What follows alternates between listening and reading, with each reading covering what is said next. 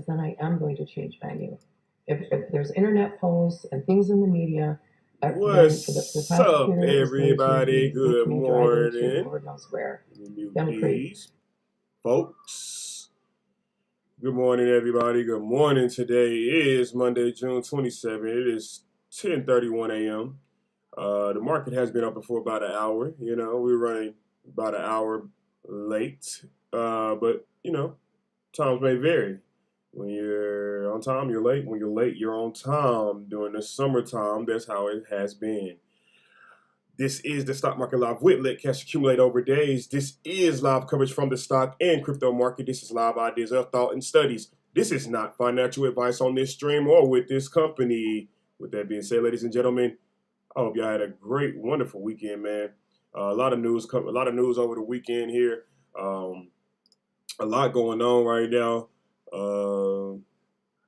The pending home sales that came out, I think, better than expected this morning. Just came out about 30 minutes ago. The market is in the red here right now, but it's a little pullback from last week. It did bounce back up and fill that gap, but it's about one more gap to fill. It's struggling to reach that high, but we're still stuck in the middle, kind of consolidating right here. The VIX is up right now, only about 70% right now, or 70 points, that is, excuse me, about 2.35%. But yeah, the VIX is up at $27.87 right now. Tesla's starting to pick back up here. They had bottomed out at about 7:30. It's looking like one of your leaders here today, along with probably can say maybe I'm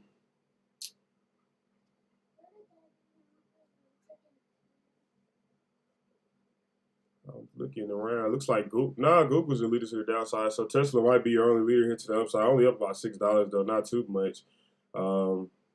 Keep in mind, Tesla does, energy and electric. So with gas and oil, they're talking about a tax oil hike or something like that. That won't be good for the oil stocks, but it would actually be good for the electric stocks in the EV sector. And Tesla will be the leader, of course. So just keep in mind, they're going to do their own thing, man. Elon, he's a leader around the universe. So, you know, he can do whatever he want to do here. Even though the market's red, he's green, as you can see. It's a credit spread green, but it's green, you know. Green is green. They did have a little spike this morning at about 10 a.m. They breached about 750. But, you know, just kind of consolidating, going up and down here. They're in the channel. Nothing new, nothing burst out, nothing just standing out as of right now. We do got earnings after the bell today, and Nike do report their earnings. But let's get into some data here. We got Fed speakers this week. Williams is speaking after the market today, 6:30 p.m. So we'll have that quoted in tomorrow on that channel. But Barkin is he's coming in tomorrow morning at 8 a.m. sharp, and it looks like the member daily on Tuesdays at 12:30. Then on Wednesday we got Mester 6:30 a.m. So that'll be a pre-market effect. And then looks like we got Jerome Powell on Wednesday, 9:30 a.m. as well. As soon as the market opens, he's going to be either speaking or he'll either probably speak and they'll quote him, or he'll have a live briefing. I have no idea yet, but we'll find out on Wednesday. Bullard Wednesday as well, 1:05 p.m. So these are all your Fed speakers, and these are some of the ticker symbols you guys need to look out for when these Fed speakers start to talk this week and they quote them. The Dow, SPY, Triple Q's, VIX, volatility, you know, you want to look at all those as, you know, the things change here this week. Looking at three things to watch in the market this week. U.S. PCE inflation data, Fed rate hike bets. So there's a bet on the Fed rate hike and quarter end rebalancing, you guys. The quarter is about to end this week here. And the half of the year is about to end this week. This is the last week of the first half of the year, man. And so it's gonna pick up. It's gonna be a very different market here at the end of this week, and a lot of volatility here today too. So just keep your eye on that. Here are my top 5 things to know this week: PCE inflation data, ISM, PMI, Q1 GDP. It looks like Powell is speaking here. Powell's going to be speaking, so you know we're going to see what he's going to say on Wednesday. Earnings, you got Nike today after the bell, Walgreens, MU, all that. OPEC meeting this week. Looking at the economic data this week, durable goods orders that's out already. Pending home sales is out, so that data is done and out, and it's having an effect right now in the market. So just kind of be cautious. You can see it's really not having that strong of an effect. The market is red behind it, so just be cautious right now. Consumer confidence on Tuesday. That will be very key. Q1 GDP on Wednesday looks like going to be the big day there. Core PCE price index on Thursday is going to be another big day. Jobless claims as well on Thursday. Personal spending on Thursday. And ISM manufacturing PMI Friday. Vehicle sales on Friday. So a lot of economic data to follow this week to, get you paid if you need some equity. Make sure you get on the right side of that trade. All right, now I would say for the long-term investors, man, it's really still not a time to be buying shares yet. It's not really not safe. I think the market is still trying to find a bottom, so it's really best to start learning about other aspects in the market. I mean, it's two ways you can invest, you guys. You can trade, you know, or you can invest. So you either buying shares or you're buying options. That's just your only two options right now, apparently. But I would say, buying shares wouldn't be safe because the market's really still trying to find a bottom, and that's the only way you can win. Buying shares, if you need them to go up, and the market is still trying to find a bottom that's not safe, I mean, you will be losing money over time. But if you don't have anything coming in behind that, that's why I'm saying it probably wouldn't be safe for you to be buying shares at this current time. I I wouldn't tell nobody to invest if you ain't have no backup plan anyway, so. This is not a casino. It's just a business, so keep that in mind. But yeah, man, this is the economic data this week. Like I said, we do got earnings this week. This is the week ahead watch list. It's about to be in a new month too. By Friday, it'll be July 1st, you guys. June is about to be officially over with. It's crazy how fast June has just went by. But that's how time is. Time goes at its pace, and then it looks up. It seems fast. But durable goods pending home sales on Monday. That's already out. I told you guys Nike after the bell. That's going to be very key there. Seeing what China is doing over there in Nike. What Nike's doing in China. That is. But Tuesday, consumer confidence is like I said as well. That's something key to watch. Q1 GDP, Fed's Powell on Wednesday. He speaks. Mr. Bullard, all that on Wednesday. You got a lot of earnings that day too. Thursday, you got PCE inflation jobless claims, more earnings that day as well. Friday, ISM, PMI, car sales. As I said, that's basically pretty much your economic data. But yeah, Powell is speaking apparently on Wednesday, so we'll see if he does speak or not. We don't know. If they say he speaks, sometimes they say he's speaking, then they'll just quote him, and then they don't even show that he spoke. So we don't know. We'll see when the time comes, but that will be very important. This is probably, if he speaks this week, this will be the third week in a row we done seen him. So this is definitely going to be important. It's a lot of stuff going on Wednesday for real though, all at one time. So we'll try to catch it all here live with LCLD, man. But yeah. Earnings. You want to see the earnings list, you guys? Like I said, Nike after hours, man. Nike after hours. That's going to be huge. You want to see which way they're going to move the market, It's going to be really huge. So we're going to see here. But this is pretty much your earnings list. Not a lot of standout names. The earnings season is kind of slowing down, considering we're about to go into a new quarter. So all the earnings are about to reset. And then that's when the fun will begin again. A lot of people had fun at the beginning of this quarter because the earnings were hitting, man, starting with Netflix and on down to Shopify to Amazon, everybody, man. It was crazy. The whole market basically reset this whole quarter, so we'll see what Nike's going to do here today after hours. We'll have that pulled up. But the market is in the red here slightly. The Dow is only down 10%. S&P 500 is down 18%. The Nasdaq's down 52%. The Russell is down 26%. The VIX is up 2.46%, up at about $27.90, you guys. So very, very, very volatile day here. Very volatile credit spread day it is. So you want to be very cautious on days like this. It is only Monday. Get what you can get out of it. Don't be greedy. That's probably the best news I could tell you here right now. Currently, the market's really just trying to find its place here. It's not comfortable right now. It did pull back a little bit from last week's highs, but like I said, there's still another gap to fill here. If the market wants to push higher, it could do that. But right now, it's just only filled one gap so far. It could just be topping out, and we might be making lower lows. So that's what you got to be cautious about, you guys. And we'll be reminding you that throughout the day here. There is a lot of stuff going on right now. Judge denies motion to move location on the trial here. Supreme Court overturns Roe v. Wade. You probably seen that headline all weekend. It was trending all over Facebook. People making memes about it and all type of stuff, man. Biden is in Germany for the G7 summit, so Biden is not even in the United States. Our president is in Germany right now. It's a lot going on, man. So you just want to be cautious and take it minute by minute, step by step, day by day. It's the best thing you can do. It is summertime. Keep that in mind. So I ain't really got too much to say, man. I'm going to be really just shutting my trap. It is summertime. I'm just watching the charts and numbers here, you guys.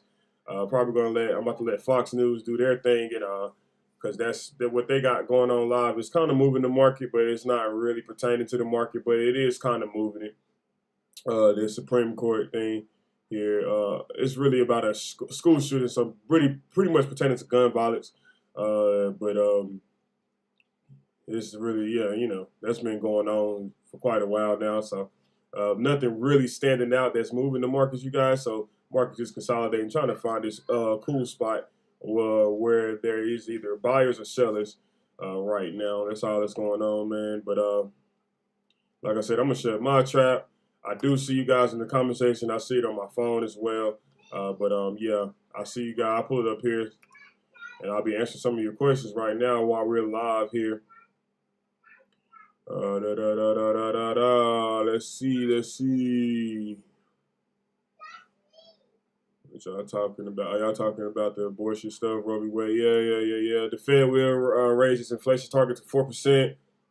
Possibly, man. Possibly. We really don't know what the Fed gonna do. The Fed is last minute. They do things on their own time. We don't know. It'll keep missing it, of course. That's what I'm saying. We don't know what the Fed really wants to do. They say one thing one day and do one thing the next day. So the Fed is very tricky, man. But definitely just keep your eye out on them, like they will keep their eye out on you. So just keep that in mind. Abortion last industry left in the USA. What happened with the Supreme Court is also third world country type of things. Yeah, possibly. Yeah, it's crazy. It's crazy. Yeah. I saw a cashier girl crying because of that abortion law. Single mom. She said that she will never find a boyfriend anymore. That's what I'm saying. They got these women out here really scared to do things now. Or scared to enter relationships because of that law. It's wild, though. It's a lot behind that, man. It's a lot behind that. I don't really want to get into that because I don't really, to each his own, you feel me? I don't like to tell people what to do with their bodies. I was never that person to tell anybody to do anything. So I ain't really, just be positive, be respectful. That's really what it's all about. Not sure if that's the spirit of the U.S. Constitution. If it ever happens, we'll be the savior of the human race. Yeah. So, yeah, man. It's a lot going on, you guys. But it looks like I said, nothing really is happening besides this briefing right here. Oh, man, really? Hold on, you guys. Give me 1 second. Okay, hold on. We had to refresh things. But yeah, nothing's going on besides this crumbly parents in Michigan court situation here. They're just showing that live, so we can tune into that. Like I said, I'm gonna shut my trap. Just like I said, watch charts and numbers, you guys. I am reading you guys' comments. If you're talking about something pertaining to the stocks, we can. I really don't want to talk about that abortion stuff because it's just, like I said, it's about respect. So you don't want to. You just keep talking about it, and it's really out here happening. You feel me? Yeah, we're gonna tune into that and be quiet. And good luck today, you guys. Have we did anything? Little quick in and out on Tesla this morning, but like I said, it's too volatile. You guys didn't feel the need to hold. I booked profits and got out of there. This is the name of the game, not really into that, trying to hold to see what can happen tomorrow type situation, because you just never know right now with this volatility like this, and they consolidating and credit spreading, you guys, meaning it can go any way right now, either way right now, up or down. So just be cautious today, you guys. But let's tune into this. It is 10:45 a.m. and the market is mixed up here, so be very cautious, you guys. We'll be right back.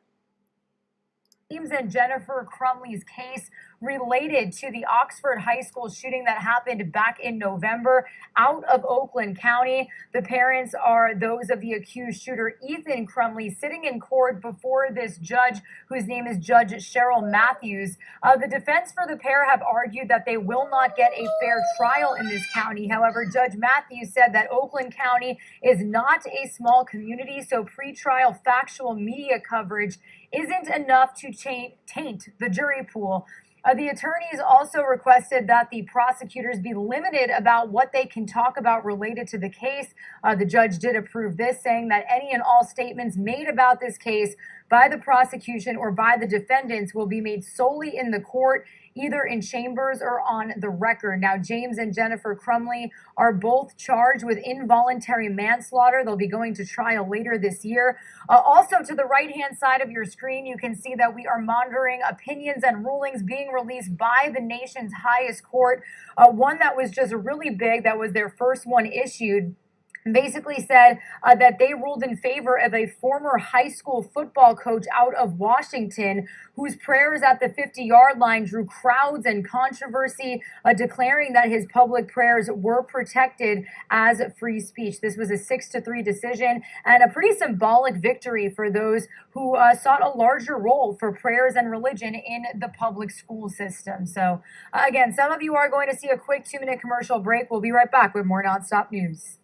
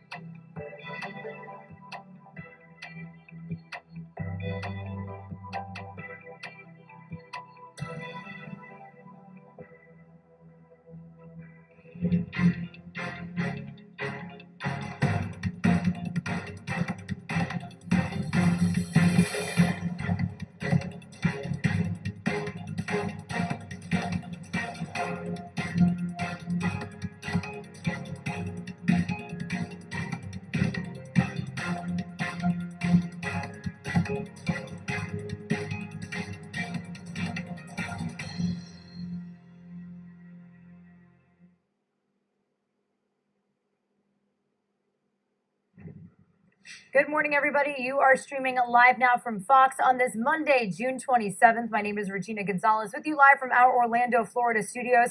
I'll be with you for another couple of minutes before we pass our coverage to our colleagues in Phoenix, Arizona.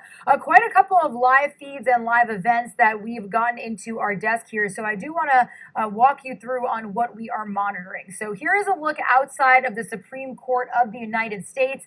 They are continuing to issue rulings and opinions before their summer recess. And one big one that just came down within the hour had to do with a school district in Washington where a football coach was accused of really violating his rights inside of the system by praying on the sidelines. But basically, the Supreme Court handed down a big win to that former Washington high school football coach. He actually lost his job over reciting a prayer on the 50-yard line after a couple of games. At issue was whether a public school employee praying alone but in view of students was engaging in unprotected government speech, and if it is not government speech, does it still pose a problem under the First Amendment's Establishment Clause? So the Supreme Court ruled today that the answer to both questions is no. In these documents, I'm going to read you a direct quote from here.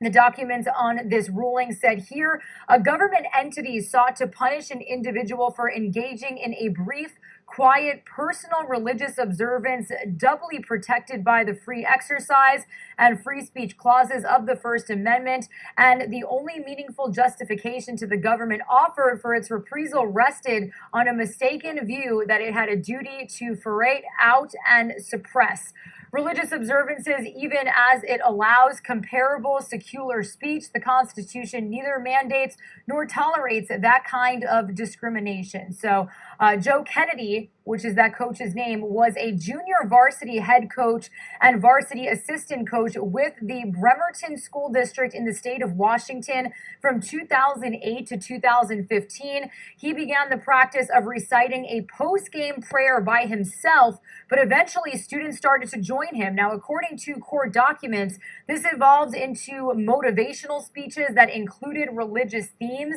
and after an opposing coach brought it to the principal's attention, the school district told Kennedy to stop. He did temporarily and then notified the school that he would resume the practice. So the situation actually garnered a lot of media attention, and when Kennedy announced that he would go back to praying on the field, it raised security concerns. When he did pray after the game, a number of people would storm the field and support him. The school district then offered to let Kennedy pray in other locations before and after games, or for him to pray on the 50-yard line after everyone else had left the premises. But he refused, insisting that he is going to continue his regular practice. Well, after he continued prayers at 2 more games, the school district placed Kennedy on leave. Now, during oral arguments, Justice Clarence Thomas questioned how the prayer could be viewed as a government speech, given that the school district's vehement and public opposition to the prayer. So again, the Supreme Court siding with this football coach who ended up losing his job because he was praying on the field. We also have more opinions being released, so we're going to keep a close eye on them here for you on Live Now from Fox. We've also got stocks trading out in New York City. This is a look at the Dow Jones Industrial, up a little bit to start the week. Something that we've continued to talk about is inflation, the economy, how the economy is reacting, how our government is reacting. We saw interest rates hike up after that announcement from Federal Reserve Chairman Jerome Powell. And this is something that world leaders are talking about in Germany. So here's actually a look right now at one of the buildings in Germany where the G7 is holding a summit. President Biden is attending right now. And earlier today, they actually did speak virtually with Ukrainian President Volodymyr Zelensky, really just, securing their support to the Ukrainian president. Apparently, President Biden is set to issue some more support, possibly later on today. We did have him speak after he attended a couple of summits and roundtable discussions yesterday over the weekend. But they did speak virtually with Zelensky, reassuring their commitment. They're talking about plans to pursue a price cap on Russian oil, raise tariffs on Russian goods, and then impose other new sanctions. Now, the U.S. preparing to announce the purchase of an advanced surface-to-air missile system. So if we do get that news coming from President Biden overseas, we'll be sure to bring it to you here on Live Now from Fox. And then, what else are we monitoring here? We're going to head out to Michigan. We were just here right before that quick 2-minute commercial break. Some news related to a case that we have been following since November 30th when a teenage gunman opened fire inside of Oxford High School out in Michigan, killing several of his classmates. So this is a hearing for the alleged shooter, whose name is Ethan Crumley. This is a hearing for his parents, and a judge just declined a request request to move James and Jennifer Crumley's cases related to that school shooting out of Oakland County. These are the parents, again, of accused shooter Ethan Crumley. The defense basically said that the pair, would not get a fair trial in the county, but this judge right in front of you, Judge Cheryl Matthews, said that Oakland County isn't a small community, so pretrial factual media coverage isn't enough to taint this jury pool. She also said and issued a gag order, basically saying that attorneys cannot speak about this case in public, that prosecutors are going to be limited about what they can talk about related to the case, aside from making those cases solely to the court, either in chambers or on the record. So there you have it, the Crumley parents sitting right in front of you on either side of each other, and you've got attorneys speaking up to Judge Cheryl Matthews. So we are going to listen in live, raw, and unfiltered inside of this courtroom as a judge just denied that motion to move the location of this trial outside of the county, and then also told prosecutors, hey, don't speak about this case outside of the courtroom or chambers. Oh, probable cause. Okay. So there's, on every aspect that's been challenged, there is additional evidence not before this court yet. Okay. On Burkhead specifically, there is evidence on the defendant's phone in a video. There's evidence of a text message to his friend. There's evidence in the journal and in the text message showing that the bird head was kept in a jar in his room for a period of 5 months. He then took it to the school in November of 2021. Okay. And one other point too as well. Okay, let me ask you about that for a second, because the journal does not say there was ever a bird head kept in his room or in his closet. The journal does not. Believe me, I read it more times than I would like to. It didn't say that. That's in the. I'm sorry. Yeah, go ahead. That's in the 8,000 text message thread between Okay. the shooter and his Okay. And what else did you say that I had a comment on? friend. It might be somewhere else and would support its admission because of a time frame, but are there any records from the school that someone found a bird head in the bathroom? I don't know. So I mean, those things would help me. At the moment, I don't have any evidence on this record that there was a bird head in a jar on the day of the shooting, a day before, a week ago, a month. So Yes, there is. And again, we didn't admit all the evidence we had because we didn't need to. Okay. So a lot of different aspects of this case will be presented at trial. And again, we only responded to what the defense was contesting at this point in time. Okay. As we've begun consulting with an expert in the area of pathway to violence. We've learned of concepts such as crisis point, leakage. We've learned about incapable bystanders and social proof. So that's going to be a subject of a whole nother motion. I expect a Dauber challenge. But Okay. a lot of this evidence will be brought up again in those motions. Okay. Do you want to comment at all? Do you understand my point, right? Yes, Your Honor, and we have reviewed the discovery that's been provided thus far, and we don't have any evidence of corroboration of the statement beyond what Mr. Hughes has indicated. So that there was a bird head in his room for any period of time, him being the shooter, we don't have any evidence of that. Did you you have all of the internet searches and text and all that, right? I don't have any of that. I'm not asking for it at the moment, but so I'm going to reserve on that because if there was a bird head in a jar sitting on his desk in his room for 5 months, that could be relevant. But I don't. From what I don't really know.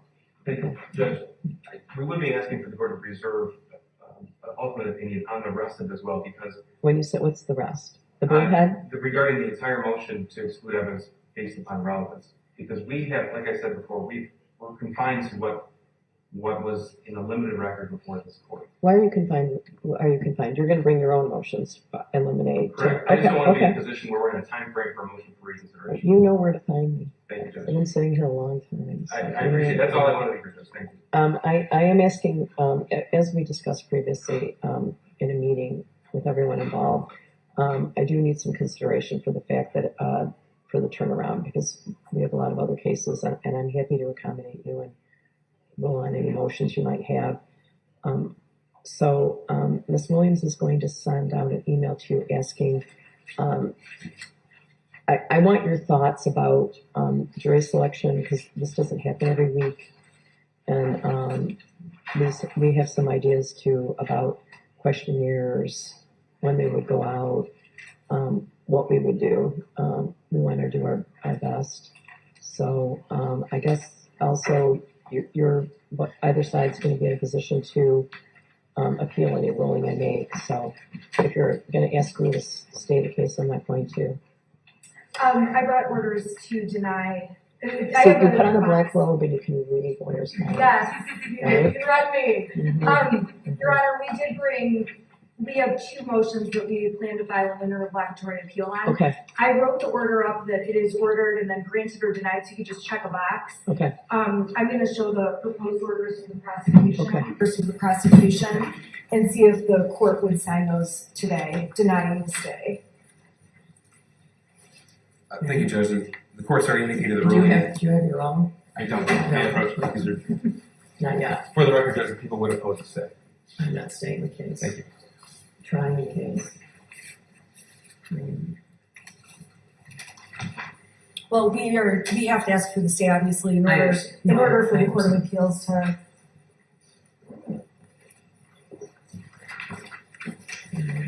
Um,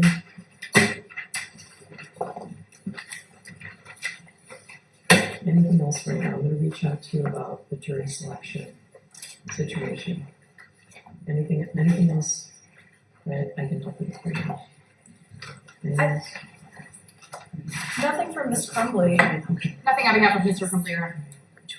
Not from the people, Judge. Thank you. All right, whether you're happy or unhappy, I did spend a lot of time and appreciate your briefing these issues. And if you intend to file additional motions, you can make arrangements with us.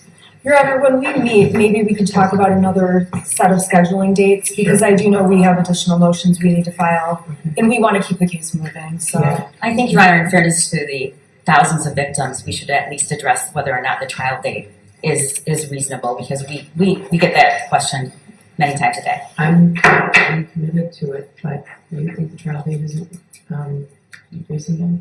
Do you think we won't be ready by then? Well, with an interlocutory appeal, if one is going to be filed, that's going to. I guess. We also have to file another motion that includes all of the mountains of evidence we have that is not before the court due to the relevancy order. So I think that's going to take some time and a Daubert hearing. We're gonna have to have Daubert here on and you're expert. You're anticipating. I can't predict Okay. counsel's position. However, You're covering an expert in what area. You know what? I think we stated in our briefs regarding the pathway to violence. So we'll further brief it and put it before the court. Okay. Do you think it will go to trial October 24th? There's a number of concerns. This is going to take a great deal of manpower by everyone here. I don't like to have a jury sent home during Thanksgiving. We also don't wish to try this case on the year anniversary of this horrible just event. about to say that, and I don't want a Christmas jury, and so I'll do all within my power to try it on October 24th. So. Your Honor, if I may, the concern we have is we just found out, 2 or 3 days ago that Ethan Crumbly's trial was moved to January. And Yes, why do I care? because we need him as a witness in this trial, even if he gets up there and has to plead the fifth, he is, He can't. He has a Fifth Amendment right. He can't take the fifth from the jury. well, he can answer questions that are not covered by the Fifth Amendment.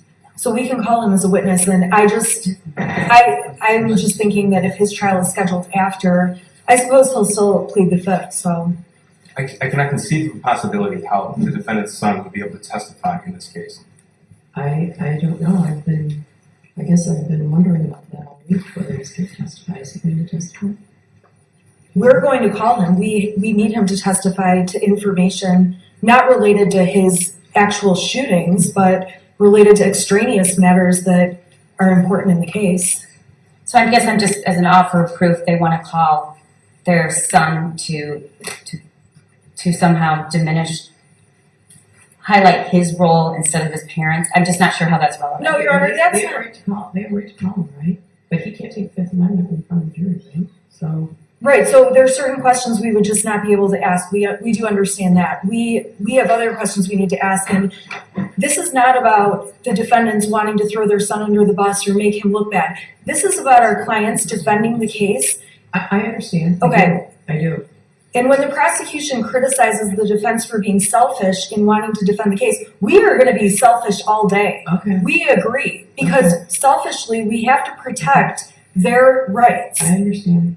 I mean, that's, Okay, so are you suggesting to me there's no way this is coming in October? Is that what you're telling me? Your Honor, I don't know that it can go in October. And I think that if we're all being honest with Asking ourselves, for an adjournment? I mean, maybe you should put that in writing. I certainly, I'm very cognizant that both of your clients are sitting in jail, and I'm very concerned about that, and I want to give them a speedy trial.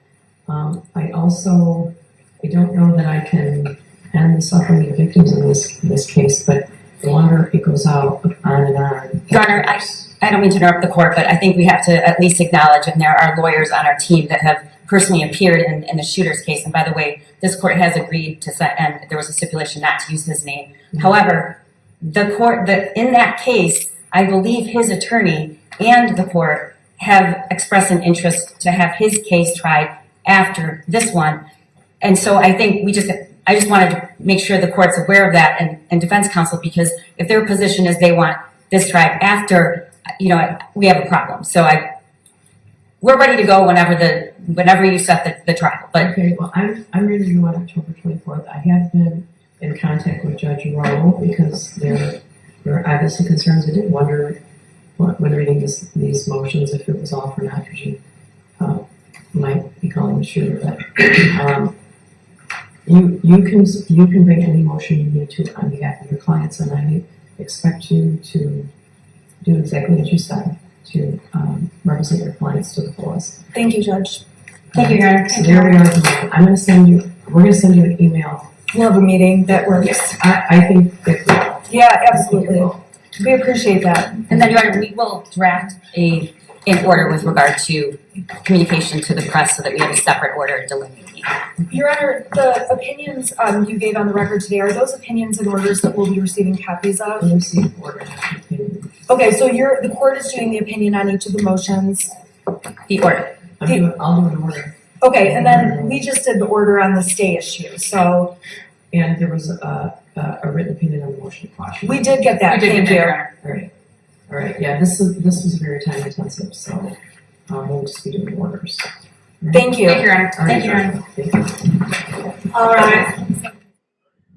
All right, a lengthy status hearing there for the Ethan Crumbley parents there, as the judge denied the motion to move the location. That was just one of the many things discussed here. And then at the end, we heard there that the defense for the Crumbleys do not want an October trial. They want it after Ethan Crumbley's, and that is set for January of next year. And we also learned that the defense wants Ethan Crumbley as a witness to their parents' trial there, even if he is going to be pleading the fifth in some instances. You're watching live now from Fox, everybody. We played that for you from gavel to gavel coverage there, just under an hour. You're watching live now from Fox. We appreciate you joining us here. As always, here's what we have coming up on tap this hour. We are awaiting in Philadelphia an update on gun violence in the city. They do this every Monday, so we'll be featuring that. We're also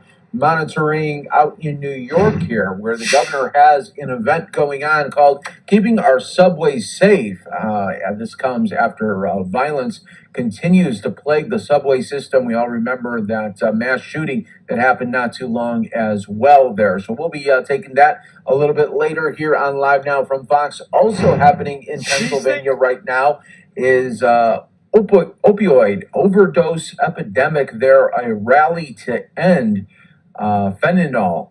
And what we will do is take a quick 2-minute break and get you some other top stories here of the day. Stay right here with us on Live Now from Fox.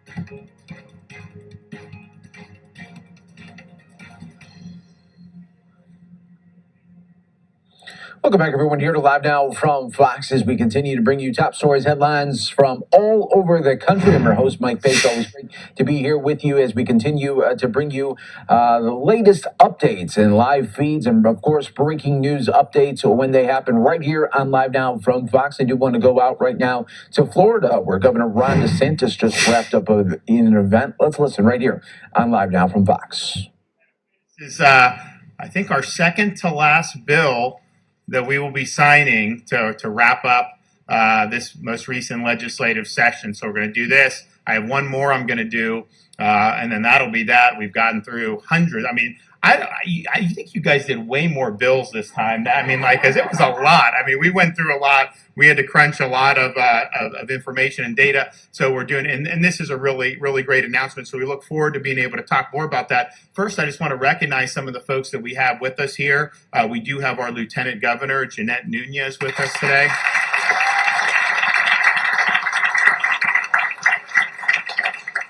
We have our new Commissioner of Education, Manny Diaz from Hialeah.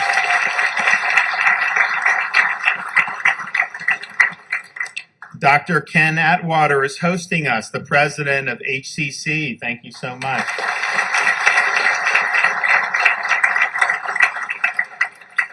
The president of the Florida Senate, Wilton Simpson from Pasco County, nearby here.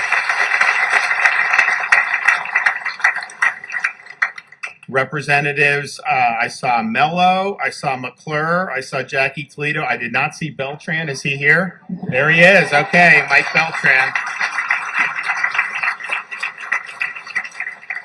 And then we're also going to hear from a student, high school student, Blake Dellenbach, about the changes, the positive changes, that we're making here for Bright Futures.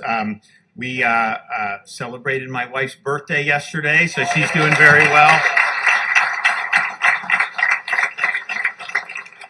So I told her, I was like, you look just as good or not better than when we first done. And so she's done really, really well through all that she's had to deal with. And so we were happy to be able to celebrate it. I took her to see Top Gun Maverick, and so she liked it. We tried to do it before, but the kids were running around, so it just didn't work out. So we're able to do it. But I just want to thank everyone for wishing her a happy birthday. She's doing really, really well. So thank you all for that.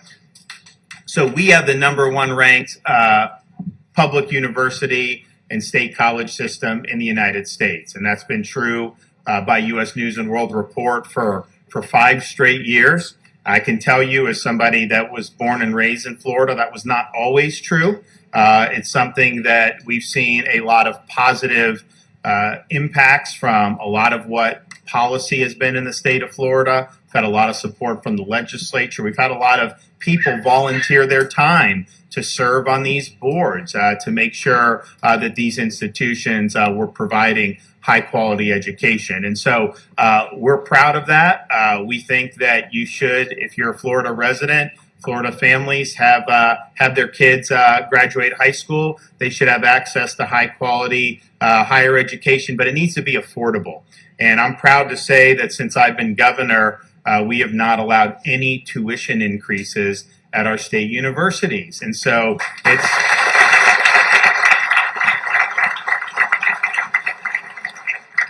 there aren't very many places that you can go and get a credible 4-year degree and pay $6,000, $6,500, $6,800 for tuition. That's just not even in the realm of possibility in almost any other place throughout the country. But certainly it's not the case if you have a high quality institution. And so we think it's very important that this remain affordable. I'm a big believer in higher education, but I'm not a big believer in plunging people $150,000 in debt with a degree in zombie studies. That is not a pathway to success. And so the idea that do whatever you need to do, mortgage your entire future just to get a piece of paper, that's bad advice. That's not advice that we provide in the state of Florida. And so it is important that this is something that's attainable for people and that is not going to have a massive millstone of debt around the neck of everybody that graduates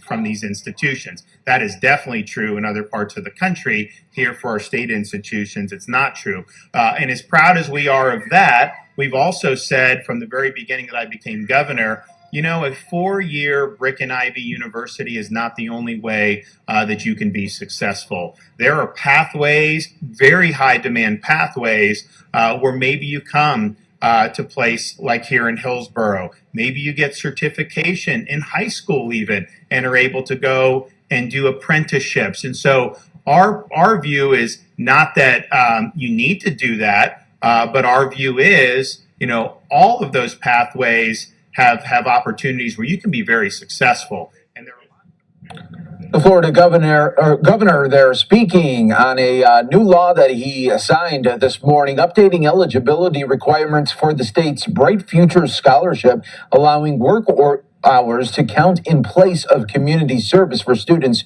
who work jobs while in school. You're watching live now from Fox, everybody. We will take a quick 2-minute break, and when we come back, we will continue to move along, giving you top feeds and top stories from across the country. We will take you out to Philadelphia, where we are getting a live update right now on the latest gun violence numbers in that city. You're watching live now from Fox.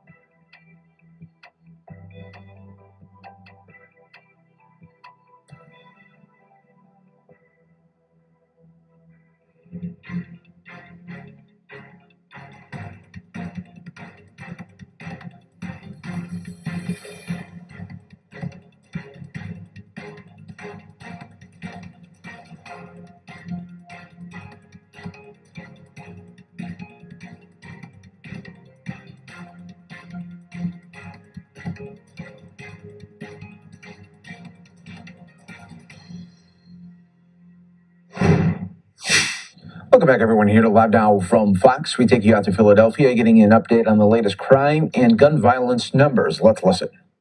Like a maniac with guns, you're going to jail. I will not get into all the details, although it is a fascinating case, and you will be hearing from Mr. Coker about the details, but I can say it was great police work that got it to the point of trial, and it was some great trial work that took a case in which we had no full-on positive identification witness, and were yet able to get a conviction on some very, very serious charges. So we will be hearing from Mr. Coker. Now, I want to make sure, though, first that I acknowledge everyone who's here. And we also acknowledge that there's a funeral happening right now for Lieutenant Williamson, a 27-year veteran of the Philadelphia Fire Department when he was killed as a building collapsed shortly after a fire was brought under control. I will be calling up Deb Watson-Stokes, who's a supervisor for special projects and professional development here, and has been working very hard in this office for a long time, to say a couple words about that at the end of my introductions. We have with us today District Attorney Carolyn Engeltamen, who is a first assistant, Attorney Robert Listenby, also a First assistant in this office, Joanne Pescator, who is the attorney in charge of our homicide and non-fatal shooting unit, and that makes her the supervisor of Kwambina Coker, is here. We have ADA Kwambina Coker, who is a member of the DAO homicide and non-fatal shooting unit. These are the people who go to court every day and they get the work done, and he did a great job with this case. And we also have with us Deb Watson-Stokes, who is our supervisor for special projects and professional development. Deb, would you come forward for a moment, please? Yes. Good morning, everyone. I'd just like to take a few minutes of silence for the brave 27-year lieutenant firefighter who's being buried as we speak right now. Many of you guys know that he is survived by a mother and a son. He's a 27-year veteran. He bravely rushed into that fire along with 5 additional firefighters who were lieutenants and supervisors and firefighters. Many of them are still hospitalized and fighting for their lives. So at this time, out of respect to the family and friends and the fire department, I'd just like to have a few minutes of silence.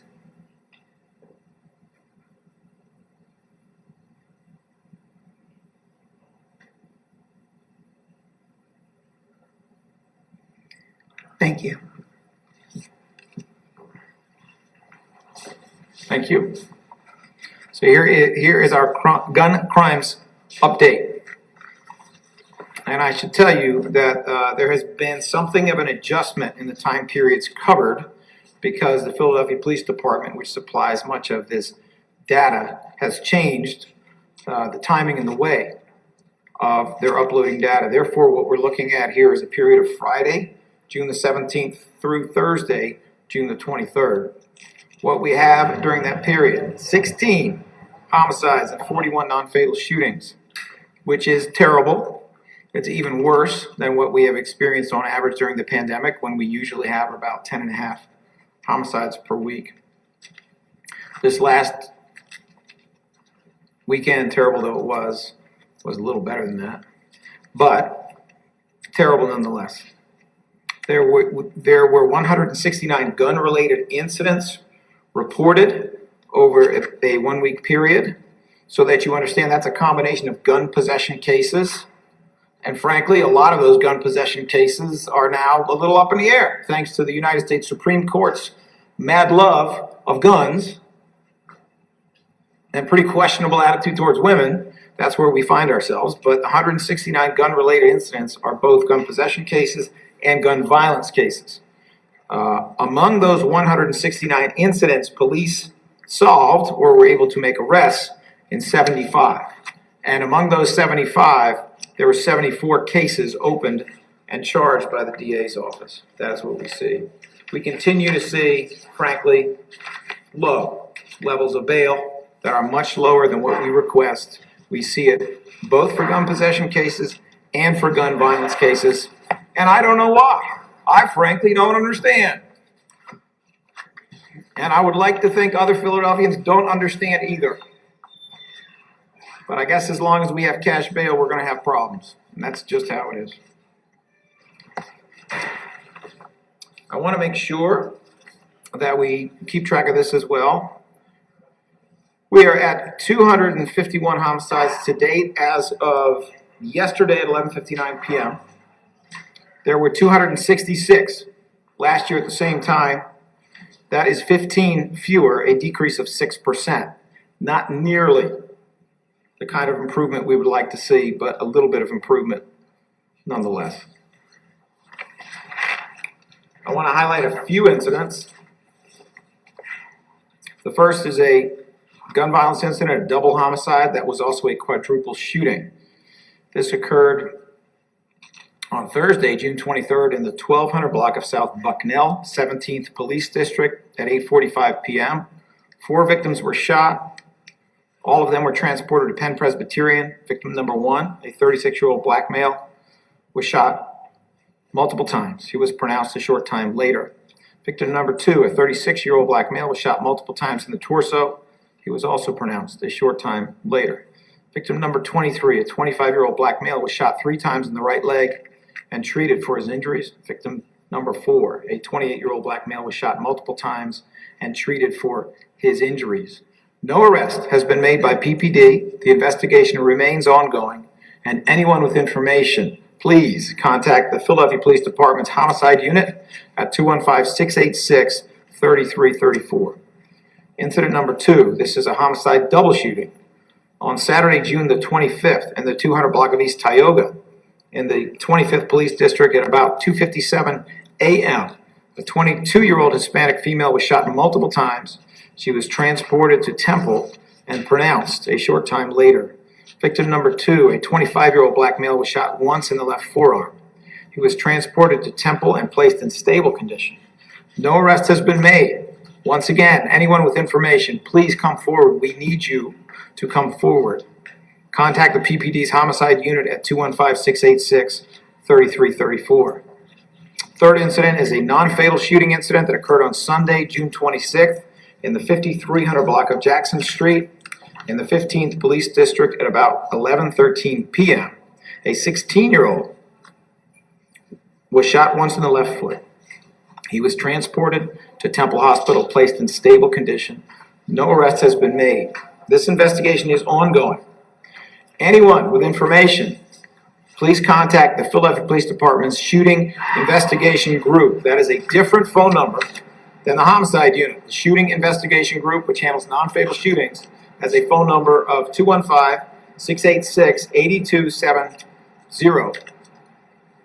We also have an update, and this is as to a shooting homicide incident that occurred Tuesday, December 28th of 2021. Okay, we're talking about December of last year, in the 2600 block of Germantown Avenue in the 22nd Police District.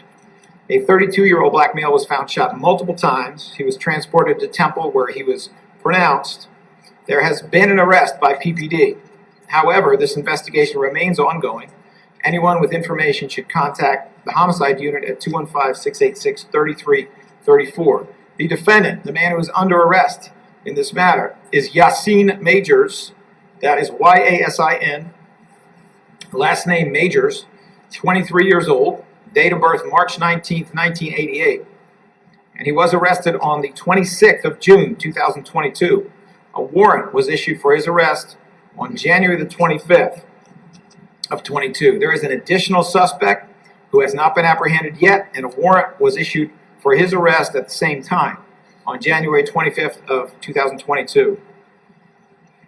You should know that this was a case in which multiple fired cartridge casings and a 9mm ghost gun with an extended magazine were recovered from the scene of the incident. Kudos to the Philadelphia Police Department for sticking with that case and bringing to justice at least one of the two so far responsible for that killing back in December of last year. I would also like to update you on victim witness services that were offered over the last week or so. The CARES team, which provides specialized care to families of homicide victims during the first 45 days after the killing, responded to 9 families during the week of June 18th through June 24th and provided 27 services to those families. These services included advocacy, crisis support, and referral services as needed. Families and individuals who are impacted by gun violence can contact our Victim Support Services Division for support and resources at 215-686-8019. We've been saying it, but we're going to say it again. As we enter the summer months, the DA's office is committed to making sure our messaging is clear. And that means that even though we convict people of gun violence all the time, and have been doing so the entire time we've been in office, even though we've been doing that from jump, we are going to be lifting up some of these convictions. Some people don't learn from words. Some people got to learn from actions. Well, speaking of actions, I would like now to highlight the conviction of Quayshawn Glass, a man who was accused of shooting another man after a traffic accident.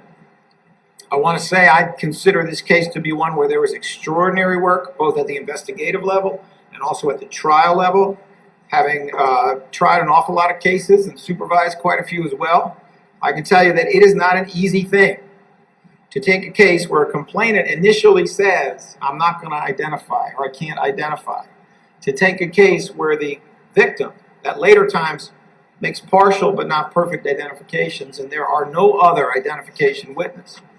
It is not an easy thing to solve that crime, and it is not an easy thing to prove beyond a reasonable doubt that the defendant has committed that crime. But it was done in this case, and it was done intelligent, creative ways. Those ways included focusing on the fact that the perpetrator had a particular type of tattoo on his hand. Those ways included tracing a history of the car involved to the defendant, who was frequently in that car.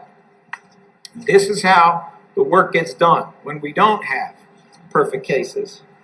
And we are delighted at this time to introduce ADA Kwambina Coker of the DAO's Homicide and Non-Fatal Shooting Unit to provide specifics about his victory in this case, which was achieved in a trial before the Honorable Diane Anhalt recently. Kwambina?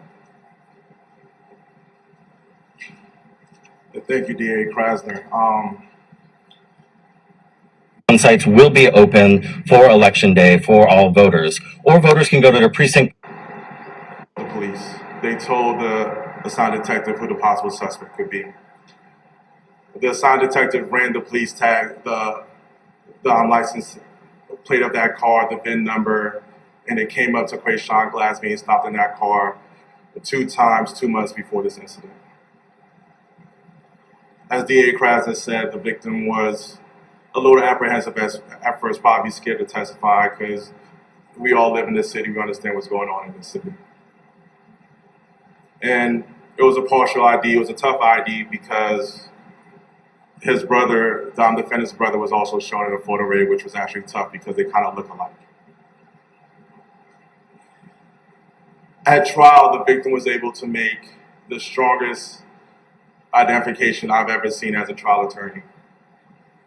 The defendant has a spiderweb tattoo on his right hand right here. And he told the judge as he's staring down the barrel of a firearm of somebody who just shot him, and as he's trying to clear out that firearm to make sure he's not shot again, as he's trying to wrestle that firearm again, the only thing he can really see is that spiderweb tattoo. And that was the strongest identification we had on this case. A very unique tattoo, something that only Quayshawn Glass had and not his brother. And that's what led to this conviction. It was great police work, great detective work, and a victim who became brave and testified and did the bravest thing I could ask anybody in the city to do, come to court and testify against somebody who shot him. So I want to thank the victim, I want to thank the police officers, and I want to thank the assigned detectives for putting this case together. And my supervisors, Joanne Pescator, Dave Osborne, and Erica Repstock, for trusting me with such a hard case. Thank you. Thank you, ADA Coker. Couple points. This came very, very close to being a homicide. If it hadn't been for scooping the victim with a bullet in his chest after he crashed a car, if it hadn't been for the officer who did that and rushed him to the hospital immediately, it likely would have been. I will leave, if there are any questions for Mr. Coker, I'll leave it to him to fill in the details. But my recollection is the name of that officer is Lotanzo.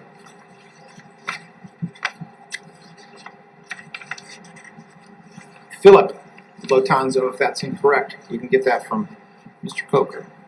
It is everyone's good fortune that the victim survived, and frankly, Mr. Glass, who was looking at a very long time in jail that he richly deserves, is lucky as well that he wasn't facing the rest of his life in jail or something very close to it, given how this shook out.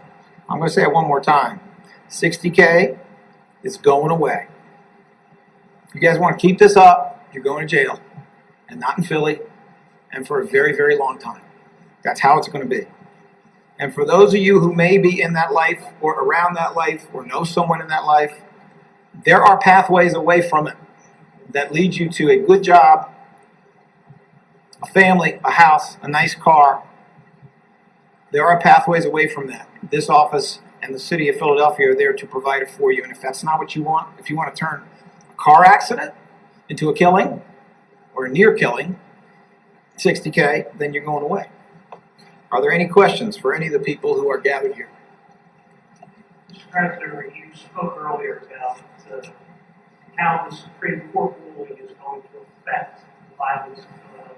Can you elaborate on that, please, sir? Certainly. I will be as specific as I can because we're actually closely studying the Supreme Court's opinion in connection with the laws of Pennsylvania. We anticipate, as I think will be true in every state, that there will be efforts by the defense to try to negate or undo some aspects of the gun laws that exist, weak though they are. We anticipate that. How does it affect it? Well, simply put, it makes everything and everybody less safe. What has happened in the short run is that 6 members of the Supreme Court have frankly made up and invented rights that don't exist. And I'll be happy to give you the long-term analysis of that, but they have made up and invented rights that don't exist. We are already the most violent industrialized nation in the world, one of the most violent nations in the world. We're already a country that has more guns than people. There is a damn good argument this is more a country of guns than it is a country of people. The United States of guns. And 6 people on the United States Supreme Court, all of them less familiar with prosecution than Sonia Sotomayor, a justice on the Supreme Court who voted against the rest of them. 6 of them decided to bury their heads in conservative talking points that make everybody less safe, simply put. It is bad, and it is now essentially open hunting season on every kind of reasonable gun regulation. When we look at other countries that have engaged in reasonable gun regulation, and I'll just point one out, you look at modern Germany, a place where you can't get guns everywhere all the time. They have 1/9 the level of homicide of the United States, and they have 1/9 the level of incarceration, which means they got an awful lot of safety and an awful lot of money for things like education, community development. They got an awful lot of that. And what do we have in the United States? Well, we have a cult built around the Second Amendment, which is based on a fundamentally untrue and false version of what the Second Amendment actually meant and what it actually means. The very short version of that, is that the Second Amendment came into being because at the Constitutional Convention, the southern states were afraid of slave rebellions. So they wanted to make sure there wasn't just a unitary national army. They wanted to make sure they could raise their own militias, meaning their own local armies, to put down a slave rebellion. That is why it exists. And a combination of people who loved slavery and people who didn't like slavery, all of them white, all of them men, almost all of them rich, that other group compromised with the people who loved slavery. This is how we got the Second Amendment in the first place. But it never, ever, ever, ever, ever, ever, ever stood for the notion that there was a right of self-defense outside your home built into the Constitution that meant you could carry a gun anywhere. Self-defense, those words never appear in the U.S. Constitution. They do not appear in the Second Amendment. The Second Amendment specifically uses the word regulated. It says a well-regulated militia being necessary, etc. The amendment itself includes the word regulated, and yet we find that the position in the United States on this issue is there should be no regulation whatsoever. And so Justice Scalia in 2008 made up and invented a whitewashed history of the Second Amendment that said it was all about self-defense and having your gun in the home. And now we're at step 2, apparently having invented this notion that it's all about self-defense. Having invented that, we're now at the point where your home is everywhere. And you can take a gun a whole heck of a lot of places. And they're being real coy about what are the places where you cannot take it. This is an absolute disaster. This is a failure of government at every level.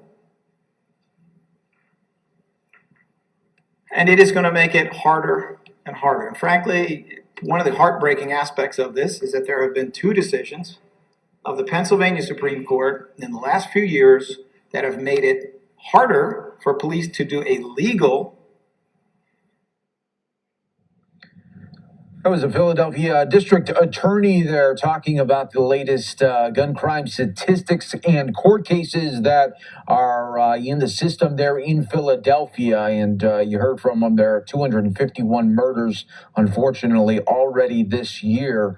We'll continue to track it for you right here on Live Now from Fox. We will take a quick 2-minute break. When we come back, we'll keep you in Pennsylvania, but this is an event featuring Pennsylvania Democrats on abortion rights. We will listen on the other side of the break right here on Live Now from Fox.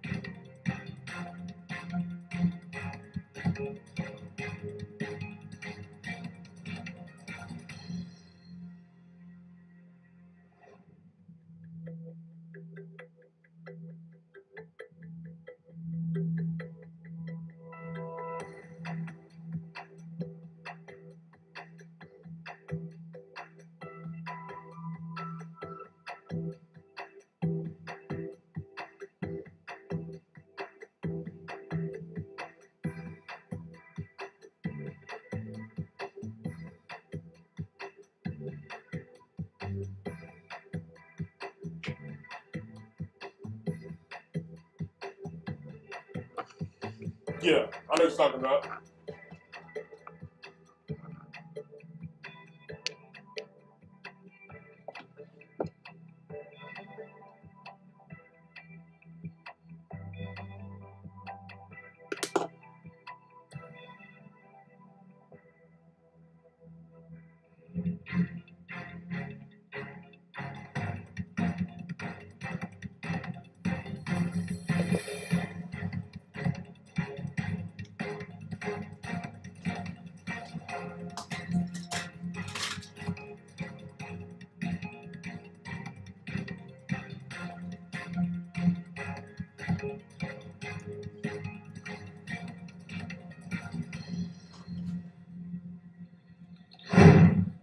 Welcome back, everyone, here to Live Now from Fox. Well, Friday's historic Supreme Court ruling on overturning Roe v. Wade has a lot of people talking. We saw it over the weekend, several protests really across the country, and now we have featuring Pennsylvania Democrats. They are having a rally on abortion rights. Let's listen right here on Live Now from Fox.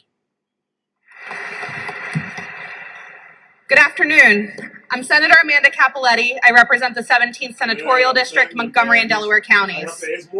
I'm also the former Director of Policy for Planned Parenthood Pennsylvania Advocates. And I want to start this off by saying that abortion is health care. I don't know, man.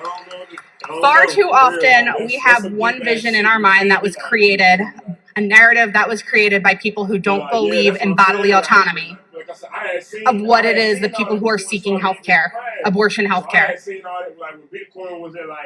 1 in 4 women will seek this procedure, will have an abortion in their lifetime.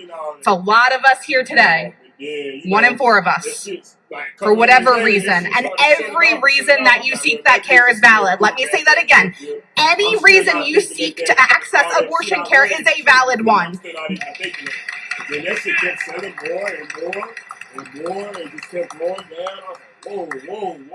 But let me make it clear that it is a death sentence to take away access to abortion care. Because people don't seem to understand how a uterus works.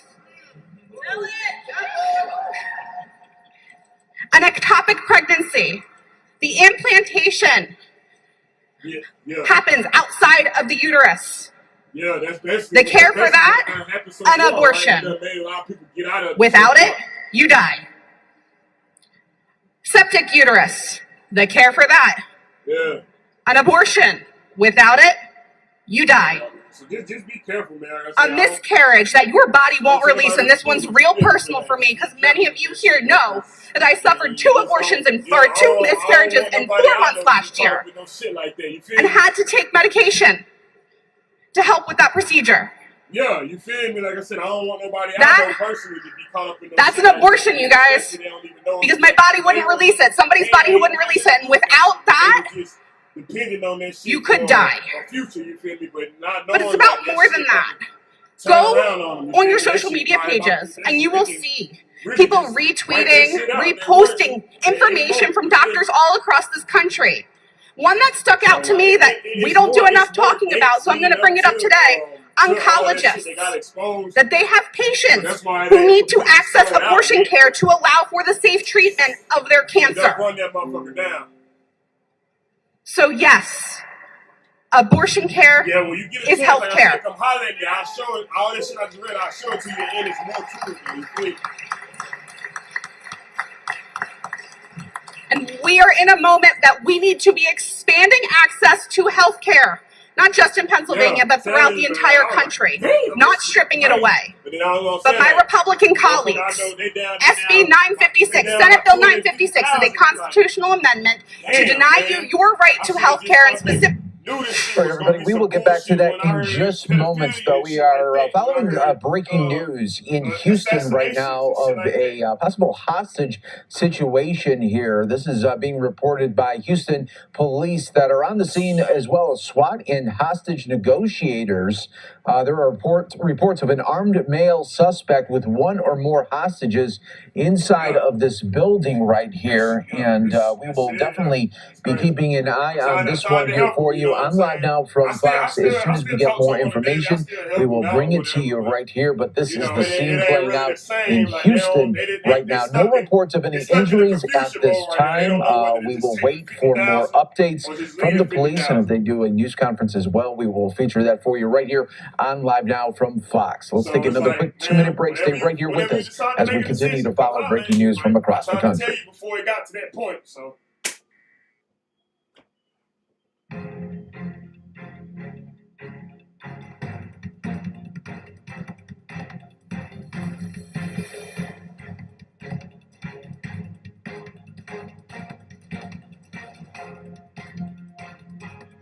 Oh, I know what you're talking about. Yeah, that shit sold off too.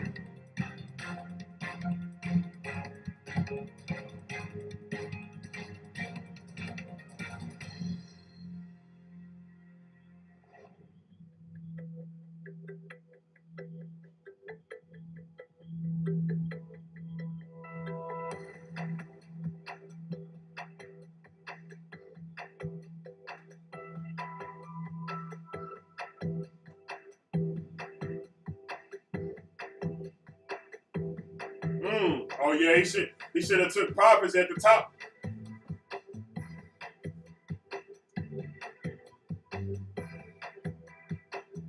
Yes, it just be the simple fact shit. Yeah, right. It just be like, what the fuck motherfuckers be thinking? Like, when they see that profit, what are you thinking? Like, just take it. You know what I'm saying?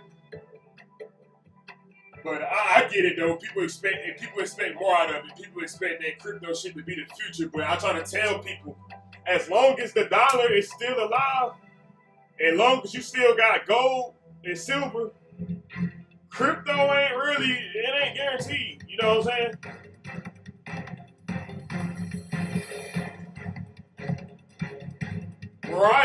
Right. That's my whole issue.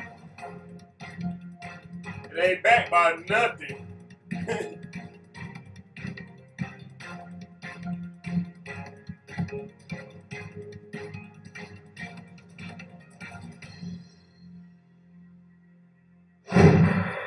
And had to take medication to help with that procedure. Yeah. That Right. That's an abortion, you guys. Because my body wouldn't release it. Somebody's body wouldn't release it. And without that, I get people got beliefs and you could die. We talking business. But it's about more than that. It's nothing back. Go on your social media pages and you will see people retweeting, reposting information from doctors all across this country. One that stuck out to me that we don't do enough talking about, so I'm going to bring it up today. Oncologists, that they have patients who need to access abortion care to allow for the safe treatment of their cancer.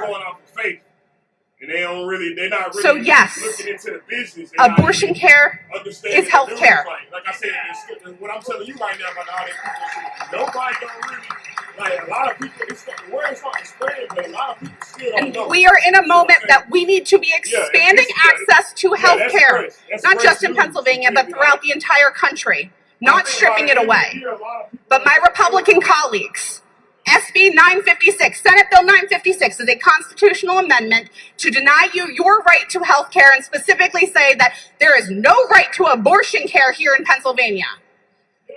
And you heard Representative Cephas say that we don't need the governor's veto pen there. You can't veto it. That's not how constitutional amendments work. That goes straight to the ballot box, and they're very specific about what they're doing. I want that to be clear.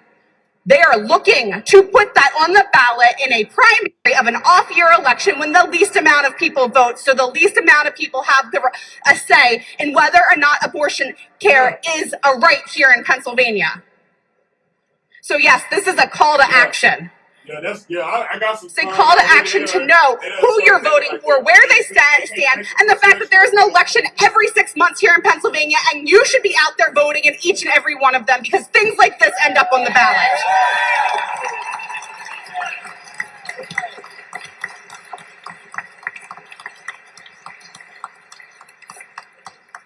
And with that, I would love to call up my colleague and co-chair of the Women's Health Caucus, Representative Mary Jo Daley.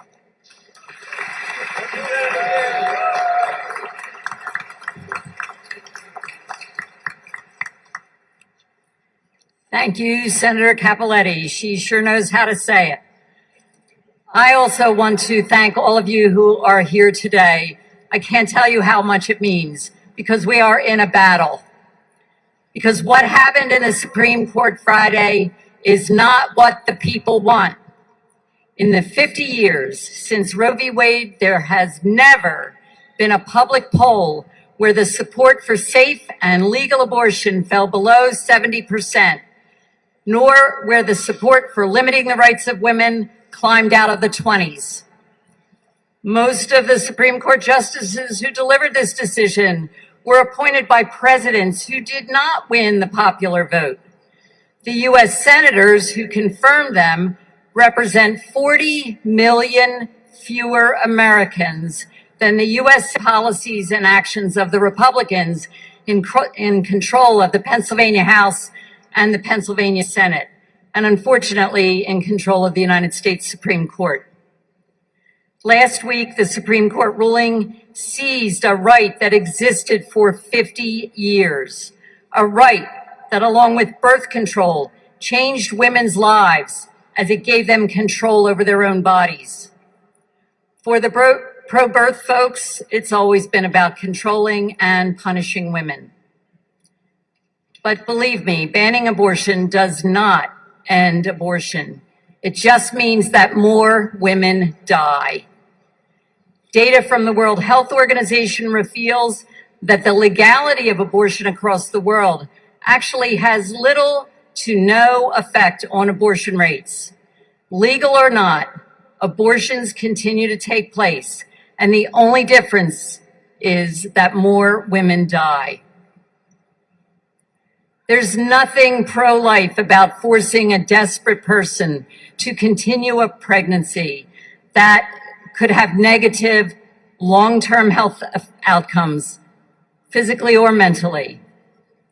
There's nothing pro-life about the 11 murders of doctors, nurses, security guards, and clinic workers committed by anti-abortion activists since Roe went into place.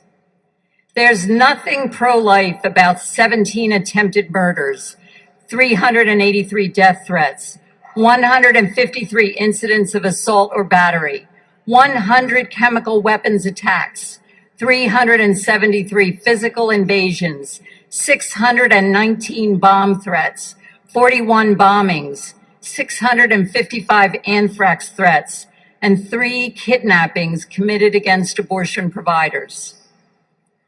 This ruling of the United States Supreme Court takes away women's constitutional rights. We are watching the United States fail in the world of fair and equitable human rights.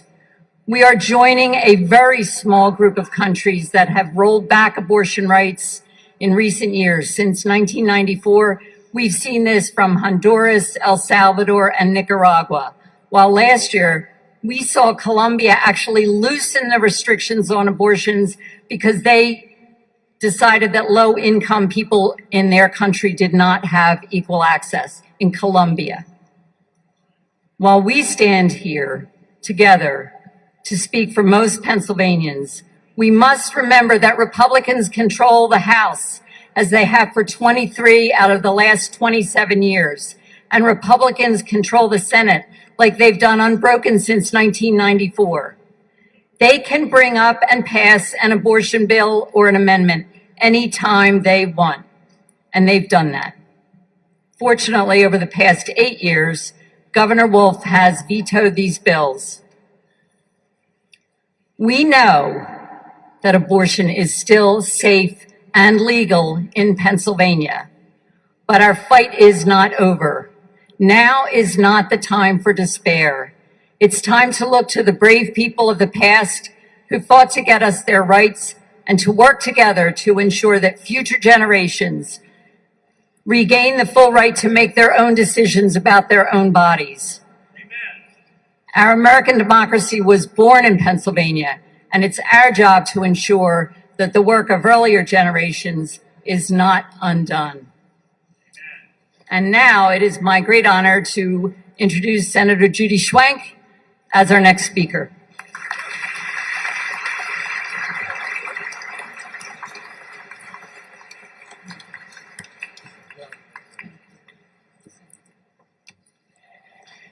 Hello.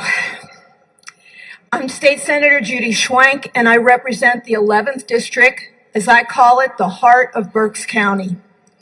If you all take away one message from this event, I want it to be this one.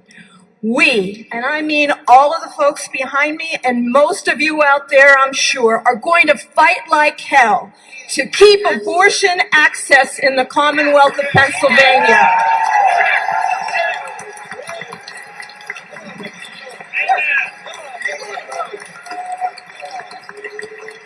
Everyone throughout this Commonwealth needs to hear that loud and clear. Abortion is still safe and legal in Pennsylvania, and we will keep it that way. We must maintain the access to abortion people currently have in Pennsylvania. Even though we knew this decision was coming, it was still painful, wasn't it? We saw throughout the country people shed tears over the loss of their rights. I was right there with them. When it became official, I was gutted too.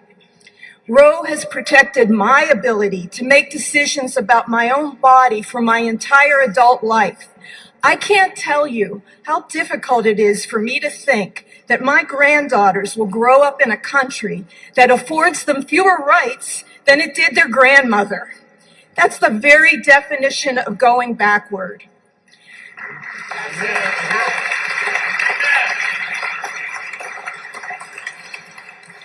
But as my colleagues on the Women's Health Caucus have said, the time for despair is over. Our anger, our pain, and our sorrow need to be channeled into action. That is the only way forward. The bottom line is state legislatures are now the front lines of abortion access. We're going to see a push by the majority in both chambers to act on this ruling and implement restrictions here in Pennsylvania. For heaven's sakes, just a few months ago, they held a summit on post-Roe strategy. They're ready. What they intend to do is hardly a secret. One member of the Senate called Friday's ruling a great day for human rights. And I promise you, I'm not talking about who you think I'm talking about. Are women not human?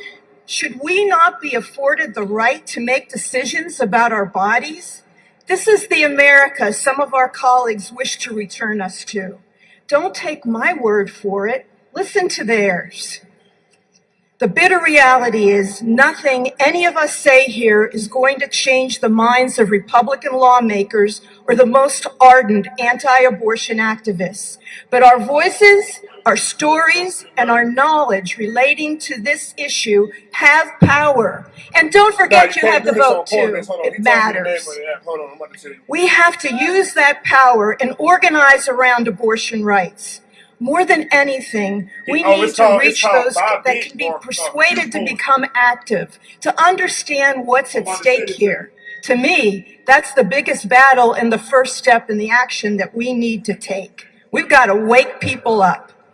As you've already heard, abortion is safe and common. 1 in 4 women have an abortion before they turn 45. That means every person in this room knows and cares about someone who has had an abortion. That's a lot of experiences, a lot of personal stories, and a lot of knowledge that needs to be shared across this Commonwealth. Because what we're talking about here today, each of us, this issue is important to us.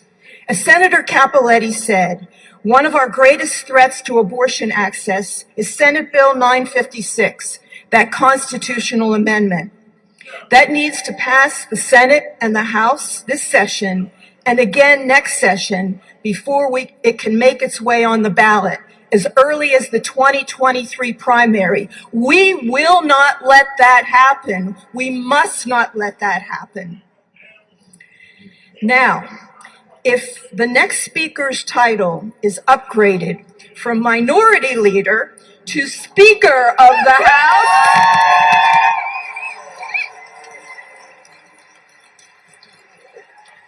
that's a good start, isn't it?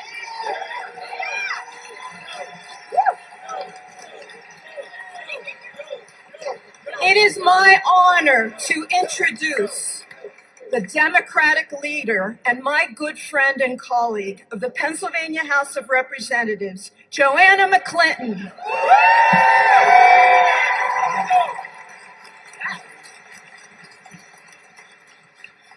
Thank you, Senator. Good morning. We're here on Monday morning. The Senate is not in, but so many of them are here with us today. The House is in, and we should be talking about this budget.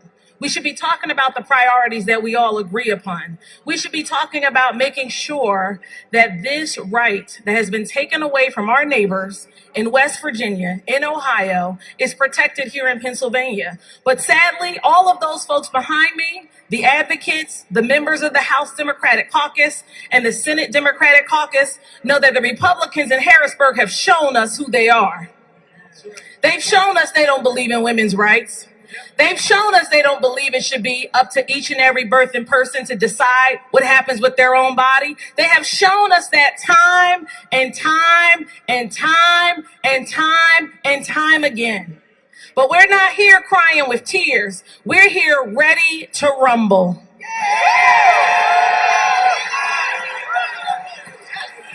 That's right. We're not here crying our tears. We're here with our sleeves rolled up and ready to rumble. It is absolutely unacceptable that in 2022, this court, the highest court in our land, did what the American people has simply instructed them and told them not to do. We've shown them in our elections that we don't believe in this. We've shown them with who we elected in 2020. We've shown them time and time again, poll after poll, even after the leaked draft opinion. People got vocal and loud and they took it to the streets, but they disappointed us on Friday because they said something about states' rights. We know states' rights is code word. I said, we know states' rights is code word. We know the last time they were talking about states' rights, my grandmother was in chains. I said the last time they were talking about states' rights, people that look like me couldn't vote. just the beginning. This is just the beginning of them trying to chip away at democracy, at humanity, at equity, at women. We know it's just the beginning, but like I said, we're not here with tears. We're ready to rumble. That's right. We're ready to rumble, and I'm so glad that we're not fighting by ourselves. So I'm thrilled to welcome my colleague in the Senate, Senator Jay Costa. Come on and welcome him. He's fighting with us.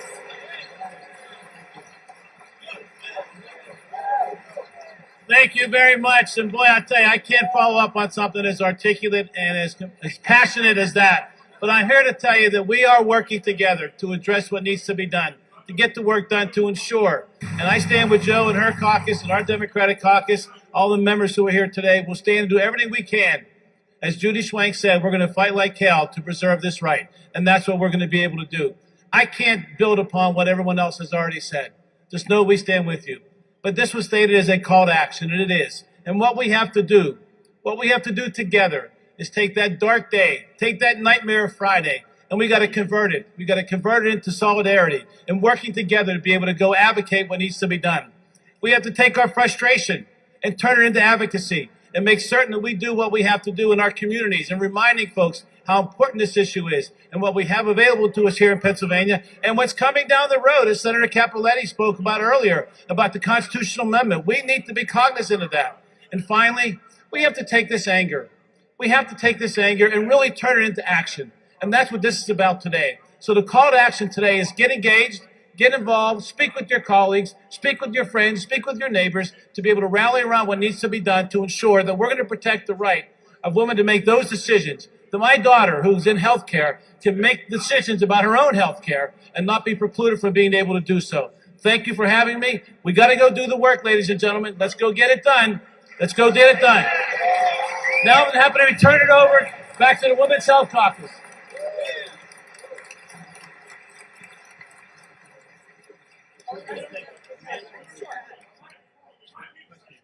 Are there any questions?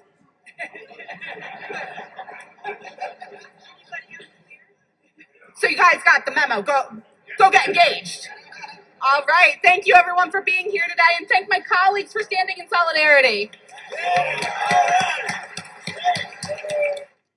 You're watching live now from Fox, everybody. There was Pennsylvania Democrats there talking about abortion rights. You're watching live now from Fox, everybody. I want to update you on a situation that we have been following out of Houston, where there was a hostage situation going on there. We have been told now suspect has been arrested. There were no injuries reported.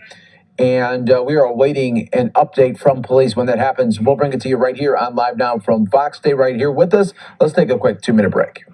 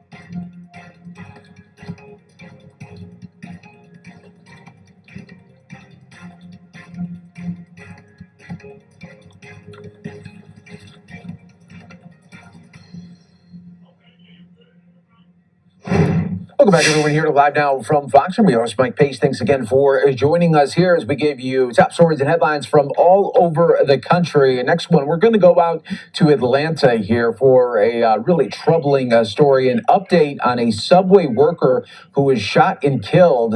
This coming from the customer that did not like the amount of mayo on the sandwich. So let's bring it to you right here on Live Now from Fox. Gave us some viable information and who helped lead this investigation in the right direction. As we always say, we can't do it alone. It's oftentimes that we rely on the support of the citizens of Atlanta, and that's what happened yesterday. So kudos to that individual who also that is going to be remain anonymous. But quick actions. Once we got the information, officers from our Zone 5 field investigation team, as well as homicide, descended on the location, and we were able to take the suspect in custody without further incident. And so, again, very senseless act that, again, someone armed with a handgun who could not resolve the conflict decided that that was the way to resolve it. And so now we have one female deceased and another female recovering from the injuries. And then also there was a 5-year-old child also in the restaurant. So that child was also placed in danger. That child has to go through some type of trauma counseling. So again, this is incidents that we always talk about that did not have to happen, but there's still some residual effects that families are going to have to deal with, not only the homicide, but this child that's going to have a traumatic incident that they have to deal with. So I'll answer a few questions at this time. Chief, I noticed that you didn't mention the mayo in your summary. Is that still the case that he was angry or upset over mayo on the sandwich? Right. And again, I intentionally did not do it because, again, I want the focus to be on the gun violence. And again, it was something very senseless. Yes, the too much mayo on a sandwich. But again, individual with a gun who decided that that was the course of action to resolve the conflict. So yes, it's a sandwich, but more importantly, someone who failed to resolve a conflict by just walking away, having a conversation to just reorder a sandwich, decided to take actions into his hands. And now we have families who are devastated, and even his family. So again, very tragic. Tell us whether or not the child who was inside the store, his mother was So his mother is the other victim who's injured. This happened at 6:30, busy section. What frustrates you the most about really just a senseless shooting like this? I mean, it's frustrating that we have a 26-year-old female who is no longer with us. Oh man, time going by fast today. You guys. We're approaching Wall Street lunch break. European market closed like about 35 minutes ago, 45 minutes ago here now. They closed at about 11:30 a.m. The United States has been in full control since then. We're still just consolidating though, you guys. Really just doing the same thing, man. Nothing has changed really from the morning. The VIX is still kind of in the same spot. Everything's really in the same spot, you guys. I was having a little consultation with a client. That's where I was at. I was talking. You probably could hear me in the background a little bit, but yeah, man, nothing's really going on right now, you guys, at all. It's just really best to stay calm and cautious at these levels. We are approaching lunch here. The Wall Street lunch break is coming up. LCLD, we're going to take lunch here, you guys. We'll shy away from the news here a little bit. More shootings here. Somebody shot dead in Atlanta. Like a shooting, man, every day, man. I seen something where they said, man, they might as well bring back muskets, for real. But, man, it's crazy, bro. It's a shooting every day, man. It's always something going on, negative. But, man, y'all try to stay positive with all this negativity, man, for real. But nothing going on so far. Tesla still right here, 736. They're breaking below the lower band right now. They just flipped red, only down about 40, 50 cents here, though. So nothing going on, man. Nothing going on at all, man. This is a credit spread consolidation day on this Monday. We're going to take lunch, ladies and gentlemen. We're going to be playing some music here during the lunch, watching the charts and numbers. We'll be back right around 1 p.m., maybe 1:30 p.m. And then we'll check where the numbers are then. You guys enjoy your lunch. The market is still mixed up right now. You see that? We got a mixed bag kangaroo market here, red and green. So y'all stay cautious, man. This is the Stock Market Live with LCAOD. See you guys in a few.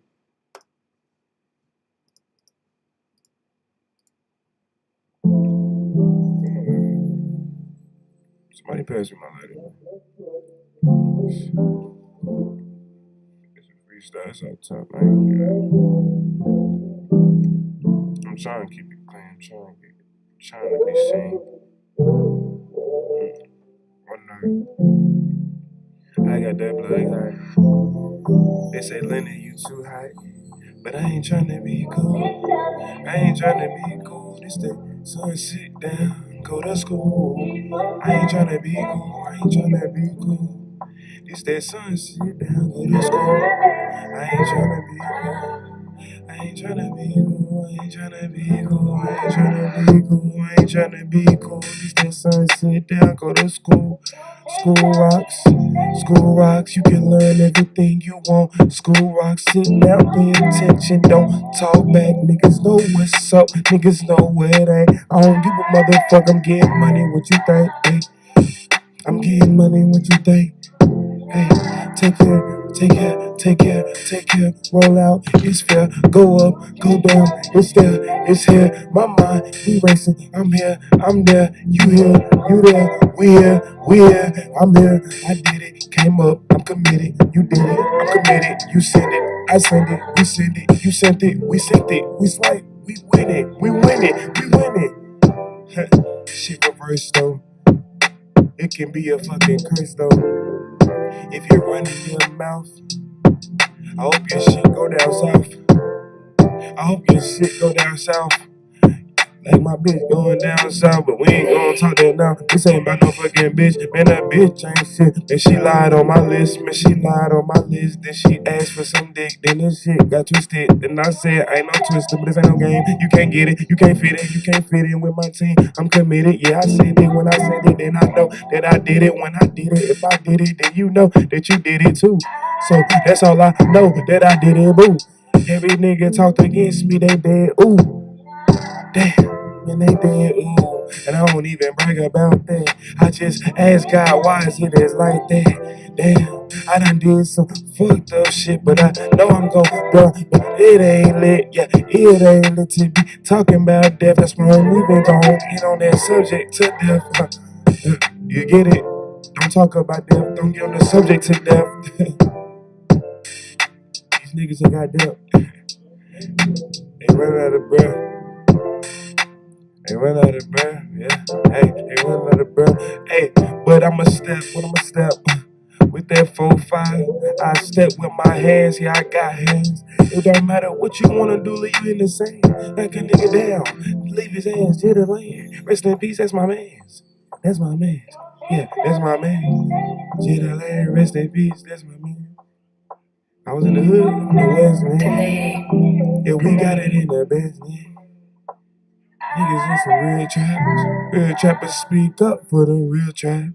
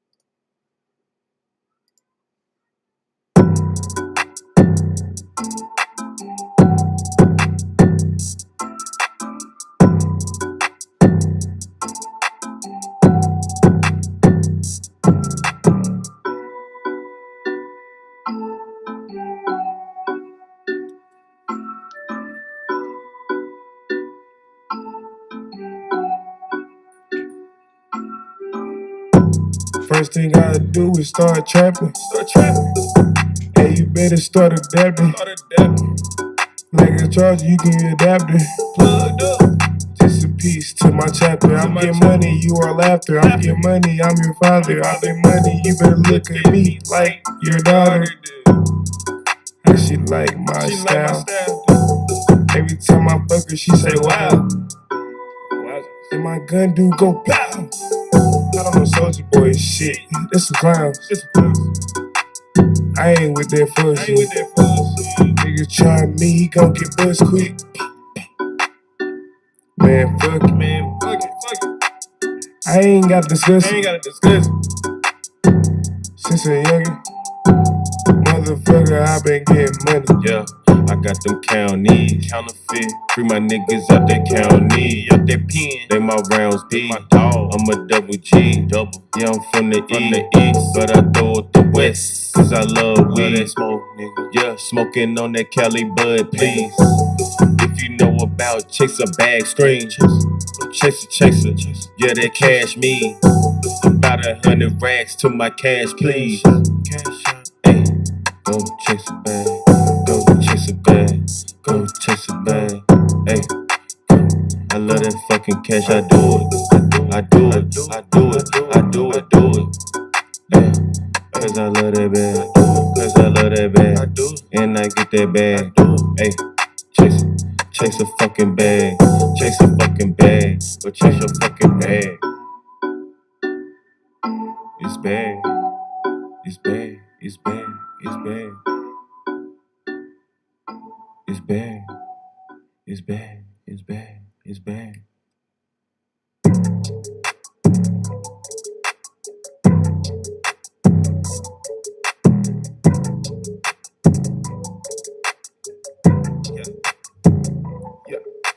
Sirens in my hood, that's every day in Shotsbury. Another body getting buried. In the bag, it's scary. Yeah, the trenches, never win. My niggas fucking carry, we carry it up. My niggas fucking carry, you and beef chicken. In the fucking stoop, yeah. You get whipped up in the loop. Yeah, y'all niggas get the boot. So you better tie your shoe, cause I'm trippin', yeah, you trippin' out your roof, and I ain't trippin' on shit, but I'm getting money, count my dude, count my dude, can you count to 2? Can you count? Bands, nigga, ooh, 0,000, ooh, that's a fucking 100,000, like, ooh, 100,000. Yeah, bands, chase a bag, getting bands. I'm saying, what the fuck is you saying, my man? Cause you hurtin' in the plan, my man. Well, get that bag, go up. I get that bag and go up. It's chase a bag and get bucks. I chase that bag and get bucks. Hey, like Milwaukee nigga. Call me honest, cause I'm honest on my future shit. Now let's be honest, nigga. You hear that loop, nigga? In that beat, nigga. I'm in that coupe, chasing bags. I'm in that coupe. I'm chasing bags. I'm in that coupe. I'm chasing bags. I'm in that coupe. I'm chasing bags. I'm in that coupe. Ooh, no sauce on me. Yeah, this round 2. We in that Newberry, nigga. What it do? We smoking on that Astro Perk, yeah. We smoking on that Astro Perk, nigga. I'm higher to the higher, nigga. I'm flyer, but never flying up, nigga. But nigga, high as us, nigga. Ain't no I in us, nigga.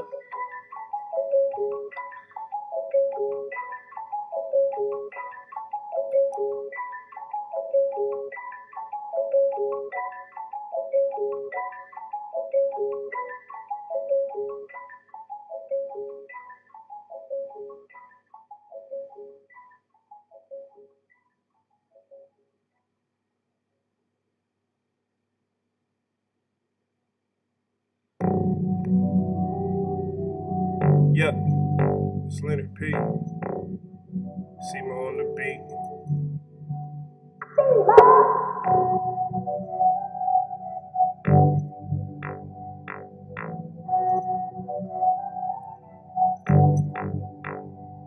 I'ma be me, I ain't these others. I ain't tryna be nobody else. I'ma be me, like like no other. I ain't tryna be nobody else. Gotta stack cheese like the governor. I ain't tryna ask for niggas' help. Gotta get green like peas, cause these others try to take your wealth. Sign a deal, then you live in an image. Live in peace, stay independent, no limit. Live in peace, not talking if it ain't millions. They used to hang around me for my gimmicks, but now I got them mad, they on they pivot. And my head is still mad, they still live it. And my pockets ballin' like the Olympics. And I'm getting peas in from scrimmage. If you want it, you gotta wait a minute. This weed from her itchy, so she's smoking on physics. No mimics, I ain't perfect, I'm terrific. They can't tame us, Nipsey Hussle, I'm prolific. I'ma be me, I ain't these others. I ain't tryna be nobody else. I'ma be me, like no other. I ain't tryna be nobody else. Gotta stack cheese, like the governor. I ain't tryna ask for niggas' help. Gotta get green, like peace, cause these others try to take your wealth.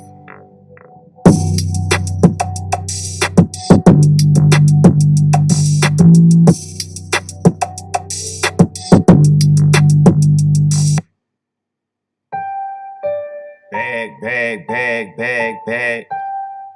That bag, bag, bag, bag, bag. It's another. That bag, bag, bag, bag, bag. Spizzy, nigga. Yeah, I keep that shotty. And you know it hit like Ricky, I can get you body. Come and get this 50, nigga. Hit them 9 times, then you look like 50. I just want some dollars, I don't want no pennies. I just want a bag, I ain't got a bag. Cause I'm grinding for my own cash. Yeah, I love that bag. Yeah, I love that bag. And I'm blanking bad.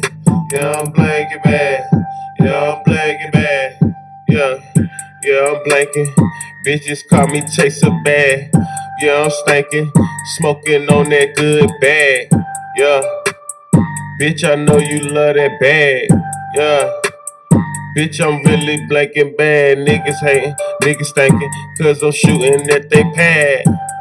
Nigga, I got that fucking bag. Little nigga, you wish you never had. You wish you had a dad. Go get a fucking bag. Spizzy, yeah, really about that fucking bag. Chaser, still chasing at the fucking rags. Niggas hating, bitches waiting in line. I'm pacing back and forth, chasing to the rags. Gotta get it, every day I'm with it. Niggas know I'm hitting everything, nigga. Every day I'm hitting plays, making licks. Niggas out here talking all that shit, but ain't got bricks. They ain't got no smoke. I fuck that hoe. Now that bitch my trick. But you know those for kids, and I do not have kids. Nah, I'm lying. I got kids, and I got by like 6, but they don't tell my other BMs this. I be moving all the time, but I ain't Trace. I be moving all the way. They act like gays. These niggas is weird. These niggas is lame. I took the AK to his face. If a nigga try me, I shoot him down. I shoot a nigga out of his place. Yeah, I keep that shotty. And you know it hit like Ricky, I can get you body. Come and get this 50, nigga. Hit them 9 times, then you look like 50.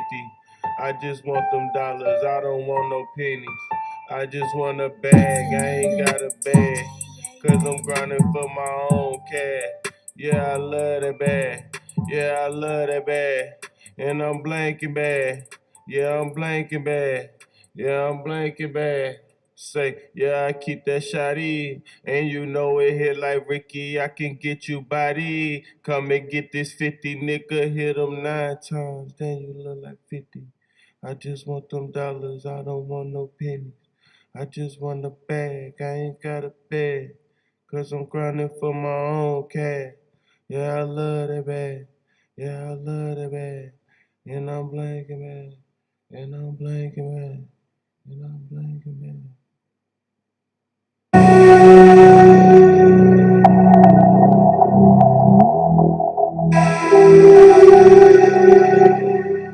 Yeah.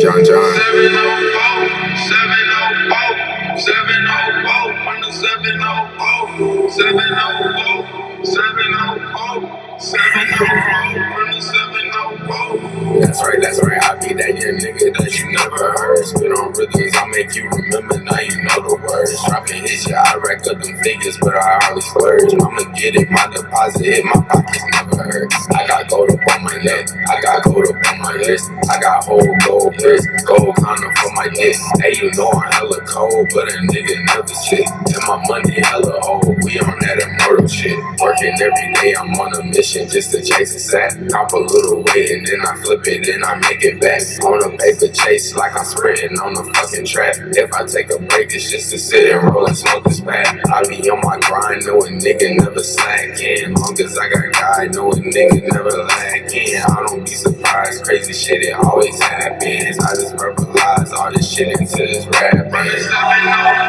them niggas throw balls and them niggas both balls. Got you feeling so low. So that shit get low, go, no, sick of low, choke. Looking for the boat, we can't take no photo.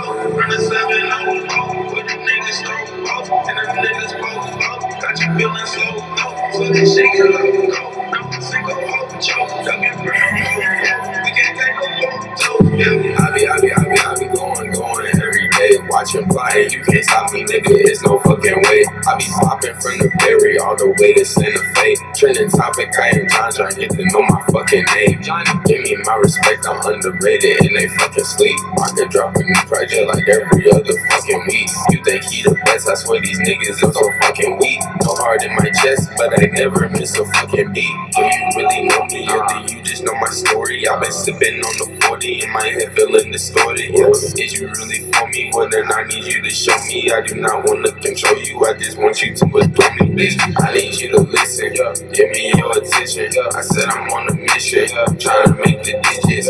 If you got a proposition for the acquisition, put that fucking trippin' shit, I need to hear it. Run the 704, where them niggas throw balls and them niggas both balls. Got you feeling so low, so that shit get low, go, no, sick of low, choke. Looking for the boat, we can't take no photo. Run the 704, where them niggas throw balls and them niggas both balls. Got you feeling so low, so that shit get low, go, no, sick of low, choke. Looking for the boat, we can't take no photo. Yeah, 704, 704, 704, from the 704, 704, 704, 704, from the 704. Johnny.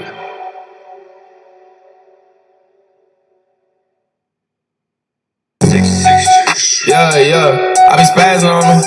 Yeah, I be spazzing on them. Knock on that bitch door, I eat her candy like it's trick or treat. She begging for some more, ask that hoe if she want dick or meat. She said, por favor, yeah, this Hispanic bitch, do what I please. Ponte de rodillas, I just thought this bitch get on her knees. I need to hit that from the back, so baby, won't you turn around? I beat them cheeks, yeah, I'ma clap them shits because I love the sound. She a gunner, cause that pussy juicy, wet on drip or drown. Work the stunner, I'ma pop a perk and go a second round. I'll fucking shit up, then I hit it wrong. Bunny on Hannah Montana Mall. Bop me top out in Panama.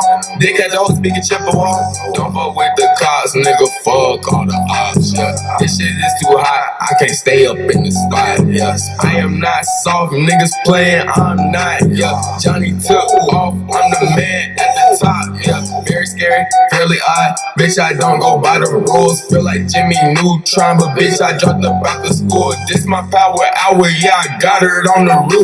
And we burning purple flowers, all the smoke is going poof. I'm blowing up like a semi-swerve, blowing up how the spliffy burn. Growing up like I'm semi-turned, they going nuts like the demi-urge. Haters, they just wanna see me burn. All that fake easy to discern, no time to play, I don't need a turn. Accelerating like I be a CERN. This bitch don't like me, this bitch don't like me. I used to pipe her, she used to bite me. I almost wife her, cut that like Spike Lee. Said I'm a liar, well bitch I might be, might be. Don't believe a word, got that iced tea for the cocoa birds. But the bird is the word, you let it curve you like you swerving in the coupe. Nigga, who the fuck is you? Yeah, I got shit to do, these niggas hella lazy. Don't got shit to lose, true God don't do fugazi. Can't get caught with you, I can't be having babies. You thought we was cool, oh shit, that's hella crazy.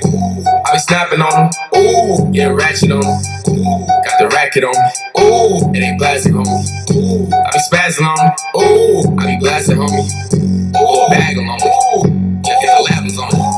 I be snapping on them, ooh, getting ratchet on them, ooh, got the racket on me, ooh, it ain't plastic on me, ooh, I be spazzing on them, ooh, I be blasting on me, ooh, blow a bag on me, ooh, hit the labs on me, ooh, yeah, I be spazzing on them, yeah, I be spazzing on them, yeah, I be spazzing on them, ooh, ooh.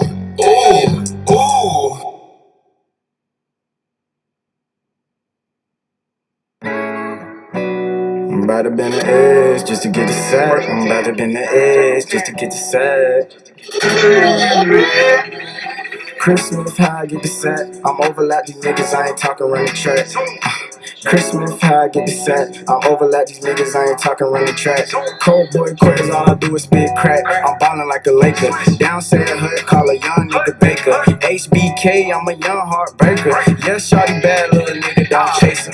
If she actin' up, little nigga, just replace her. I'm about to shoot my shot with light skin Dom. Young Tony Hawk, how I stay up on my grind. Remember being broke, selling nicks and Christmas, how I get the sack. I'm overlap these niggas, I ain't talking run the track. Christmas, how I get the sack. I'm overlap these niggas, I ain't talking run the track. I ride the phone like Brett. Niggas ain't shooters, they was ballin' at the rec. Shout out my Quan, man, my nigga is a jet. My new hoe 27 like Leonard Fournette.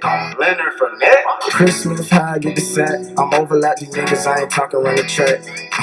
Christmas, how I get the sack. I'm overlap these niggas, I ain't talking run the track. I had to cut these niggas off, ain't using no axe. I'm about my mama crib, I told her relax. How this nigga born in 97, them facts. Fuck with me, you better be a rider. I'm hype like Shada. Feeling like big, bitch, call me Big Papa. I got that shot of flow and no, I'm not chopper. I don't play hockey, but I am a slider. Fucking with my side bitch, yeah, it's time to hide her. Christmas, how I get the sack. Say you got gas, boy, you better have some pack. I got them chips, I ain't talking rap snacks. Know my side bitch, yeah, you know I ass fat.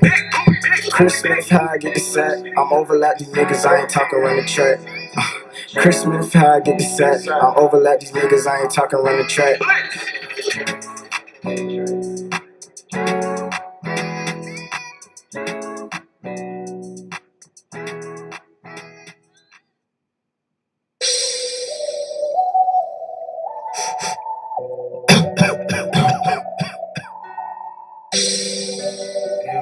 Good threats.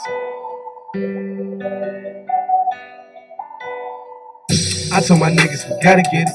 Fuck all the haters and get to the money. You know the fake hoes that gon' come with it. That's why I cut them, baby. Keep it 200. 200. 200. Keep it 200. 200. 200. I told my niggas we gotta get it. Fuck all the haters and get to the money. You know the fake hoes that gon' come with it. That's why I cut them, baby. Keep it 200. 200. Keep it 200. 200. 200. I really go on the back street. Only run with niggas and clappy. Play with the gritty, your ass with 6 feet. Bro ain't clutching, I'm clutching. Room nigga is nothing. Mom put you in the oven. We ain't playing that chain shit. I'm a hop with the Drake's on. Car machine is nothing.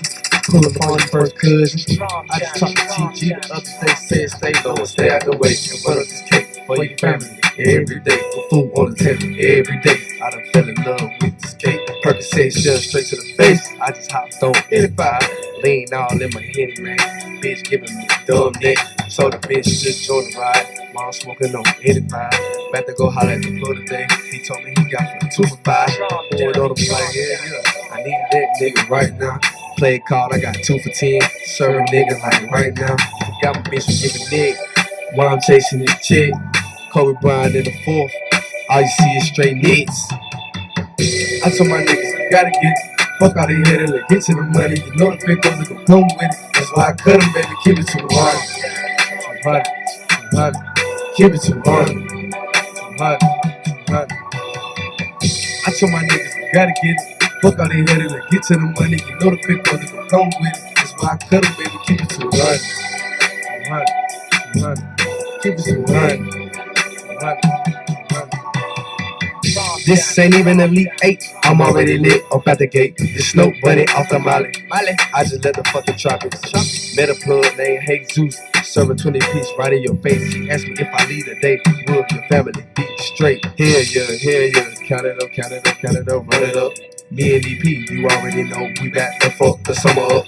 Money days under my eyes, cause I stayed up all night, count it up. With a BMW just in case a nigga try to wake me up. Hit his ass real fast like KP running the screen pass. I'd rather come first than last. Chasing this paper, I really got no plans.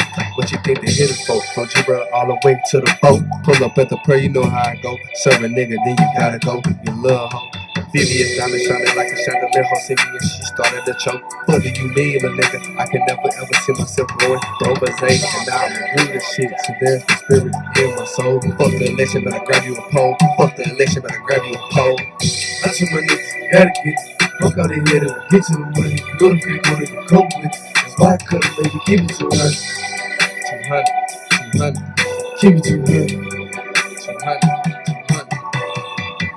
I tell my niggas, gotta get you. Fuck out of here, get to the money. Go to fake what you cope with. Why I couldn't let you keep it 200. 200. Keep it 200. 502. 204. Else.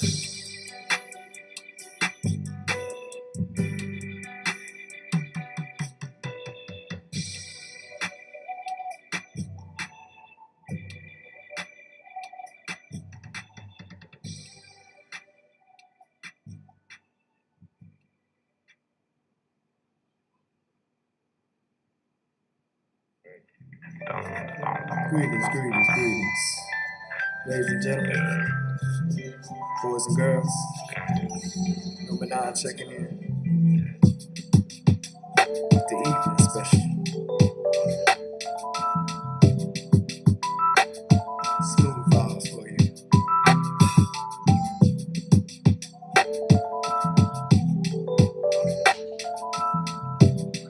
You don't feel it? Guess you ain't on no real shit.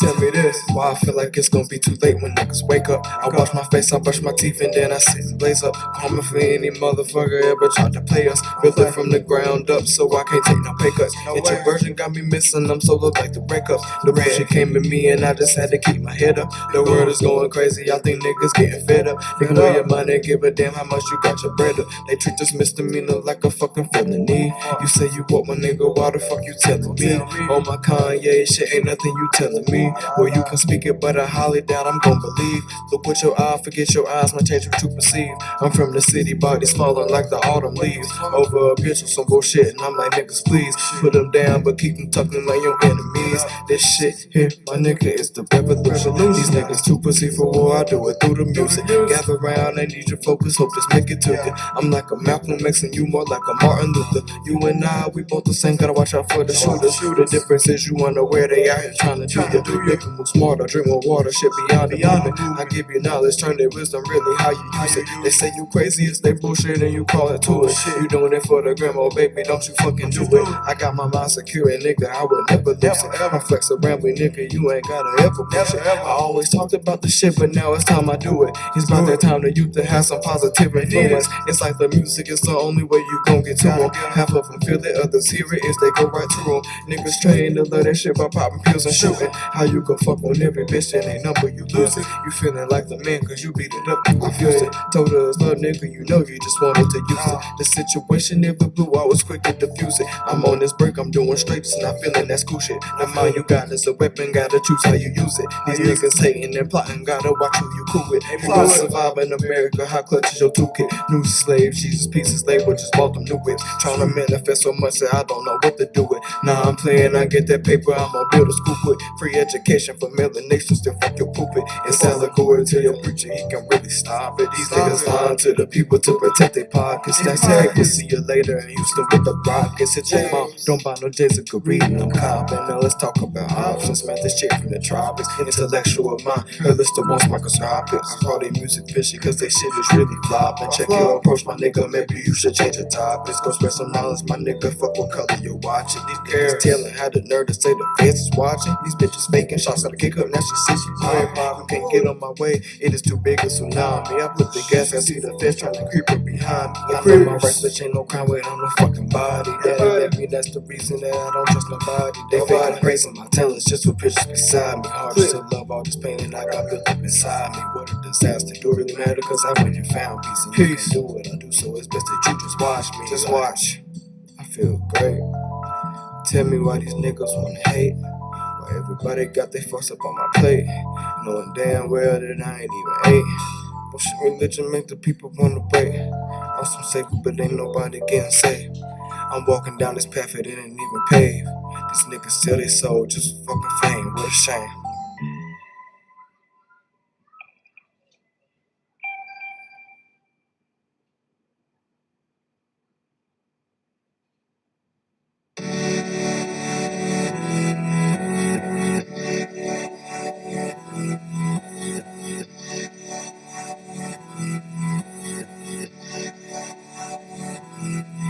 Everybody know I'm better. Yeah, I'm better. Always trapping. Any weather. Your homie go. Did you write him any letters? But when he out, that's your homie for forever. Smoking his gas. This shit is fantastic. My daughter's birthday coming up. You know I'm spazzing. I'm just living life. How can you hate on me? No matter what, I'm standing tall like a maple tree. Sipping syrup. A lot of niggas change on me. My time coming. I'm just waiting patiently. Pop me a low. And now I'm on go in the studio with my main bro. Ain't nobody stop me. Ain't no competition. Been doing this too long. I used to record in the kitchen. Damn. I used to record in the kitchen. Been doing this too long. I used to record in the kitchen. Bro, don't pass me the blood. Bro, don't pass me the blood. Bro, don't pass me the blood. Bro, don't pass me the blood. Bro, don't pass me the blood. Bro, don't pass me the blood. Bro, don't pass me the blood. Bro, don't pass me the blood. Bro, don't pass me the blood. Bro, don't pass me the blood. Bro, don't pass me the blood. Bro, don't pass me the blood. Bro, don't pass me the blood. Yeah. Bro, don't pass me the blood. Yeah. You see me with this pistol. Oh, do not try. Your boyfriend, man, coming tall. Don't be shy. I put my city on the map.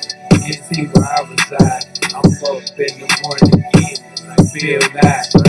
It ain't nothing like that wake and bake. Now I need a blunt before I start the day. Phone ring. Already morning play. No sleep, gotta get paid. Make sure the baby's straight. Here's somebody rolling on the blunt. Somebody rolling on the blunt. I got you. Somebody rolling on the blunt. I got you. Somebody rolling on the blunt. I got you. Somebody rolling on the blunt. Somebody rolling on the blunt. I got you. Somebody rolling on the blunt. Yeah. Somebody rolling on the blunt. Loud. Somebody rolling on the blunt. Value. Somebody rolling on the blunt. I got you. Somebody rolling on the blunt. Good bro. Another one. Here, bro. Somebody rolling on the blunt. Here, bro. Somebody rolling on the blunt. Somebody rolling on the blunt. Somebody rolling on the blunt. Yeah.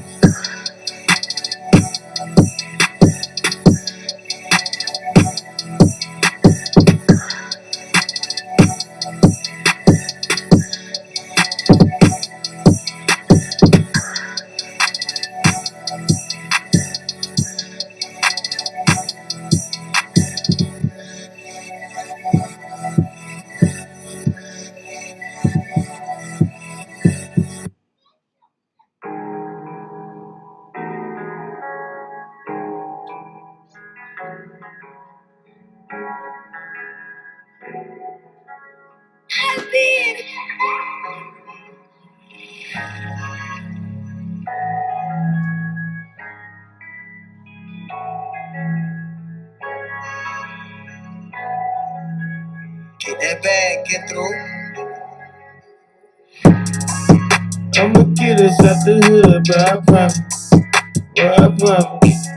But I promise. Get us out these slums, but I promise. Yeah, but I promise. But I promise. Let the beat take over me. Cause these streets can't hold me. Chase a bag is the old me. It's Lizzie chase a bag, homie. Gotta get it for my brody. These streets can't hold me. I'ma listen to my OG. I'ma listen to my OG. Chasing the shit. I'm chasing that money. They hating on me. You niggas funny. It's chasing bag. I get it, homie. Don't chase my bag. I'm stingy, Brody. I love that money. I said I love that money. You niggas, y'all can't take it from me. You niggas, y'all can't take it from me. Cause I'ma keep it coming, yeah. Gotta get that bag, man. Gotta get that bag, man. They used to call me Pac-Man. They used to call me Pac-Man. They used to call me Boo Boo. Now I'm the shit like Boo Boo. Why you don't serve me? Can I get 2 for 2? I'm like, hell no. You know your trap out. Oh, you can get 2 for 30. Yeah, get 2 for curry. Yeah. Say worry. We getting birdies. I'm telling y'all bye-bye. Go ask a race. I ain't never frisk them. I ain't checking you for nothing. I'm getting checks, ain't check something. I'm getting checks, ain't also. Get money. In the winter too. I will. Before that thing gonna be all red. Like your head. If you keep trying me, it's bulletproof R.I.P. R.I.P. man. I'm gonna make your ass bleed. You gon' bleed all over the scene. And I'm getting green. All in between.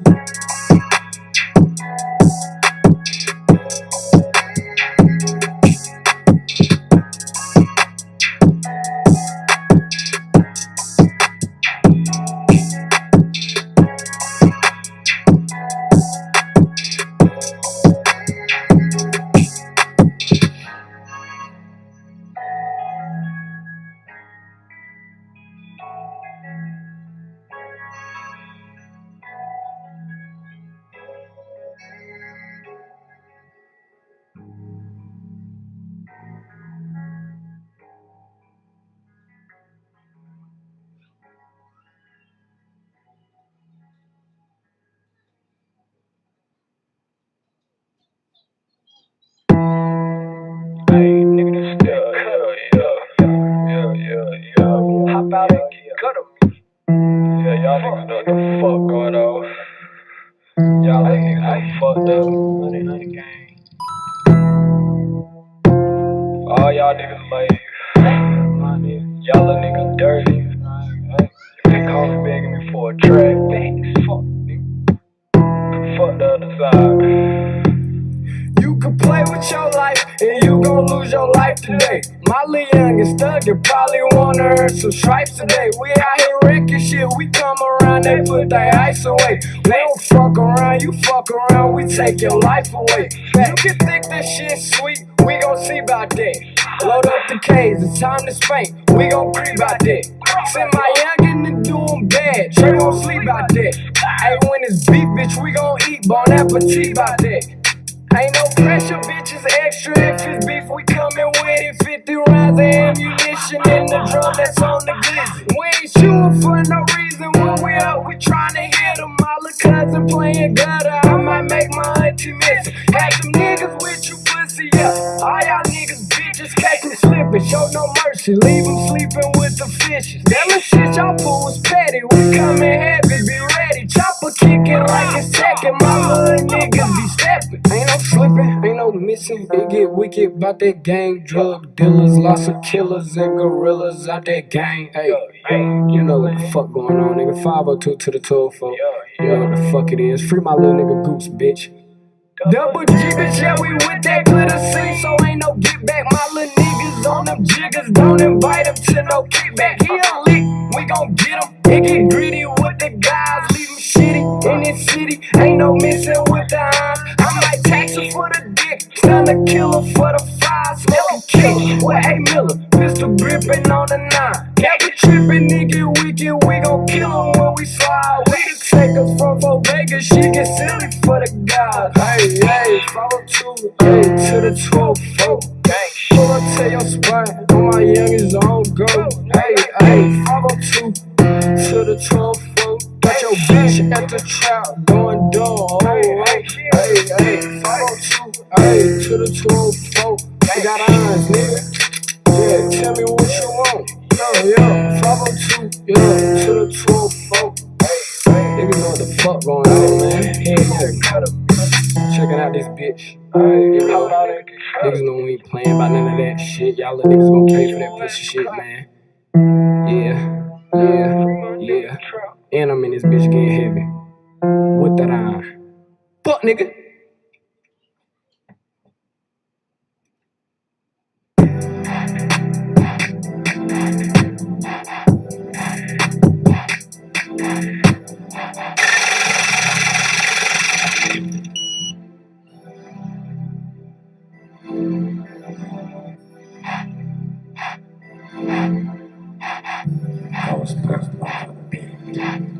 We just chillin' in the spot, getting smoked out. Country boys making noise, bring the two strokes out. It could be about who you know or what you know about. Planting seeds in the soul, waiting on the sprout. They don't understand. I just feel like the man, feeling like Nas. Be what I wanna be, I know I can. Anxiety kicking in, need another Zan. I need some food, mom, some food with them pots and pans. TAC in my system, all different strands. These niggas acting like hoes, I only fuck with fans. They keep me safe, keep me sane, they keep me in my zone. If you fuck with one of them, I hope your team's strong. They been sleeping on me, it's time to wake them up. I'm sipping purple and yellow, Lakers Cup. If you nod one more time, I'ma take your cup. This shit way too expensive to be wasting, girl. Sometimes I really feel like I'm on another level. All the shit I done been through, my heart made of metal. Keep it positive and keep it hot, just like a kettle. Unless it's 12, officer, I don't know what to tell you. I'm back, this rap shit is way too easy. Pop a bar and spit some bars and then I'm way too sleepy. But I'm grinding hard, I got a family to feed. So I'ma try to drop some hits that the streets gon' need. Yeah.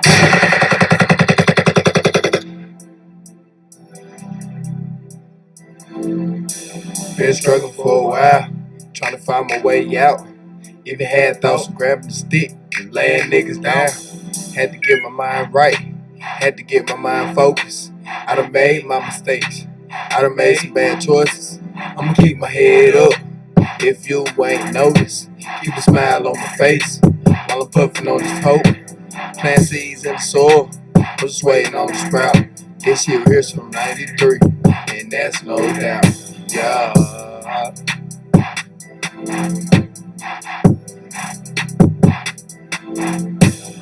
Trapaholics Mixtapes.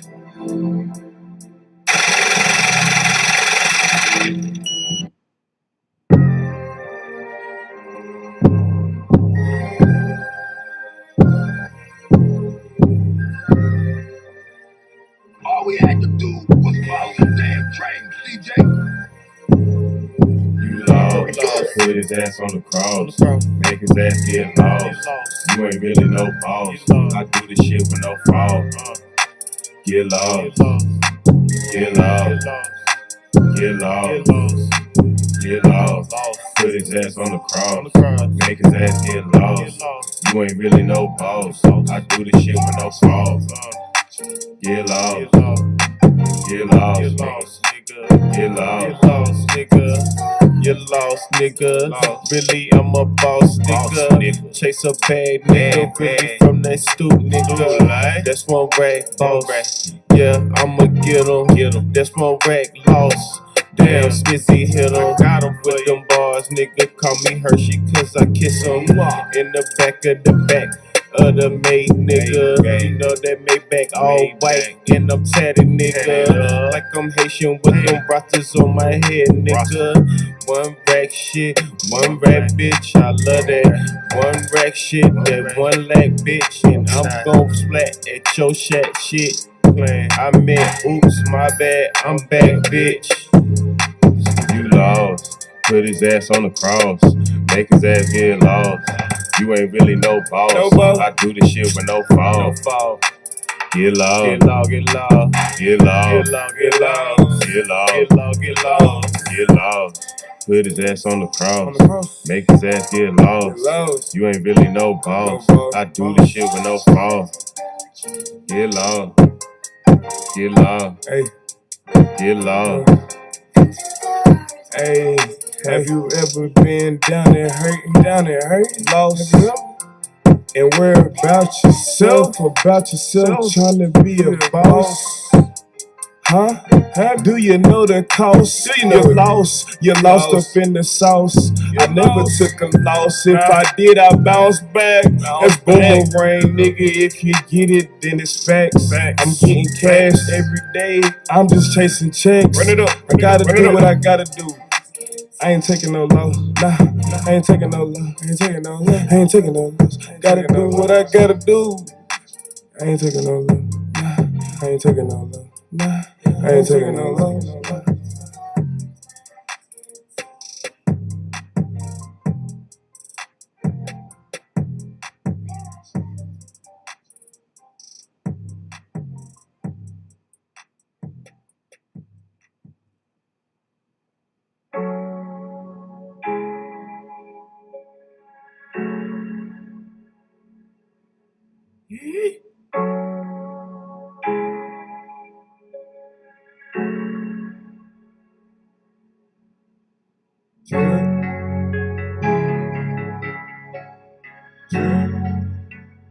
Six chill for Water, drip.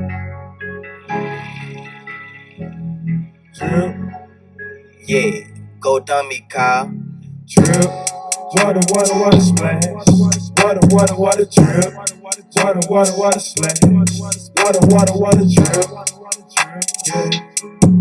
Keep the daddy on my hip. Drip. Water, splash. Water, drip. Water, splash. Water, drip. Keep the daddy on my hip. Chasing. Water, drip. I drip. Your bitch, she on me like a drip. Oh, water when I hit, yeah, she tunnel hit. That vision is on that money, yeah, I'm chasing it. Just chase a bag, and yeah, I did it for my city, did. The shots very ride with me in they 30s up. I don't give a fuck, I hurried up and chased that bag, homie. Just chase a bag, homie. Lenny rockin' with me on it. I do it for my city, who my opponent? I'm in my fucking opposition. Where they at? If you up, then diss me. Come on with it. If you up, you gon' But you get the picture. Fucking right. But you get the issue. And I can't get with you. If you want that pressure, come and get it. Then come and get you. What you want, nigga? I don't give a fuck. I'm on it, nigga. And I'm on it, nigga. With my homie, nigga. Stupid like written on it, nigga. Yeah, show me, nigga, that I been down bad before. But nigga, I'm on it, nigga. I'm tryna get that bag, nigga. No, I ain't been stuck. Just know it's chasing bad, nigga. I'm tryna fuck on your bed. Where she at? I love that. Look at that. I'm lying, nigga. Get that hoe up at that hoe, man. Feel me, bro. Lenny up and with me, bro. You rockin', get me, bro. FOE, OTL, Stoop like E. We the fucking best. Drip. Water, splash. Water, drip. Water, splash. Water, drip. Yeah. Keep the daddy on my hip. Yeah. Drip. Water, splash. Water, drip. Water, splash. Water, drip. Yeah. keep the 30 on my hip. Yeah. I ain't never asked a nigga for a favor from me. I ain't never chilled with these niggas or their partners. I just did what I had to do and stay on my grind. I had a little kid and that wasn't perfect time. So now I walk around dripping. Now I walk around splash. Money all in my pocket. Money all in the back. I ain't never gon' trap, but I'm always trapping. I be always seasoned, and I be always spending. But I spend and get it back, get it back, get it back. Stack season, that's a fact. Stack it up. I need this shit right now. I don't need to see that shit later. I need this shit right on my hands.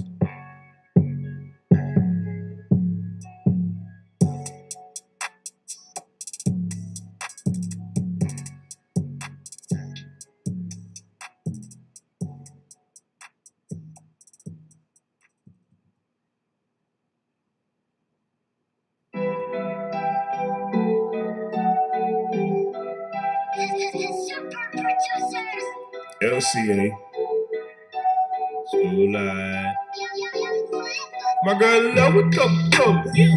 She smoking cheese, yeah, my girl is stoner. She drinking lean and she smoking bogeys. She smoked that dough and still got her priorities. My girl in love with Coca-Cola. She smoking trees, yeah, my girl is stoner. She drinking lean and she smoking bogeys.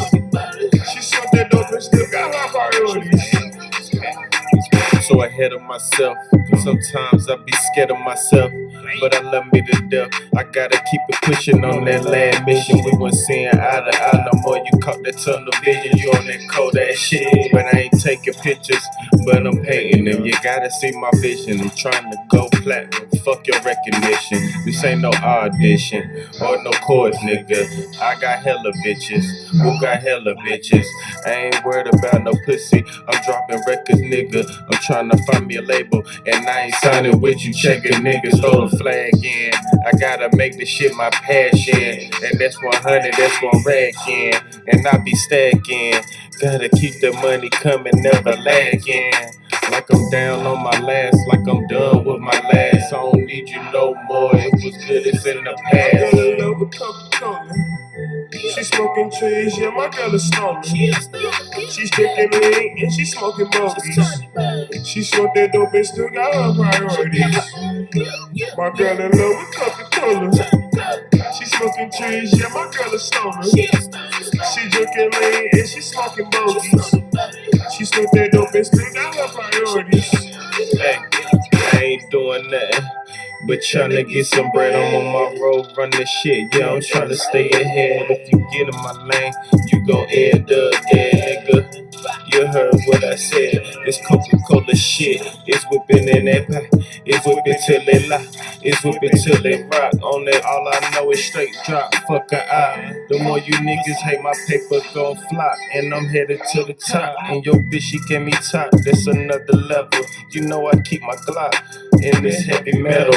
I remember back when shit was all good. It was me and my little niggas taking over the hood. Not a nigga on the street could fuck with us though.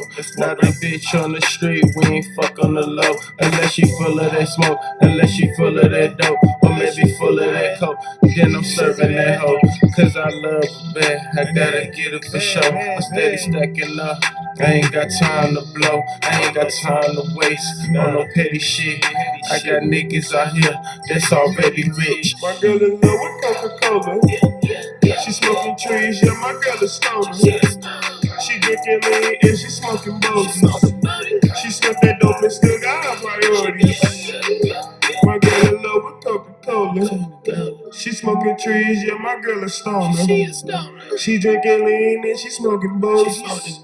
She smoked that dope and still got her priorities. It's bad. You rockin'.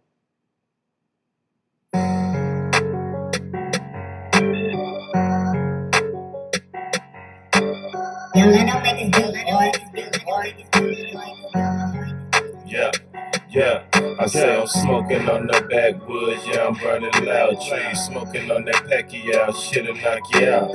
I'm really trying to get it. I shoot your lights out, come to Kill Bill. Cause I'm wiping niggas out. I say I'm smoking on the backwoods, yeah, I'm burning loud trees. Smoking on that Pacquiao, shit'll knock you out.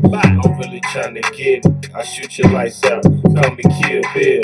Cause I'm wiping niggas out, taking niggas out. I ain't gon' play no games with them, now I'm on the mouth. Then I cop a range on them, boy, you in the drought.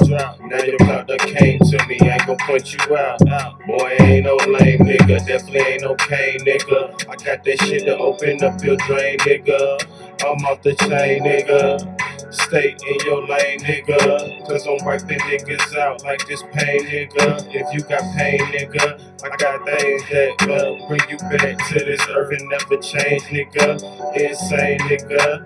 I'm really on my brain, nigga. This shit got me too turned up. Now it's stewed like the moving and the roof went up. Yeah, I'm on that Molly shit, yeah, the roof went up. Hey. Cause I'm too turned, I never change, nigga. Smoking backwoods in the range, nigga. I say I'm smoking on the backwoods, yeah, I'm burning loud trees. Smoking on that Pacquiao, shit'll knock you out. I'm really trying to get it, I shoot your lights out. Call me Kill Bill, cause I'm wiping niggas out. I say I'm smoking on the backwoods, yeah, I'm burning loud trees. Smoking on that Pacquiao, shit'll knock you out. I'm really trying to get it, I shoot your lights out. Call me Kill Bill, cause I'm wiping niggas out. Yeah, you can't get knocked off for $1. You can get knocked off, it ain't the problem. Well, I said money ain't the issue. I had your mama crying for some tissue.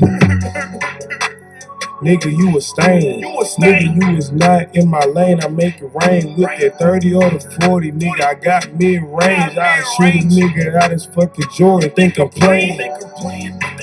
Nigga, you don't get the picture. I don't give a fuck about no fuck nigga that ain't with us. I been blowing dope. Used to ask to smoke my pack. Don't act like that, boat.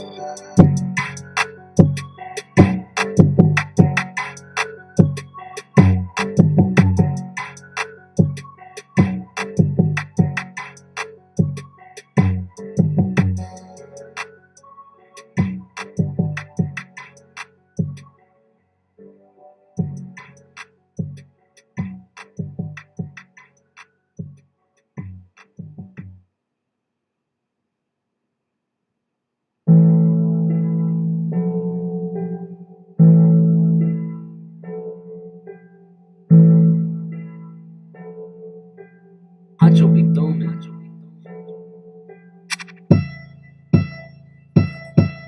I'ma drop down, I'ma take me a risk. Bitch, on my radar while I'm trying to stay distant. This hood, they so childish like infants. Is it cause my color look crispy? Is it cause I got the cream, don't frisk me? I'm on my shit to the T like brisk. Don't be that guy, don't get put on that list. The struggle real shit got me pissed. I'ma drop down, I'ma take me a risk. Bitch, on my radar while I'm trying to stay distant. Fuck to they so childish like infants. Is it cause my color look crispy? Or is it cause I got the cream, don't frisk me? I'm on my shit to the T like brisk. Don't be that guy, don't get put on that list. The struggle real shit got me pissed. Niggas out here playing on social media, I ain't with that. I'll call a nigga up and get his click whack. If I try a nigga, click clack. I ain't with the fuck shit, I can't get it back. Nah. If you rob me, good luck. Had them young niggas nuck. If you buck, crime mob, I ain't took. I be with that fucking 9, you know it's took. What the motherfuck? Niggas, I am on that petty lame shit, I ain't with that. LCAOD, we buy business in the streets. We go do what we gotta do, we call that undefeated. Yeah, I woke up like, what's up? I gotta get my cash right. Cause it's time, man. I'm reaching for that limelight. I'm steady grinding, ducking all them fed lights over the night. This time, I'ma make it right. Gotta get it how I get it. Ain't no stopping me. I know them feds be watching me, but I'm grinding, can't waste time. That's for you broke niggas, but right now, I'm even broke niggas. But I'ma get it in. When I do, you niggas gon' be hating, cause I'm fucking on your lady, and I know that drive you crazy. I'm just thinking about some other shit. Go ahead with that petty shit, you don't wanna get your brain ripped. Don't fuck with me, cause I gotta get this paper, and I gotta get my weight up, but I'm definitely not gon' wait, bro. And that's on me, like I'm yellow busy. But please believe me, I'm busy. Chase a bag, I'm from the stool. And that's one rack, I'm cheesy. One rack, one rack, one rack, one rack, one rack. Nigga, you already know what the fuck going on, man. It's very 3 shit, nigga. Lady rockin' on this bitch bad, nigga. Fuck you mean, nigga? One rack, one rack, one rack, one rack, one rack, one rack.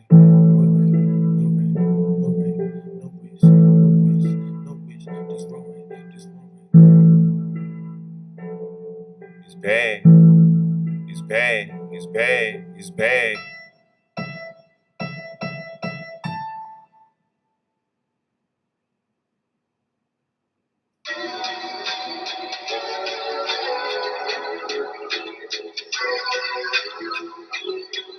I'ma try to make it. 25-acre productions, man. Yeah, I'm trying to make it. No, you'll never take it. So please stop all the faking. I'm headed to the money, though. Please stop all the faking. You know that I'm trying to make it. No, you'll never take it.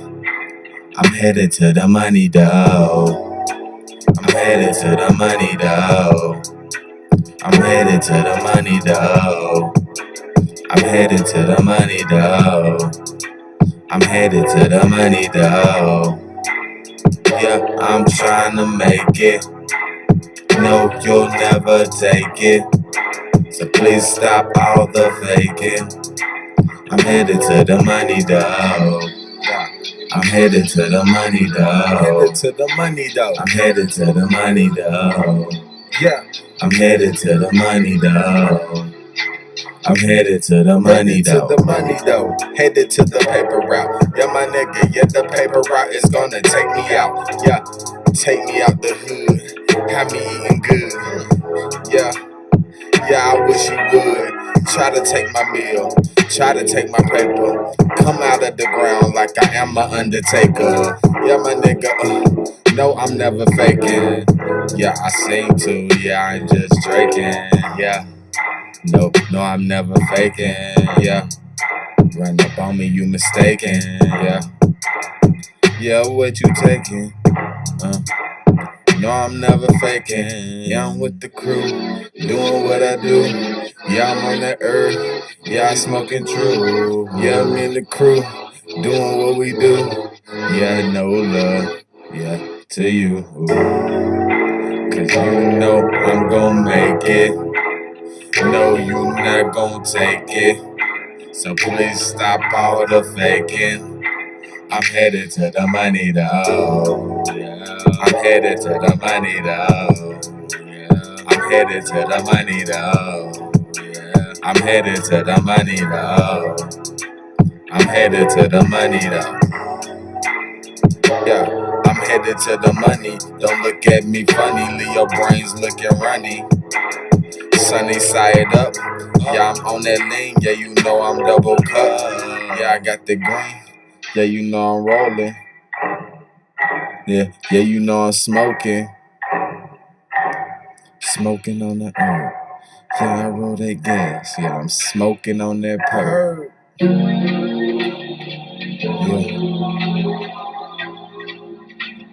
You know I'm trying to make it. Yeah. You know I'm trying to make it. You know I'm trying to make it. And you will never take it. Yeah, stop the faking. Yeah, stop the faking.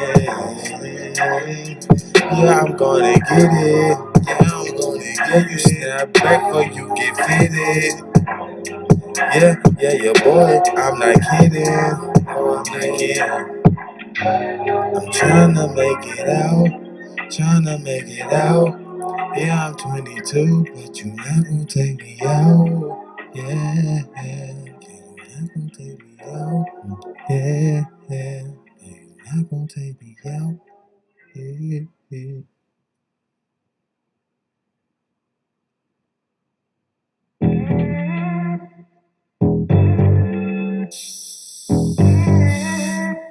texting a thought right now, nigga. I'm in the studio, man. Be patient. You know what I'm saying? Pro Beats Productions. Digging her down while I'm grabbing her head, and I'm pulling it right now, hitting it from the back. She like it like that. She like it like that. She telling her man she go for the night. She ain't coming right back. She ain't coming right back. She ain't coming right back. Giving me top, straight off the top. Damn. I love that shit, nigga. It excites me, bitch. Pro Beats Productions. Good water. Hella wet.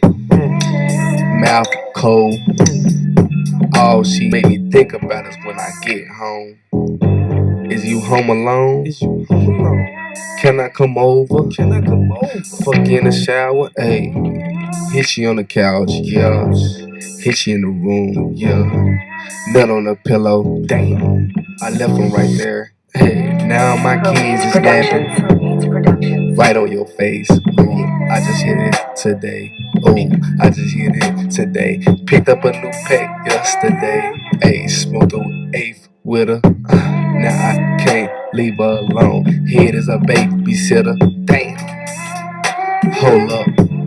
Stop.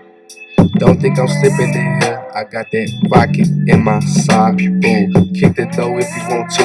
I might have to squeeze on you niggas. Ooh, here is who is you?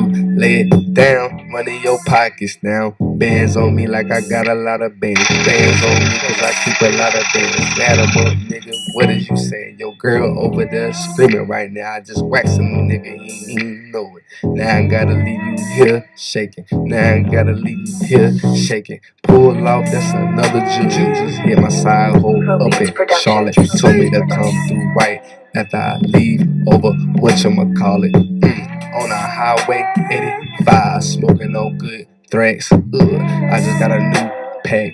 I just got a new pack. Don't forget that. Pull up on the mama. Ooh, she like it like that.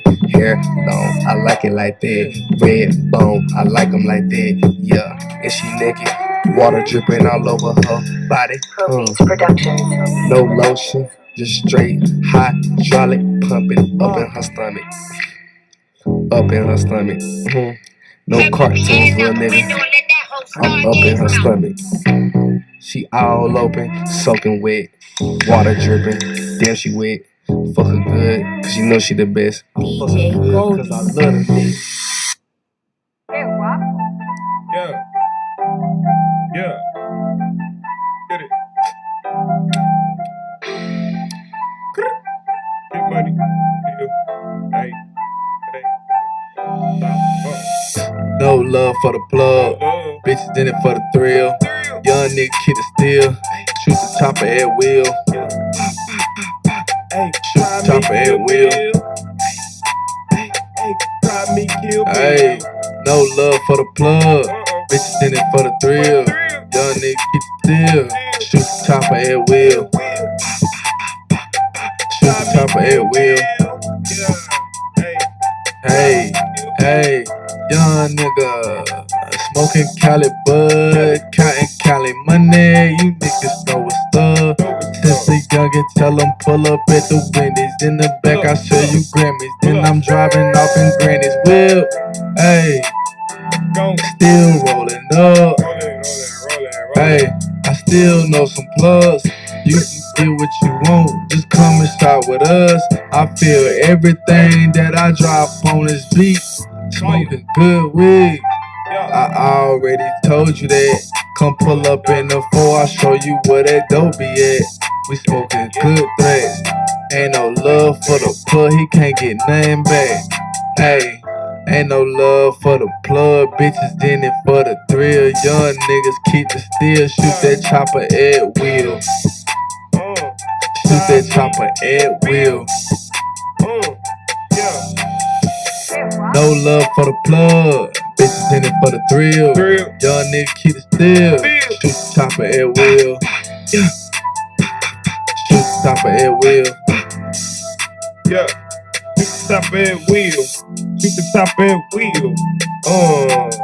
Yes, I will. If you try me to build that steel, that's metal, you don't want that.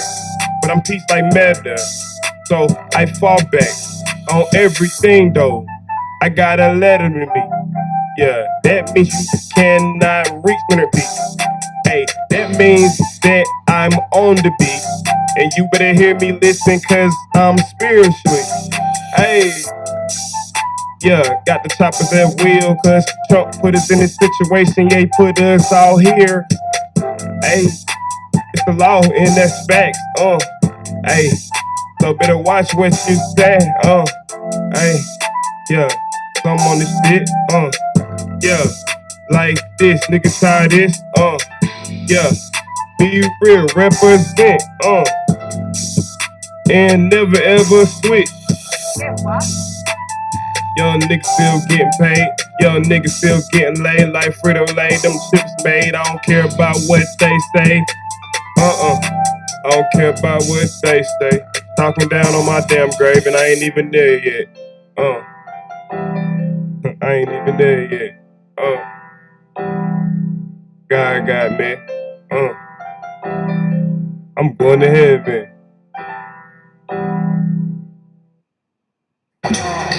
Hey, I'm with JoJo off the doja, chopper scene like Billy Ocean. In the streets just like an ocean, I'm a shark, gotta watch my motion. And I hit it in slow motion, and you know I'm fucking toting on the block with my motherfucking soldiers. I'm on the block with the soldiers, on the block with the shooters. Boy, they toting big gun, they scared to use them. I'm with Savage blowing cabbage and he shooting like a maverick. Me and JoJo steady pacing like a Pacers. Like the Pacers, we gon' chase him, we gon' hit him with the laser. He gon' have to jaw down and erase him. Glock 23 with the laser, boy, I ain't gon' miss you, but you know that shit is gon' fucking take me. I smoke gas that smell like piss. When I see the bitch I diss, I don't really got time to taste it. But if you see, I'ma take it with these bands. I make it turn the thing to a model while I bake it. He gon' bake it, he gon' shake it. I had a little cuz come through and fucking take it. He gon' take it, got that quaker. I send you to your motherfucking maker. Good gas, good lean, nigga roll good beans, bad bitch, fat ass, and she like to lick the team. She can't roll with the team unless she toting on the beam. And I got a bad bitch for the team. Pass it off like Elliot, who store it up and he gon' hoop. Swear to God on truth. When I shoot, you gon' shoot. We gon' lace you like a boot. You already know how we fucking do. How we do what we do, Major Gang, we the crew, got your boo, and she rolling on that boo, hey. Yeah, my niggas, we got lean in the cuts, hey, dirty up, double cut, nigga, what the fuck? Like fuck is up, if you wanna bust, I don't discuss, just up and bust. We up them posts, underlay, let's go. Got shooters up the road, my niggas, they gon' score. Hey, and that's for sure, and that's on bro. I gotta take care of the fam, gotta get it how I go. Gotta get it how I go, get street them the bros, so you know I'm coolin' with my fucking loads. Major Gang, that's for sure, we gon' send them at your nose. You talking slick, we gon' send them at your throat. Gang.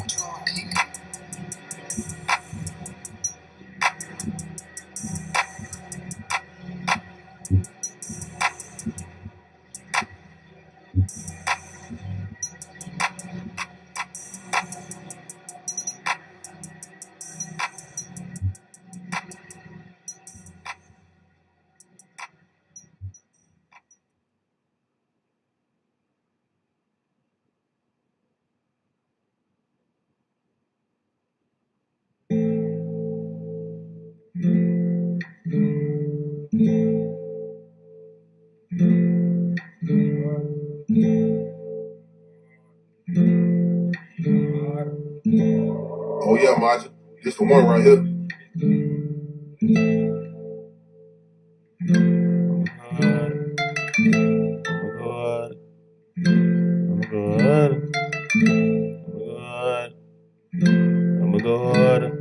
Now that's a wave of destruction that's easy on the eye. I cannot fuck with you snake niggas. I cannot fuck with you fake niggas. I cannot fuck with you snake bitches. I cannot fuck with you fake bitches. I cannot fuck with you snake niggas. I cannot fuck with you fake niggas. I cannot fuck with you snake bitches. I cannot fuck with you fake bitches. I'm a god. I'ma go harder. I'ma go harder. I'ma go harder. I'ma go harder. I'ma go harder. I'ma go harder. I cannot fuck with you snake niggas. I cannot fuck with you fake niggas. I cannot fuck with you. I cannot fuck with you snake bitches. I cannot fuck with you fake bitches. I cannot fuck with you. I cannot fuck with you snake niggas. I cannot fuck with you fake bitches. I cannot fuck with you. I cannot fuck with you snake niggas. I cannot fuck with you fake niggas. I cannot fuck with you straight niggas, y'all be asking for handouts. It ain't no handouts in this game, you will get blammed down. Use a clown if you think my pockets ain't sound. Use a clown if you think my money ain't going around. Ferris wheel, I got the deals, I got the Zans, I got the pills. What you wanna do? Don't squeal. If you squeal, you know the drill. I cannot fuck with you fake bitches. You bitches hating like niggas. You niggas is acting like bitches. That's why I cannot fuck with fake niggas. I cannot fuck with you fake bitches. Cause y'all ain't getting no money. Niggas ain't getting no money. Walk around looking like dummies. Still walking. My money talking. My pistol sparking. The loudest barking. What you wanna do? What you wanna say? What you wish for? I don't give a fuck about your flagging, boy. You get popped just for trying to flag it to him. I cannot fuck with you fuck niggas. I cannot fuck with you fries. I cannot fuck with you guys. You still using iPods. Upgrade your podcast. I am not gonna tell you no more. I ain't gonna tell you again. I cannot fuck with you fake niggas. I cannot fuck with you fake niggas. I'ma go harder. I'ma go harder. Duck like Vince Carter. Cut you like a barber. You niggas ain't barbecue. Cause y'all ain't sauced up. Y'all ain't sauced up. Y'all ain't sauced up. Nigga go harder. I'ma go harder. Let it go harder. Now that's a way of destruction that's easy on the eye. Spizzy go harder.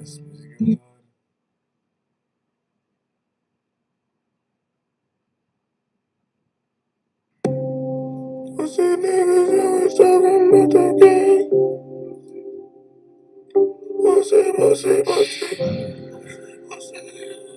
What's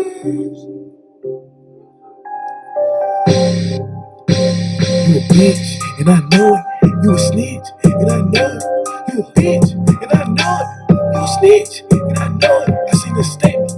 You wrote it. You a bitch, and I know it. You a snitch, and I know it. You a bitch, and I told it. You a bitch, and I know it. You a snitch, and I know it. You a bitch, and I know it. You a bitch, and I know it. I seen the statement. And you told it. You a bitch, and I know it. You a bitch, and I stole it. You a bitch, and I know it. You a bitch. People talking to them bitches. Laying up with them hoes. You ain't getting no digits. I'm out here in the trenches. Trapping up with the niggas. I'm moving all the beats. I know how I'm living. You can tell me I ain't getting it. I've been doing this every year. You don't see my money here. You don't see my money. I'm switching up cars every year. Yeah. I don't give a fuck. What the fuck they wanna talk about? What's up, nigga? I got the 30 top. Nigga, I ain't no snitch. You a bitch. Your bitch snitched on me. Damn, set me up. Got me in the fucking shit. Now I wanna fucking kill a bitch. I don't wanna kill a dog. I just wanna say I don't even love the bitch. She love my dick. She just love my dick. So she got addicted and she got a trip. Dog. So I told the bitch take another route. Cause she a snitch. And I know it. You a bitch. And I know it. You a bitch. And I know it. You a snitch. And I know it. You a statement. And I know it. You a bitch. And I know it. You a statement. And I know it. You a bitch. And I know it. Yeah. Who a snitch? Not me. Who a bitch?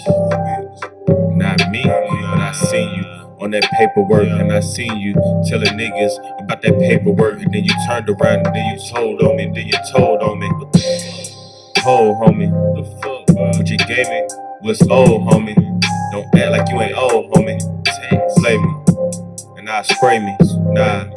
come and spray me. Shoot your shot. This ain't raid, roach. I smoke your ass, roach your ass, put you out, then roll your ass, then mow the grass, then hold it last. Yeah, one rack shit. I'm just looking for a one rack bitch that ain't snitching. Like that nigga bitch. Got a name on my paperwork, like a Lynn Trail. Type of shit is that? Send that bitch to hell. Oh snitch, fucking bitch. Got that 30 on my hip, and I'ma hit at that bitch. And if you run up, I'ma punch your ass with that dick on that stick. Yeah, that 30 is gon' hit on your shit. Little bitch. Pussy.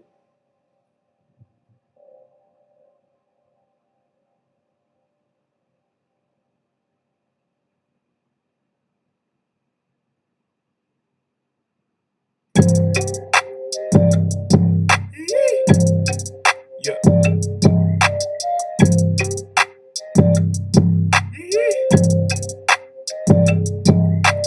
Smoking on pressure, you don't want no pressure.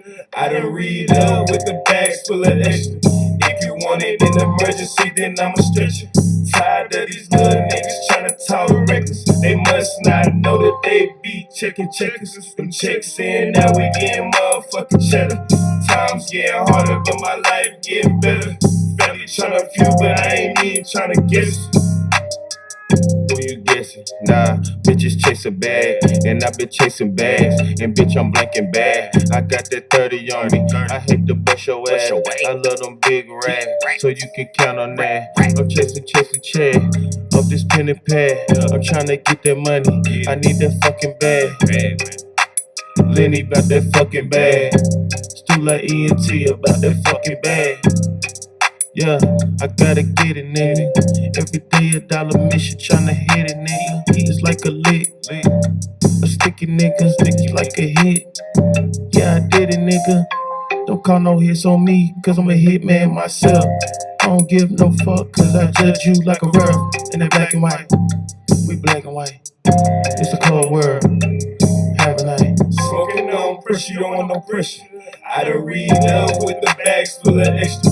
If you want it in emergency, then I'ma stretch you. Tired of these little niggas tryna talk reckless. They must not know that they be checking checkers. Them checks in, now we getting motherfucking cheddar. Times getting harder, but my life getting better. Family tryna few, but I ain't even tryna guess it. Family tryna feud, I ain't tryna guess it. Ain't tryna get money, I ain't even tryna stress it. Ain't tryna stress it. I ain't tryna be caught with the basics. I'm just tryna prove or not be caught in the matrix. Smoking on this Astro perk. And y'all smoking on some nerve. It's that booth pack. Look like turds. I'm smoking on great. Word, that's my word. I'm getting bird. In like Larry Bird. I'm ballin', that's my word. I be switching up my words. But I ain't even stressing. I never stress it. I'm smoking on that pressure. Get it if you want it. If you don't want it, don't hit my phone, little homie. Straight like that, that's real. My nigga, I been in the field with that steel.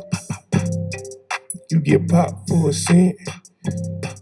You get popped for a deal. Smoking on the pressure. No family feud with the pressure.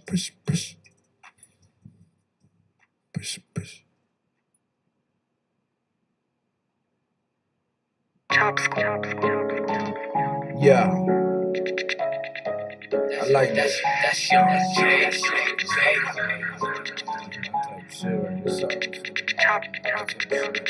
Chop Squad.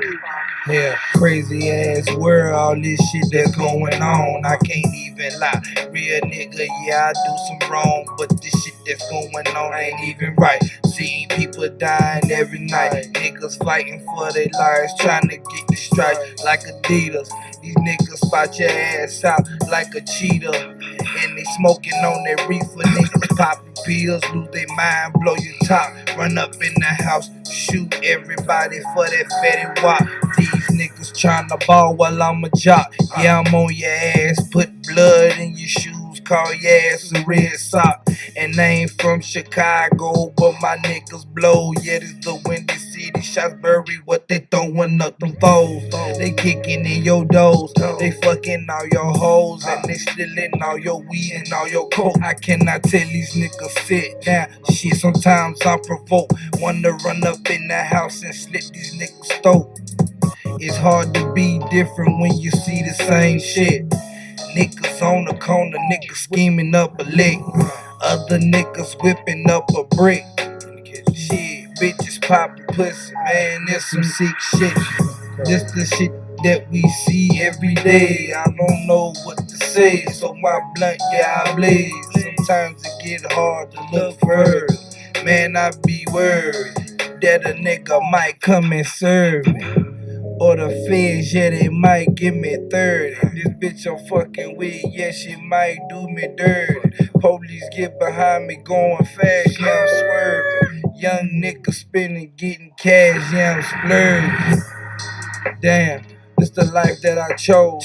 This the hoe that I chose. And I ain't doing no blow. But the niggas that I'm with might set me up, shit, I don't know. That's what's going through my mind every time that we roll. To go and roll, you never know. Look at motherfucking Alpo. Look at Kanan Lynch. Nigga, you come up with, be out here trying to fuck your fucking bitch. Look at nigga boss. Man, fuck this shit. This shit crazy. Niggas out here fuck this shit, man.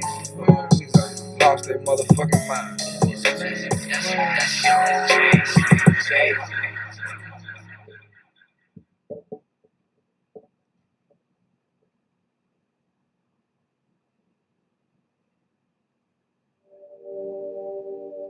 I get the pack for the cheaper. I got this shit off a river. Fat Cali blunt full of reefer. Touch me, nigga, then we tweaking. Bust his head and leave him leaking.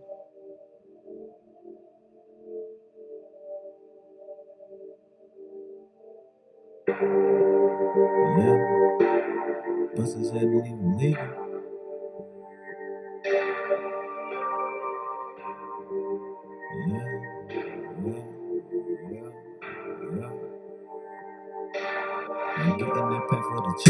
I got the pack for the cheaper. I got the shit off a reefer. Fat Cali blunt full of reefer. Touch me, nigga, and we tweaking. Bust his head and leave him leaking.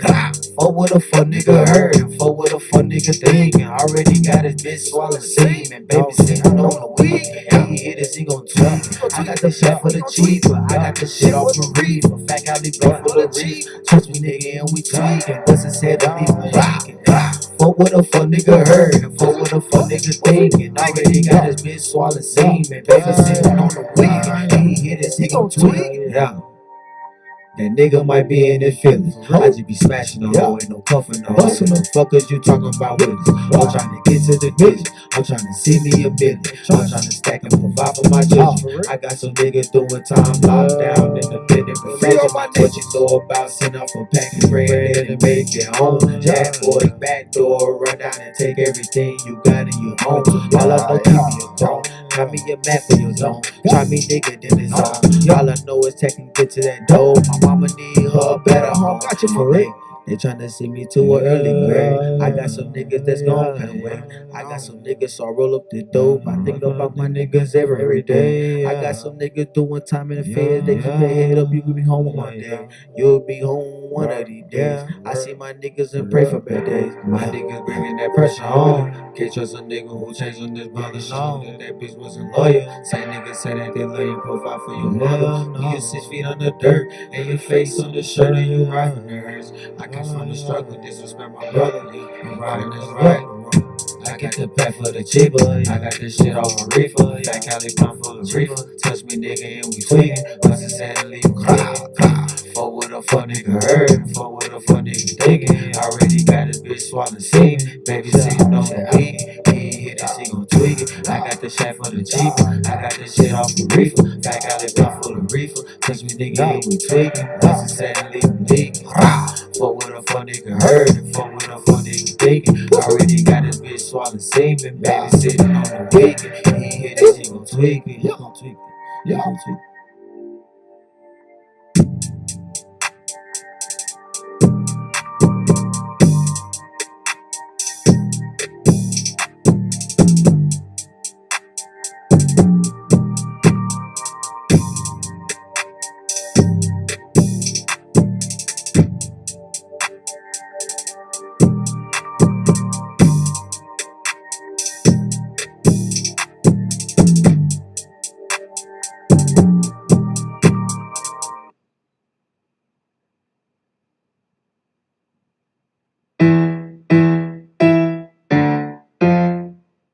Yeah, this the one right here. Punch me in, drop.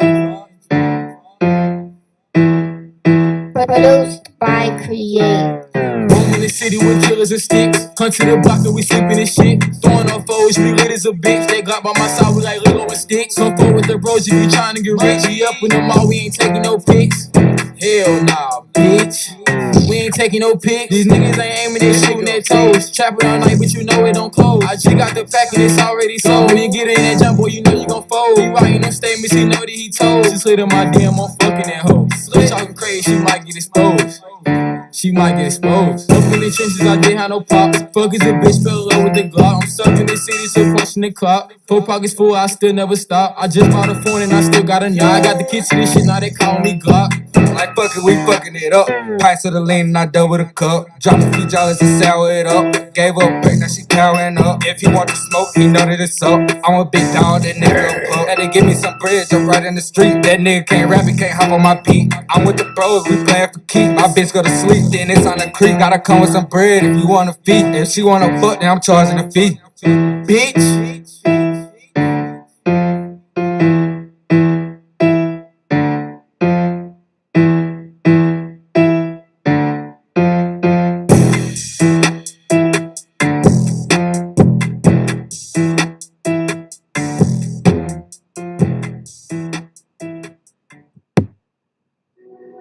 Hey, this is some more gang shit. You already know. It's sick gang shit.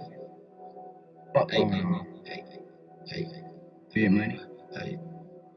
2K, nigga. It's a nightmare on us street niggas blasting niggas. You better keep your strap close cause they'll whack you nigga. Don't pull up like you got it cause we'll snatch you nigga. Where your pants, where your rats, give me that sack little nigga. It's a nightmare on us street niggas blasting nigga. You better keep your strap close cause they'll whack you nigga. Don't pull up like you got it cause we'll snatch you nigga. Where your pants, where your rats, give me that sack little nigga. I see demons when I sleep. Me, destiny in my heat. I be up while niggas sleep. Late nights juking with the team. Searching, exploring for the green. My pistol, she so damn mean. Hennessy niggas and she stream. Niggas don't be clutching in they dreams. Yo, bitch, she bustin' for the team. Ain't that stupid, Linda P. Crazy thoughts, new AVP. I'm probably somewhere smoking with P. I got your bitch, she on her knees. She snatched my soul, I was off the lean. I wanna see a meal, but I'm only 18. Couple more years, they gon' have protein. Good at the meal to my bros, they leave. Break gang on the daily.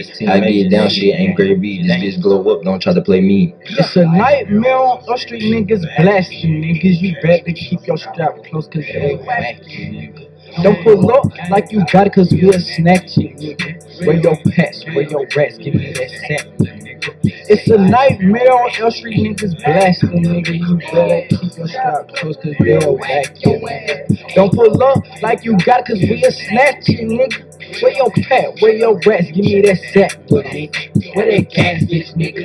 Where that cash, bitch, nigga? Don't make me call them wild boys to come bust that ass, my nigga. You stupid as fuck, you thought you was gonna come make it past, my nigga. You know my shooters laying low, hiding in that grass, my nigga. So you wanna be a fool, little boy? So you like to two, little boy? You little Alice, thought you were real hard, ain't was in school, little boy. I can teach you something, little boy. Something about this money, little boy. You ain't chasing no fans, little nigga. You like tweaking on the Zan, little nigga. Yeah, boy, I'm the man, little nigga. Fuck a fan, I got bands, my nigga. Make a fan with the bread, little nigga. Pretty bitch in the bed with a nigga. Said she wanna get head to the nigga.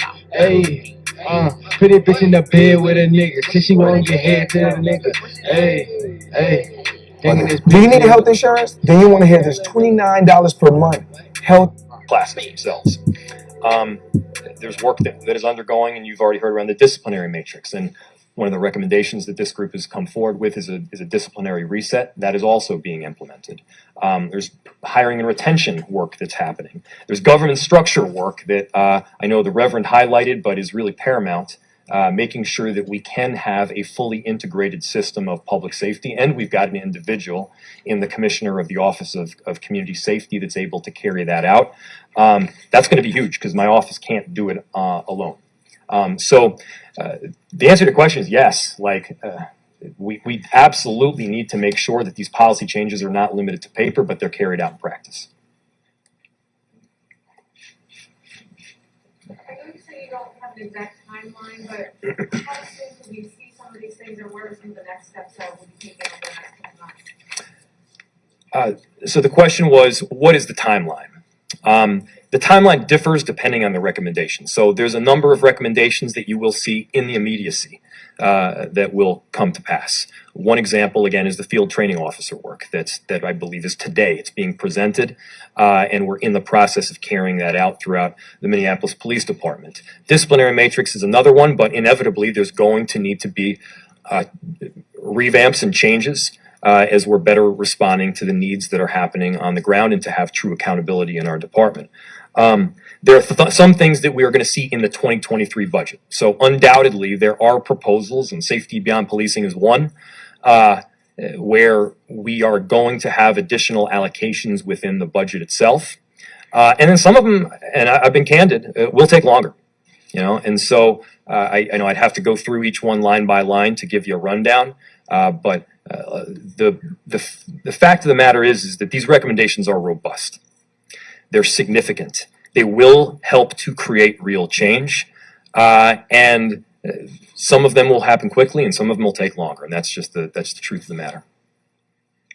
It's an extended answer, but the truth. Andy. Nikema, you mentioned the coaching system needing to be revamped. You called it a catch-all for complaints. As I'm sure you know, the consequence of that is the vast majority of sustained complaints against Minneapolis police officers are kept private data under how Minneapolis has interpreted that law. Has there been a discussion? I mean, if this is a catch-all, if some of these shouldn't have been coached, has there been a discussion about opening up these records or retroactively reclassifying them so we can see what these allegations are? Well, I think that should be on the table in terms of trying to bring forward a new paradigm with regard to the way that the Minneapolis Police Department operates. There has not been the level of transparency that is necessary, nor has there been adequate accountability. And back when we found out about coaching multiple years ago, being used as a standard practice for so-called discipline within the department, we raised concerns then. And from my perspective, that issue has not yet been resolved. That is why we are recommending outside professional help for the department to look at our disciplinary system, as the mayor said, to bring forward a disciplinary reset and to ensure that the way that the discipline matrix has been established is in alignment with national best practices. Again, too often things are happening internally, and then we're being told something as the public, and it doesn't necessarily line up with best practices. And so bringing in outside professionals who can look at our disciplinary system. We've even put a link into the Indianapolis disciplinary matrix as a prime example of a structure that seems to be in alignment with best practices. Any other? Mayor, can I just ask a question? Yeah. I need a kilo of doing amazing no matter what. But I'm standing here this entire time, I'm hearing about the police reform. I didn't really get anything out of the piece about the violence that we're suffering through in this community. Yeah. We have asked that you unite those organizations in the community that is funded under the Office of Violence Prevention, but we have been further separated out in the community trying to do this work. So I do applaud you, Nikema, you know that. But the piece on public safety, I went through this whole thing and it's like a page that it shouldn't even be in this packet because it did not tell me anything that's going to be done about this violence that we're suffering in this community right now. So I'm happy to invite up others. I'll take a first stab, and Reverend, you can perhaps expand on it. Can I suggest that please, yeah. Call an immediate retreat for everyone who is out here doing this work. Bring us into the same space to talk about what it is we're doing, how effective that is, because the divide is why people can't see the good work that organizations are out here doing in the community. Yeah, you have. And Lisa, I think that's a good suggestion. And so right now we're in the process of building out this new government structure. As part of that new government structure, the Office of Violence Prevention will be set towards an office around neighborhood safety. It's not just a name change, it's perhaps also an expansion of responsibility. It's not just an expansion of responsibility, it's also an opportunity, as you've mentioned, to have the kind of reset where we're bringing all of these different groups together, some of them working on the same stuff, to figure out where those gaps are and how we best work together to attack the issue of safety. So I think that's a good idea, one. And two, a lot of the issues that were addressed today, maybe they were only addressed in part, but it goes to the work around safety. Steve Kramer mentioned the work around recruitment. Now, there's a whole list of other recommendations, from making sure that we've got the right recruiting firms in, to we've got the best practices around getting community-oriented people, to making sure that we're recruiting, for instance, Northsiders to be on our police department. We've got wage increases. I believe it was an 8.5% wage increase, supplemented with a $7,000 bonus to make sure we're getting the best possible officers to do this very difficult work. I know that's something that you've supported. We also need to make sure that it's comprehensive. And by that I mean getting this whole new structure set up where we're better able to integrate this whole response between the Office of Neighborhood Safety, I keep forgetting what the new name of it is, but I believe that's it, the police department, fire, EMS, etc. And so that'll happen. And you make a fair point. Reverend, do you have anything to add to that? Yeah. Lisa, thank you. And we heard that. That's why we have been recommending that the mayor bring back the kind of coordination. That coordination piece is what we're getting at. That everyone needs to be sitting in the room together to come up with, not only report what they're doing, but also offer a strategy, be a part of the planning and the coordination.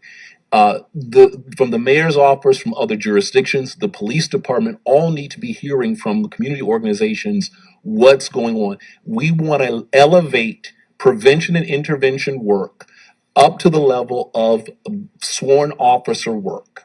We want to elevate them, put them in the same room, in the same conversation, coordinating with other jurisdictions, with other agencies about how to do that work. So when we're talking about that, that's one of the things that we were worried about, is that we are not hearing from those prevention and intervention groups, and that we want the city to make sure that that happens, that we are not an afterthought, that the community organizations are not an afterthought, and that you are part of the strategy, the planning, and the coordinating. I wanted Bridget from our work group, because she's on one of those neighborhood groups, and I think she can talk a little bit about, because she worked very hard on us and reminding us of that kind of work and that prevention part. Thank you, Bridget.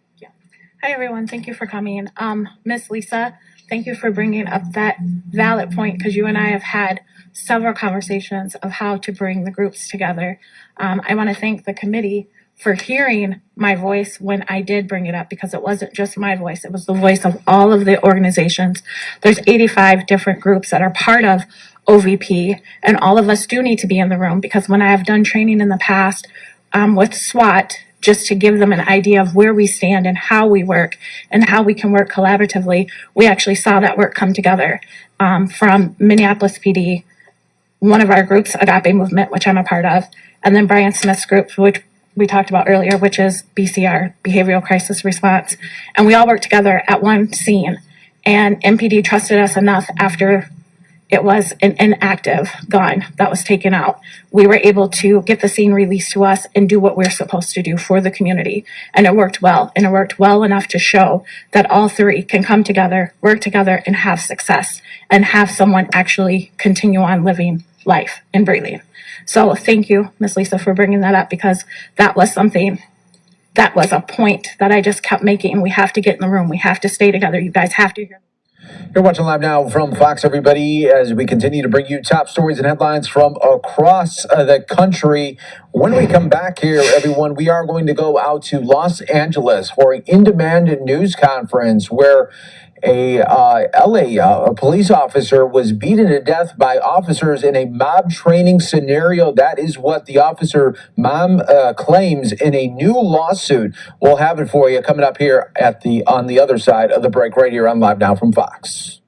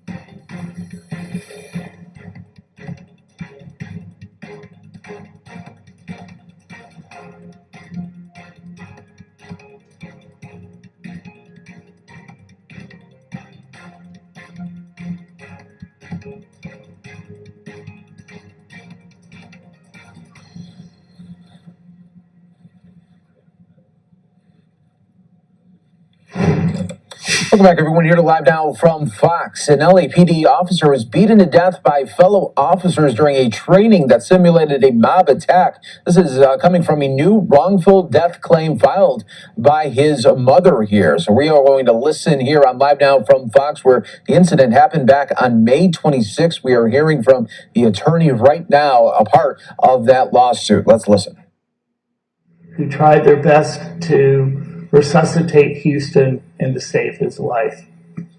Unfortunately, those efforts are really not enough considering what took place beforehand. Here's what we believe has happened. First, normally this training would have been done outside. Instead, it was done inside. There are certain safety precautions that were available, as we understand it, outside, and those were not available indoors. Additionally, with respect to the training itself, the rules require that the LAPD have a certified training instructor with them at all times. As we understand it, there was no training instructor that was certified there at all. The problem with not having an instructor is it can allow for all kinds of catastrophe and injuries as occurred in this case. You want to have a certified instructor to make sure that when people are engaged in a scenario, that they don't go overboard and batter and destroy or injure the life of one of the officers, as tragically occurred here. Another item that was missing, we understand, are proper safety mats and other safety equipment. When you're having any kind of a grappling type of situation, a tackling situation, or other kinds of violent simulations, you want to protect the people involved. That means all kinds of safety gear, headgear, padding, and other protection. It's pretty obvious that it was not here. The reason we know that is that Officer Tipping had an injury to one side of his head that required staples. He had an injury to the other side of his head that involved swelling of the brain, which contributed to his death eventually. The LAPD also was supposed to have a defibrillator available with people that knew how to use it. As we understand it, they did not even know where the defibrillator was, let alone how to properly implement it. What that equipment does is it allows the heart to keep beating. In this case, the heart stopped because of the serious injuries that Houston suffered with. Once the heart stopped, oxygen stops going to the brain, which added to the brain damage that he suffered from. So we had a scenario where the safety equipment was missing, the instructors were missing, and tragedy struck. Then we get to the injuries themselves. Those injuries were catastrophic, and they were all over the body. 2 injuries to the head, as I noted, stitches required for one side, and swelling to the brain on the other. The cervical spine was broken, at a minimum at C2, C3, C3, C4, and C4, C5, possibly also at the vertebra between C5 and C6. Those vertebrae are the ones that help you to breathe. They're the ones that give you a gag reflex. They're the ones that allow you to walk and to move. The injuries that Houston suffered were so severe that he was paralyzed. He became a quadriplegic immediately because of the beatings that he went through. Not only was his head and his neck injured, but also his liver was so badly damaged, they did not even know if it would be suitable for him to be a liver donor. He also had contusions on the ribs, which may have been from a broken rib, also caused from this beating. So when you look at all these different injuries, one has to wonder what happened, why was it allowed to happen, and how can we help to remedy the situation. So in this case, we have a training scenario that we understand is to help the LAPD learn how to handle protesters. It's very timely.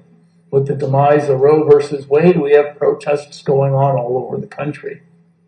We want the officers to be properly and well trained.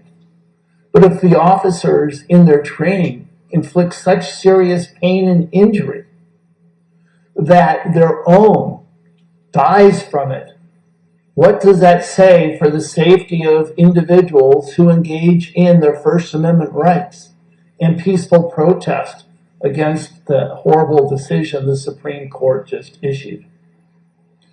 So we have that concern. The family itself has a lot of questions and a lot of items that it would like to see remedied. How could this happen? Why did it happen? Where was the safety equipment? None of those questions have been answered, and it's been about a month. The LAPD says that it has engaged in an investigation. Where is it? What did they find? The LAPD says that there is a videotape of the events. We have requested it. Where is it? What does it show? And why is the LAPD unwilling to share the information? Going back to Rodney King and the code of silence and the issues of circling the wagons, this is a familiar theme that has happened all too often and all too tragically at the police department. When you have a situation where the police want to hide and cover up stuff, that is a code of silence, and that creates all kinds of other dangers. This is a case about protecting the police officer, and the family wants to bring the suit in order to help to protect other officers so that no other mother has to bury her son or her daughter, so that no other father has to have the pain of the loss of their child. These are horrible things. But the consequences of this go beyond one innocent police officer who gave his life protecting and serving us. It goes beyond all the other LAPD officers that we want to see protected. It goes to all of us. It goes to protecting the community. When the police department makes an error, as they clearly did, that error needs to be remedied. There should be transparency. And the reason why we need to do this is so that other folks out in our communities also are not harmed and injured. Thank you. What do you know about how the officer was actually hurt? Did he fall? Was he hit? We have been told a variety of reasons, but we cannot confirm any of them. I've been told he was tackled, but a tackle is not going to break 3 vertebrae, injure both sides of the head, the rib, and the liver all at one time. It's just impossible. There's too many injuries.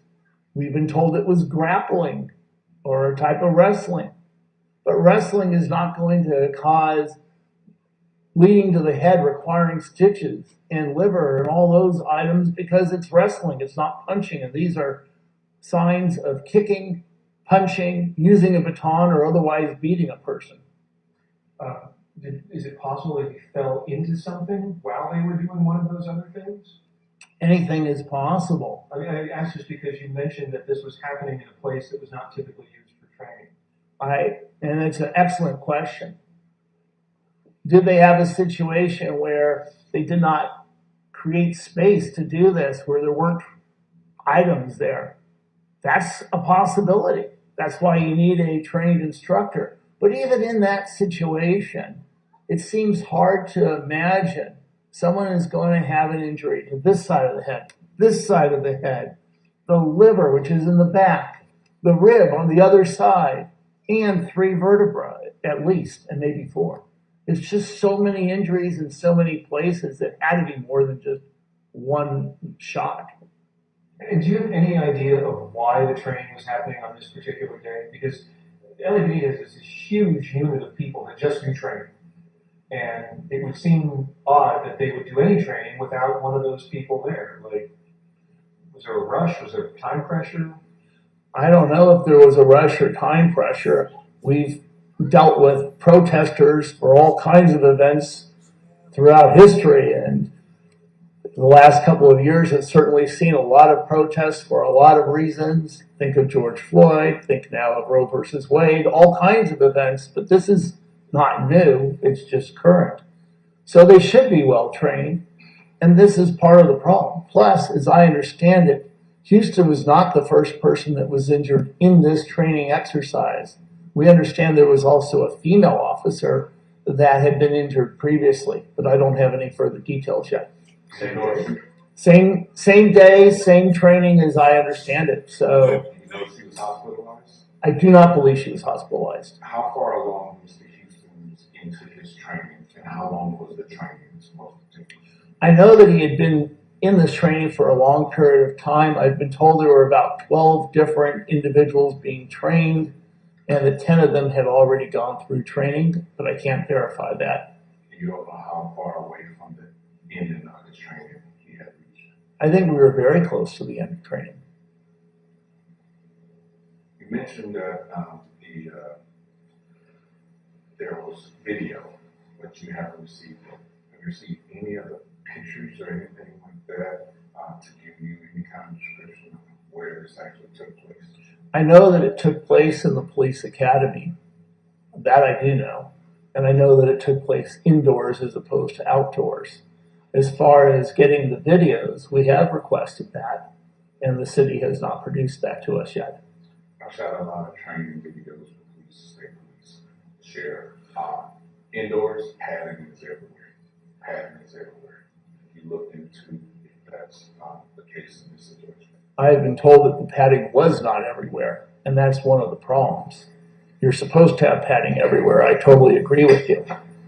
But they did not have training, they did not have the trainers, and they did not have the padding.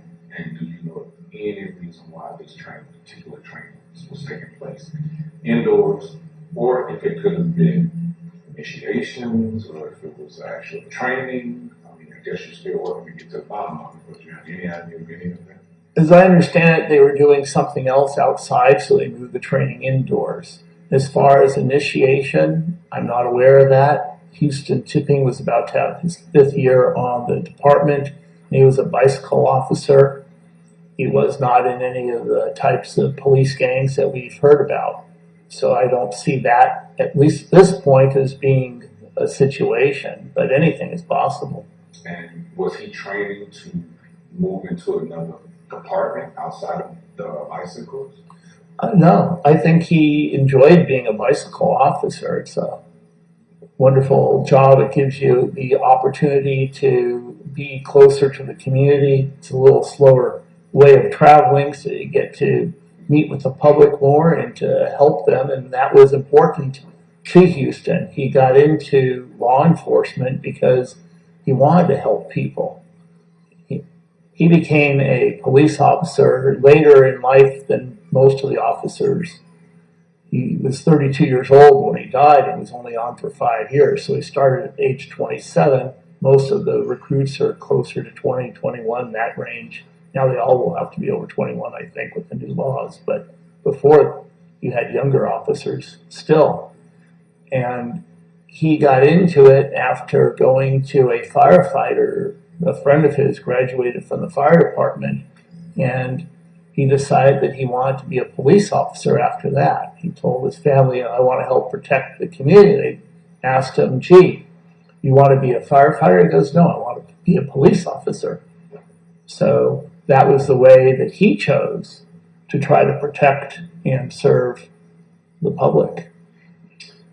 2 questions. First question, and I don't know if you're aware of this situation that happened between the actress from Jodie Sweetin from Full House. She was in a protest, and there was an incident where she allegedly was stuck behind police lines as they were trying to clear the freeway, and she was pulled and pushed by a field supervisor. LAPD. Any correlation that you folks are looking at or anything like that? I saw that on the news last night, the video of it. And it did strike me that here you have a problem with training, where an LAPD officer was killed, and less than a month later, you have a video that certainly raises eyebrows and questions as to what happened and whether or not it was appropriate. Obviously, the police want to protect drivers on the freeway and protesters trying to go onto a freeway, and they have to use appropriate means to protect everyone from harm and not to create a situation that's dangerous. On the other hand, do they have to throw her onto the ground? Do they inflict injuries? Was there a better way of dealing with the situation?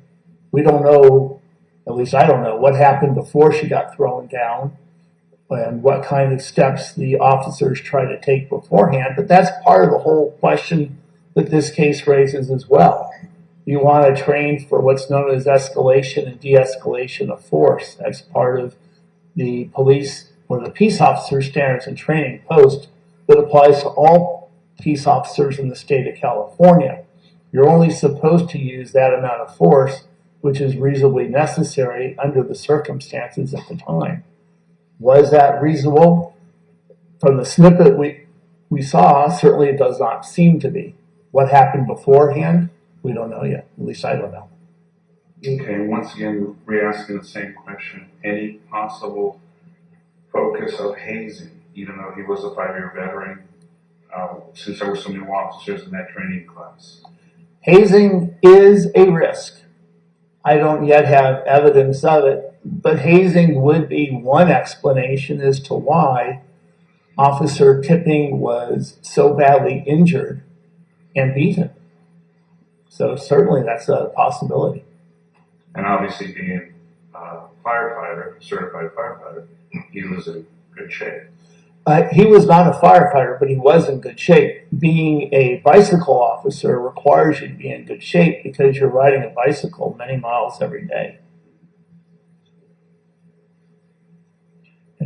How is the family, have they been advised or haven't gotten any information, either through the department itself or from you? How have they been, how have they been told about what's going on so far? Okay, so I hear two questions. I'll try to deal with both of them. As far as how the family is doing, obviously they are sad. They're upset that their son died. And it's an especially sad day today because the family is collecting his remains and taking it back to Northern California. So it's such a sad tragedy. My heart just goes out to this family having to bury a son at 32 years of age, which is the age of some of my kids.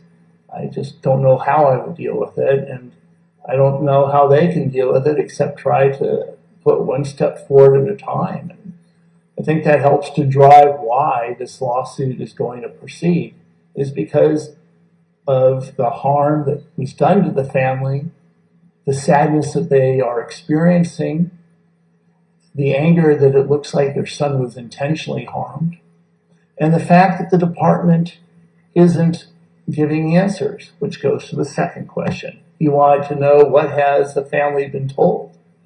The family has asked again and again, and they haven't been told anything.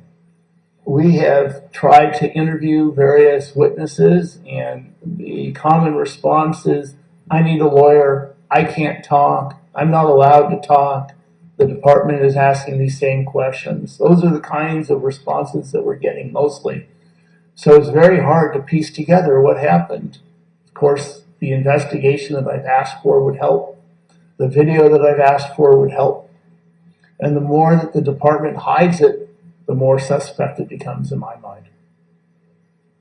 Are you trying to, or All right, this is definitely a case that we will follow for you. Just wanted to bring you the latest there from the attorney. You're watching live now from Fox Number 1. Stay right here with us. Another quick 2-minute break.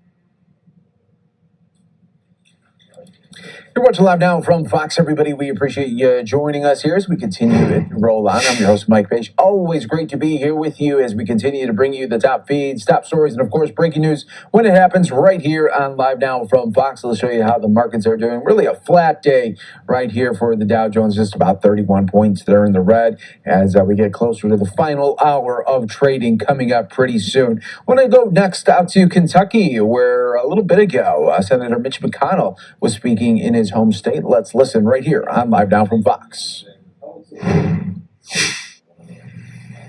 Chair of the National Association of Counties, which is quite an honor for you and for Boone County and for Kentucky.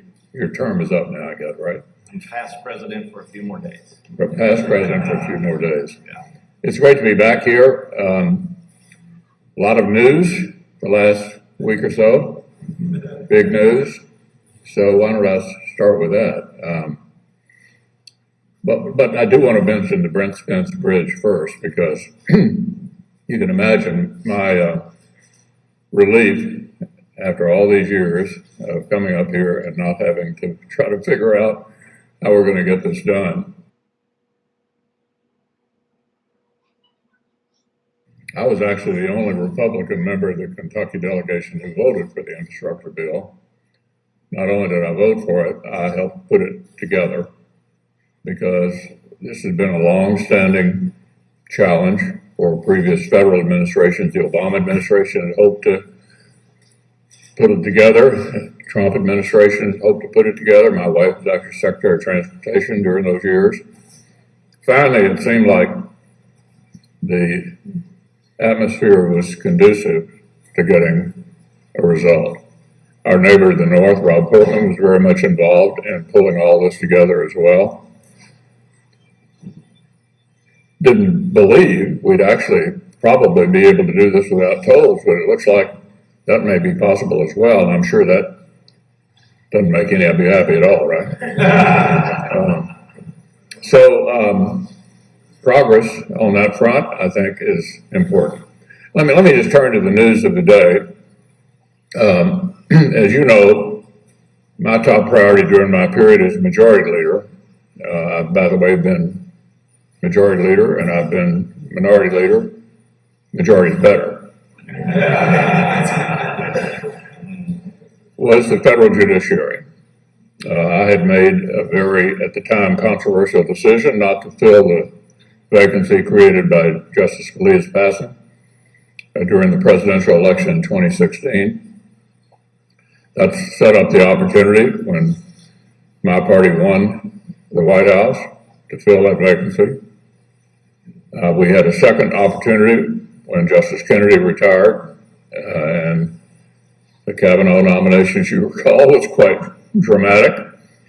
And then we had a third opportunity in the fall of 2020 when Justice Ginsburg passed away to put yet a third new Supreme Court justice on, Amy Coney Barrett. What did all these men and women have in common? They believed that the job of a judge is to try to follow the law. And Justice Scalia, who I think was kind of the most significant Supreme Court justice of the modern era, developed a following of lawyers and judges around the country who believed in the quaint notion that maybe a judge ought to try to follow the law. And used to say, you're not very happy if you're not occasionally unhappy with the outcome you reach, because it's not your personal opinion. It's what the Constitution or the law seems to require. I think these men and women are in the process at the Supreme Court level and below that at the circuit court level. We're in the same circuit with Ohio and Michigan and Tennessee. There are three new circuit judges that I recommended to the previous president. All, I think, look at judging the way I just described it. The outcome, I think, has been becoming apparent already in a number of different areas. I'll start first with a decision just this morning that you may not yet have heard of. There was a case before the Supreme Court decided this morning of a football coach from the state of Washington who was fired because he engaged in a team. We're going to take our final break here of the hour for some of you right here on Live Now from Fox. He got fired for that. The Supreme Court today held 6-3, that violated not only religious freedom, but free speech rights. Chalk one up for the Supreme Court.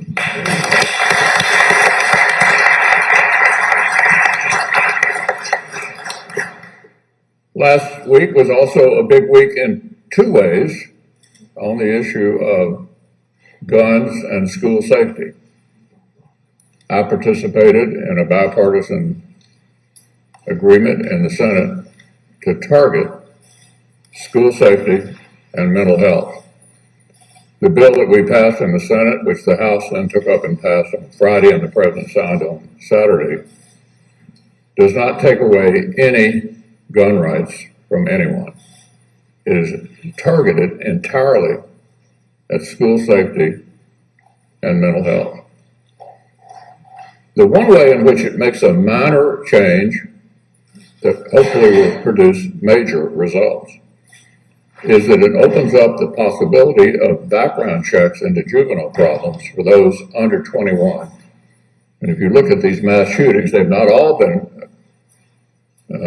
carried out by deranged young men, but many of them have, including the Uvalde, Texas episode.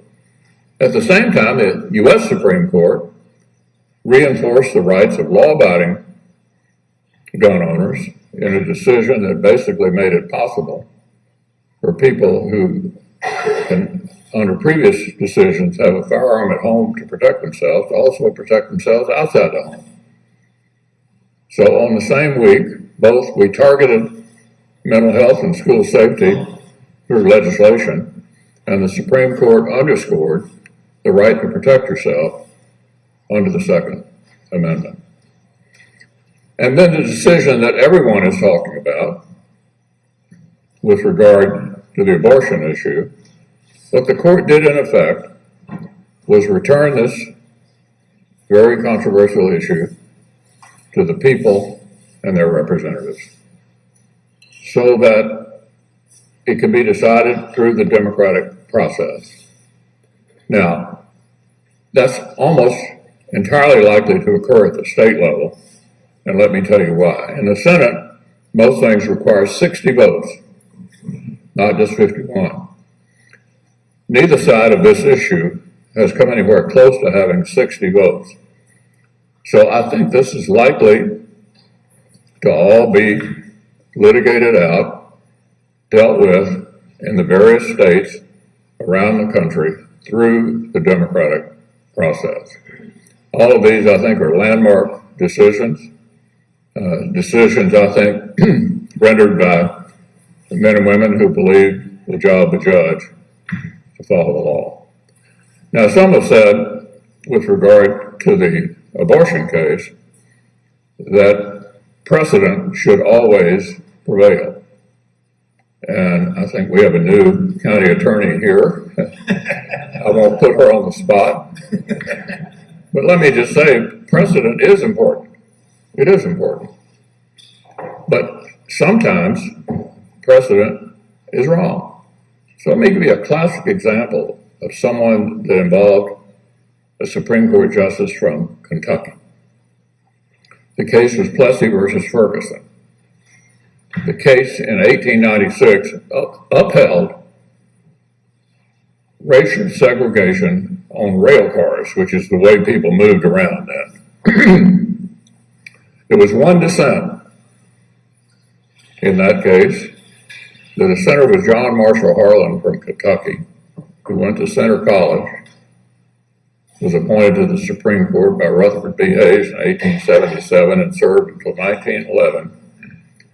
And John Marshall Harlan said that was a violation of the 14th Amendment and also a violation of a civil rights bill that had been passed by the Congress that was largely ignored. 58 years later,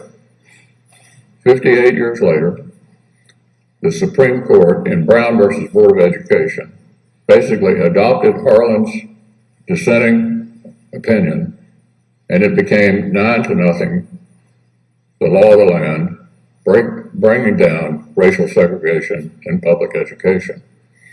So I raise that just to make the point that precedent is important, but sometimes the precedent is outdated or wrong. And this issue sent back to the democratic process for the will of the American people through their elected representatives to make the decisions. Now, what else is going on? We've got raging inflation. We've got supply chain problems.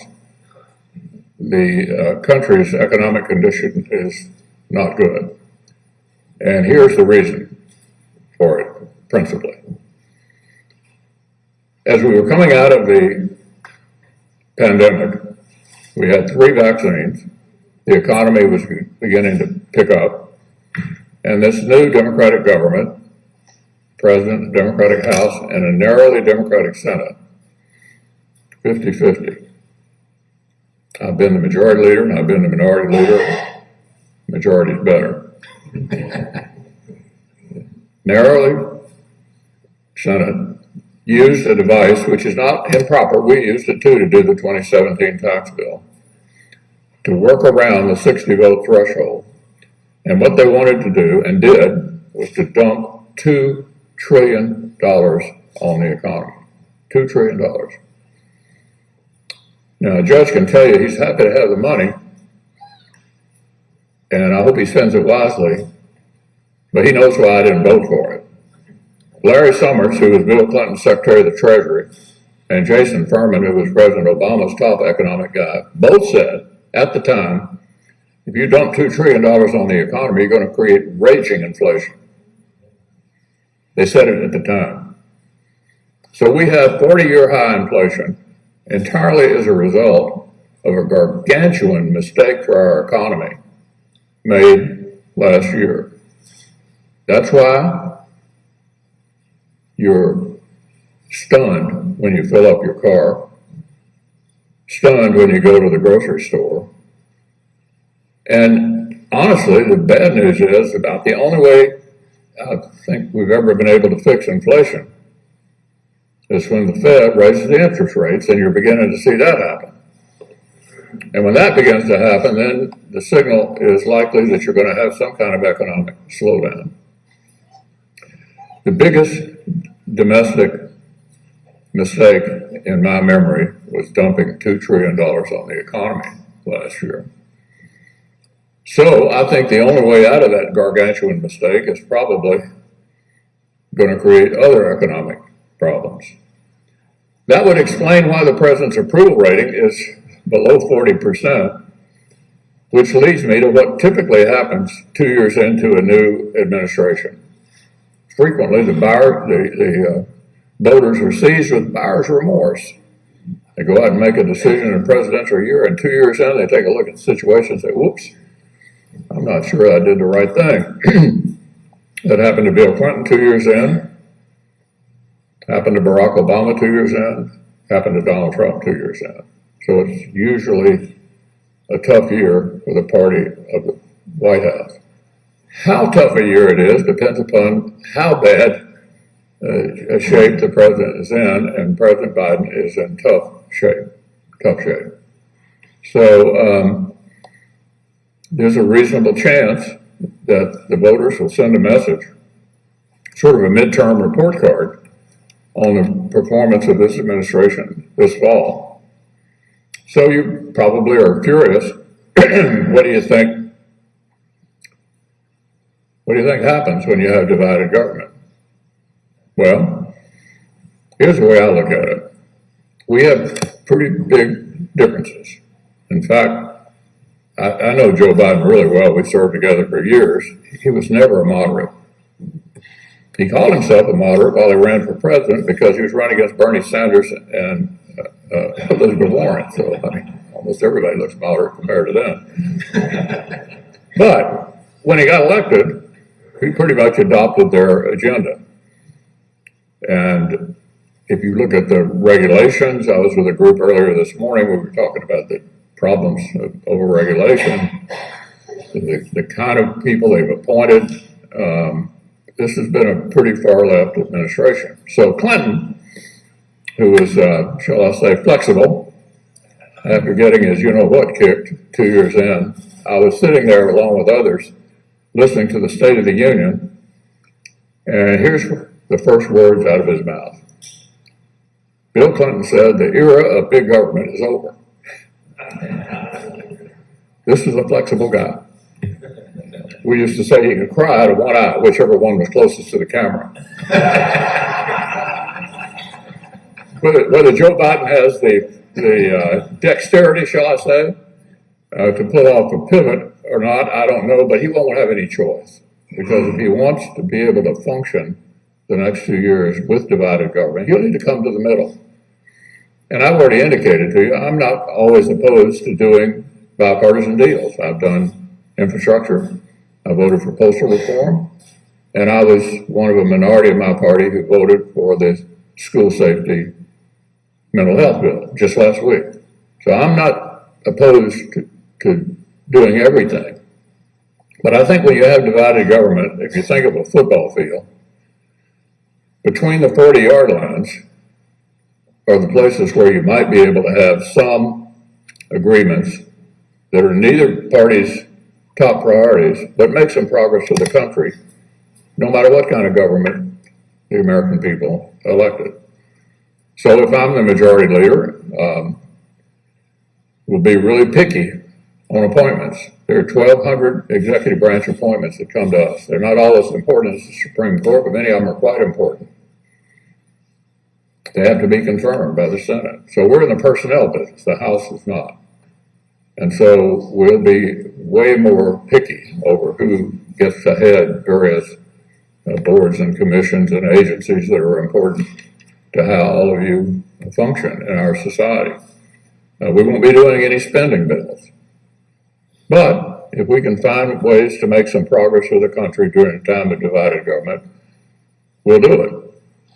So that's kind of how I see where we are. I do want to touch on one other issue that I think is exceedingly important, we have to beat the Russians in Ukraine. We have to beat the Russians in Ukraine.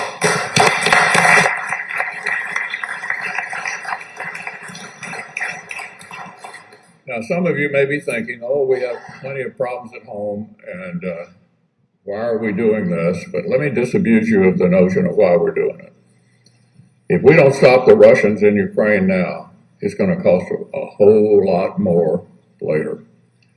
You have courageous people whose country's been invaded who are still willing to fight, and all they're asking from us is help to give them the ability to fight.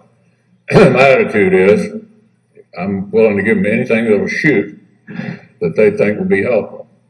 We're not the only ones carrying this burden. All the European countries have really stepped up, all of them, particularly those NATO countries right along the border, Poland in particular. They've got almost 1 million Ukrainian refugees in their country. They're putting them up in their homes, taking care of them.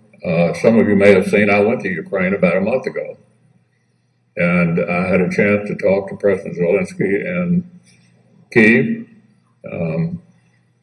He's really an inspiration. Our nickname for him is he's Winston Churchill in a t-shirt. And this is a guy who had, some of you made it, my wife used to watch this show on Netflix that made him famous. He had a comedy show, a running comedy show in Ukraine about corruption in government. He became quite famous. He created a party named after the show and won the election. And so people were wondering what this guy going to be like. I could have told them we had a actor in the White House that worked out pretty well, Ronald Reagan. You never can tell about these showbiz people. In any event, he is not interested in giving up, and they're in a dogfight in the eastern part of the country. And I think our view ought to be, as long as they're willing to fight, we need to help them fight. Now, if some of you are thinking, well, what about China? What does this have to do with China? Here's the answer. The Prime Minister of Japan and the Defense Minister of Japan both said recently, if you want to stand up to President Xi, China beat Putin in Ukraine. Beat Putin in Ukraine. Because the Chinese are taking a look at this and trying to make their own calculation of whether their effort to take over Taiwan would be a plus or a minus. How much of an impact are the sanctions having on the Russians? The Chinese are more integrated to the world economy than the Russians are. That probably makes them pretty nervous. So this is extremely important. And even though we have a lot of domestic issues, I don't want you to lose sight of this, because I think this is critically important to the future of the world. America needs to lead, and much good has come out of it. The Germans are moving away from Russian energy. They can't be done overnight, but that's an important step in the right direction. Finland and Sweden, after we left Kyiv, we went to Copenhagen and Helsinki and happened to be there, good timing, happened to be there when they were debating their interest in getting into NATO. The Swedes have always been neutral. They haven't been in a military alliance in 200 years. They now want to be in NATO. So does Finland. And they both have terrific militaries and add to NATO's strength. In fact, they're much better militarily than some of the current members in NATO. So they're not a drag, they're an asset. And Finland has an 830-mile border with the Russians. So nothing Putin wanted to happen has turned out that way. He thought the Ukrainians would welcome him? He thought the Germans would split from NATO on this issue? Hadn't happened. He thought it would divide NATO? Not at all. Everything he wanted to happen has not turned out well. So the only threat to winning ultimately, and my definition of winning is whatever Zelensky says winning is. In other words, I don't think we ought to try to force him into a settlement, because he's got to live with this. The only way this could turn out poorly, in my view, is if we sort of lose interest, or the Europeans sort of lose interest. So keep this on your radar screen. It is important to the future of our country and to the world. None of this works out well without America leading, and on an issue like this, as long as the president's trying to do the right thing, I'm going to be with him, because I think we need to be as unified as possible. And so with that, let me thank you all for the opportunity to be here. Senator Mitch McConnell there speaking in Kentucky. You're watching live now from Fox, everybody. We are going to take a quick 2-minute break. Take a look at the Dow. You can see just down about 65 points there in the red. About 45 minutes left in the trading day. You're watching live now from Fox. Let's take a quick 2-minute break.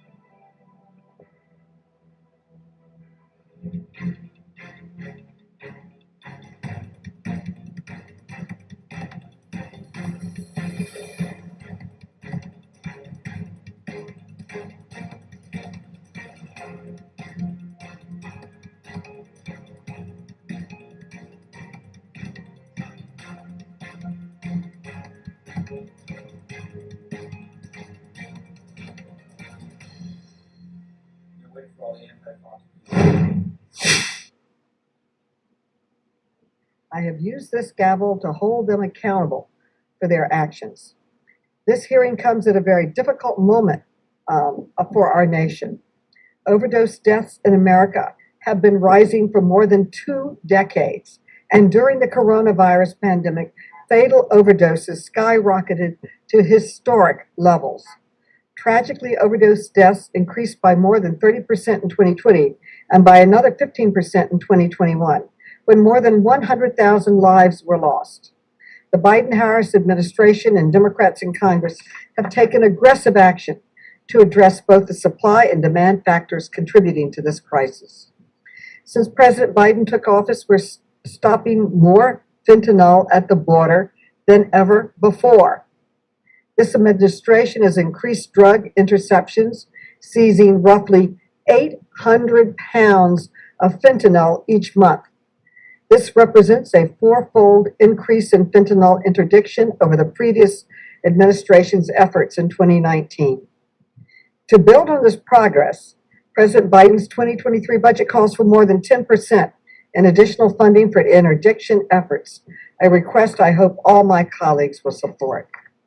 At the same time, the Biden-Harris administration and Congress have made significant progress in treating addiction as the disease that it is by expanding access to treatment and wraparound services. The American Rescue Plan allocated nearly $4 billion to services for mental health and substance use disorder. That law also created the first federal fund for harm reduction services. Additionally, the administration's overdose prevention strategy has invested tens of millions of dollars in initiatives to reach underserved communities, combat stigma, and expand access to life-saving treatment. These programs save lives, and I am grateful that this administration has prioritized them. Today, we will hear from Dr. Rahul Gupta, the Director of the White House Office of National Drug Control Policy, who will testify about the Biden administration's 2022 drug control strategy. This national strategy focuses on what works. It uses evidence-based strategies to build on the progress already made by the Biden administration, and it outlines a plan to invest in communities, prevent substance misuse, and increase access to treatment and recovery services. The national strategy takes bold steps to ensure that medication to reverse overdoses is available to anyone in a moment of crisis. A strong bipartisan priority that will save lives. The strategy promotes access to fentanyl test strips, which are a vital tool for overdose prevention, especially among young adults. The national strategy also builds on the administration's progress to disrupt the supply of dangerous substances into the U.S. by targeting transnational criminal organizations that are manufacturing and trafficking fentanyl. This year's national strategy also goes further than any prior drug control strategy to address structural inequities that leave people in some communities with insufficient access to health care and makes them more likely to be pulled into the criminal justice system as a result of drug misuse. The overdose crisis affects every community represented by our committee members here today, both Democrats and Republicans.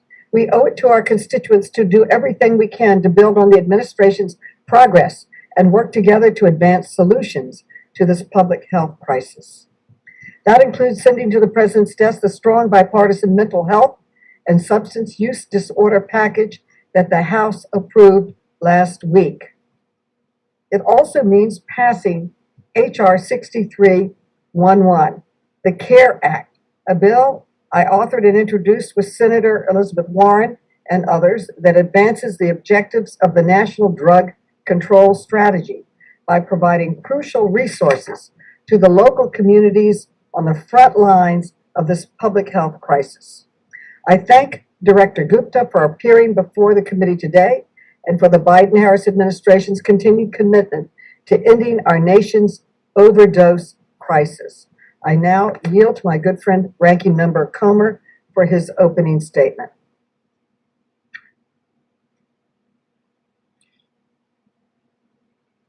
Thank you, Chairwoman Maloney, for calling this hearing today. Our committee's mission is government efficiency and effectiveness. Our committee's mission is to protect taxpayer dollars from government fraud, waste, and abuse. Our committee's mission is to hold government officials accountable. Republicans on this committee have been pushing for months to hold hearings on the many pressing crises caused by the Biden administration. While I'm pleased we finally have a top-level Biden official testifying today, I must say this is long past due. I urge the chairwoman to hold more hearings like this one where we can examine the many crises impacting America today. Thank you, Dr. Gupta, for testifying today. In January, Republicans on the Oversight and Energy and Commerce Committees launched an investigation into America's fentanyl crisis. We sent letters to the Office of Drug Control Policy, Customs and Border Protection, and the DEA seeking information about the Biden administration's plan to address the crises at the southern border and overdose epidemic. We appreciated the response from your agency, Dr. Gupta, but many important questions remain unanswered. One of these outstanding questions is how President Biden's border crisis and this administration's open border policies have aided and abetted trafficking of illicit drugs such as fentanyl into our country. Fentanyl is being smuggled across the southwest border at unprecedented rates. U.S. Customs and Border Protection seized over 11,000 pounds of fentanyl in fiscal year 2021. That's more fentanyl seized in one fiscal year than fiscal years 2020 and 2019 combined. The standard fatal overdose of fentanyl is 2 milligrams. 11,000 pounds of fentanyl is more than 5 billion milligrams. That means we seized about 2.5 billion lethal doses of fentanyl in one fiscal year. That does not include all the fentanyl that we know has been smuggled across our borders undetected. Cartels are overwhelming Border Patrol agents and providing a steady supply for dealers and users alike. So a primary question is, what is President Biden going to do to secure the border and cut off the free flow of illicit drugs into our country? We also wrote an open letter to law enforcement seeking information about how the fentanyl crisis is impacting local communities. We received distressing responses from communities across the country. They told us of the devastating effects fentanyl has had, of young lives lost and families destroyed. Madam Chairwoman, I ask unanimous consent to submit these response letters into the record. Action. Thank you. Without objection. Thank you. On top of the crises at the southern border, Democrat lockdowns and school closures caused increased stress and mental health complications for teens and adults alike, leading to historic overdose rates. According to preliminary data from the CDC, more than 107,000 people died from a drug overdose in the U.S. in 2021. That's a nearly 15% increase over 2020, which is already a 31% increase over 2019. Our nation's mental health crisis continues to worsen due to the economic hardship and supply chain crises caused by President Biden's disastrous policies. Studies have shown that stress over money can make people up to 20 times more likely to attempt suicide. Inflation remains at a 40-year high, gas prices are the highest in American history, and many families are stressed, wondering how they're going to make ends meet. Tragically, fentanyl overdoses are becoming the leading cause of death for Americans age 18 to 45, more than COVID, car accidents, gun violence, breast cancer, or suicide. Teenagers and young adults are turning to Snapchat, TikTok, and other social media apps to find Xanax and other pills, many of which are counterfeit and laced with fentanyl. Fentanyl has also been found in counterfeit vape pens and marijuana. We must act now to secure our southern border to stem the flow of illicit fentanyl. It's heartbreaking to see how desperately people are trying to escape the impacts of President Biden's policies.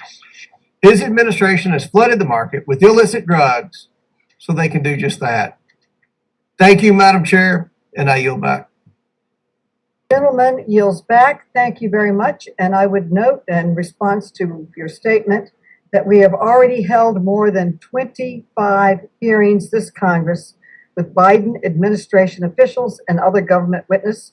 Today is the 26th. I have a list of these hearings. Without objection, I will enter it into the record. And now I will introduce our witness. We will hear from Dr. Rahul Gupta, the Director of National Drug Control Strategy. The witness will be unmuted so we can swear him in. Please raise your right hand. Dr. Gupta, I don't see him up there. Is he on? Is he with us? He's not speaking. Madam Chair, I'm on. And I see you now. Please raise your right hand. Do you swear or affirm that the testimony you are about to give is the truth, the whole truth, and nothing but the truth, so help you God? I do. Let the record show that the witness answered in the affirmative. Thank you. Without objection, your written statement will be made part of the record. With that, Dr. Gupta, you are now recognized for your testimony. Chairwoman Maloney, Ranking Member Comer, and members of the committee, thank you for inviting me to testify about President Biden's inaugural National Drug Control Strategy. This strategy was released in a time of unprecedented challenges. For far too many years, the overdose crisis has been unraveling the very social fabric of our nation and destroying American lives and livelihoods. The Centers for Disease Control and Prevention estimates that overdoses have claimed more than 1 million lives over the past 2 decades. In 2021 alone, we lost more than 107,000 Americans. That's one life lost every 5 minutes. These are our friends, family members, co-workers, and neighbors. Since 2015, overdose deaths in America have more than doubled, and the COVID-19 pandemic has amplified the existing difficulties in accessing treatment for substance use disorder. As a practicing physician for the last 25 years, I've treated many patients with addiction who have gone on to lead successful lives in recovery. But I've also seen too many patients succumb to their disease. And I've attended far too many funerals. Working in the emergency room, I've experienced weeks and months where I was reversing overdose every shift. Now, behind these overdoses, fatal overdoses, there are millions of individuals experiencing non-fatal overdoses that are overwhelming our first responders and the healthcare system. Underneath these overdoses are tens of millions of Americans suffering from substance use disorder. There are other effects as well. Research estimates that the economic cost of the epidemic to be a staggering $1 trillion a year, and up to 26% of the loss in US labor force participation can be attributed to the disease of addiction. Now, addiction and the overdose epidemic is a nonpartisan issue, which is evidenced by the fact that it touches everyone, regardless of where you live or how you vote. And this is why ending the opioid epidemic is part of President Biden's unity agenda, and why it has strong support across the country and across political parties for finding comprehensive and meaningful solutions. As the Office of National Drug Control Policy developed this strategy, we focus on the fact that this epidemic is being driven largely by untreated addiction and drug trafficking profits. This strategy's 7 goals focus on reducing substance use over. For some of you, we'll be seeing a quick 2-minute break. Stay right here with us on Live Now from Fox. Recovery efforts. And finally, improving the way the criminal justice system addresses substance use disorder so that people can get the help they need before it's too late. There are also 4 key priorities that cut across the strategy. At a time when 3 out of 4 overdose deaths involve opioids, it's critical that we are making sure everyone can access naloxone. We're also working to ensure everyone can get the treatment. We're disrupting drug trafficking operations. The United States has a fundamental responsibility to protect its borders, and this is precisely what the Biden administration is doing. And we are improving data collection, particularly for non-fatal overdoses, as they're a good indicator that someone will experience a future fatal overdose. Now, taken together, these goals and priorities usher in a new era of drug policy that is comprehensive, holistic, and targeted at saving lives first. At this moment in history, our nation is at an inflection point. Our actions must rise to the occasion by being bold and innovative, but also compassionate and consequential.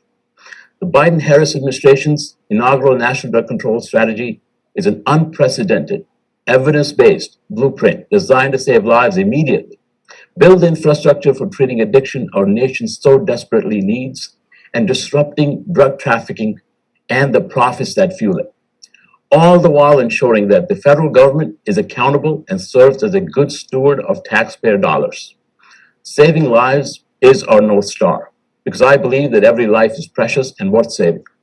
If this strategy is implemented as intended, we could be saving 164,000 lives over the next 3 years and help tens of millions of people get into treatment and on the path to recovery.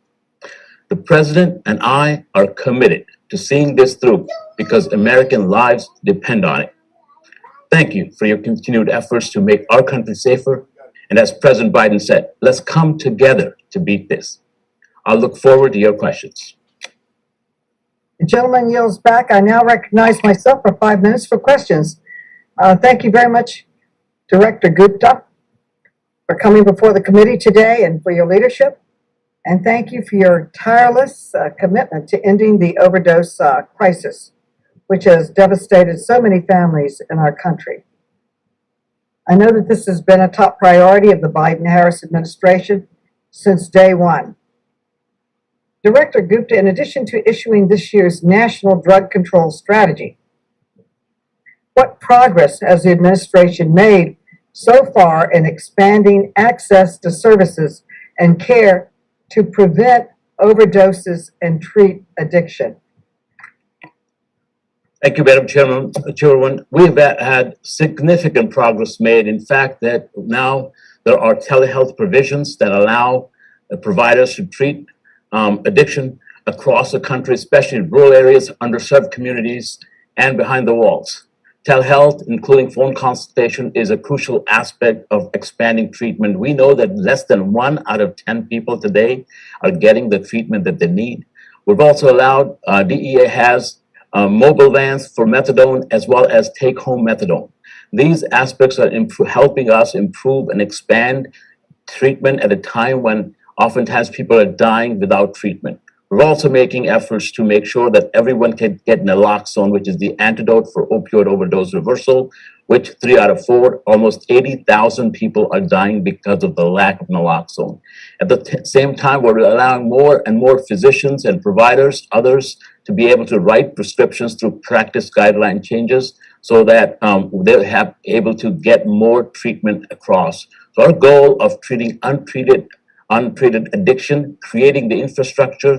The American Rescue Plan has invested $4 billion, unprecedented amounts, and the president has now called for an increase in $3.2 billion.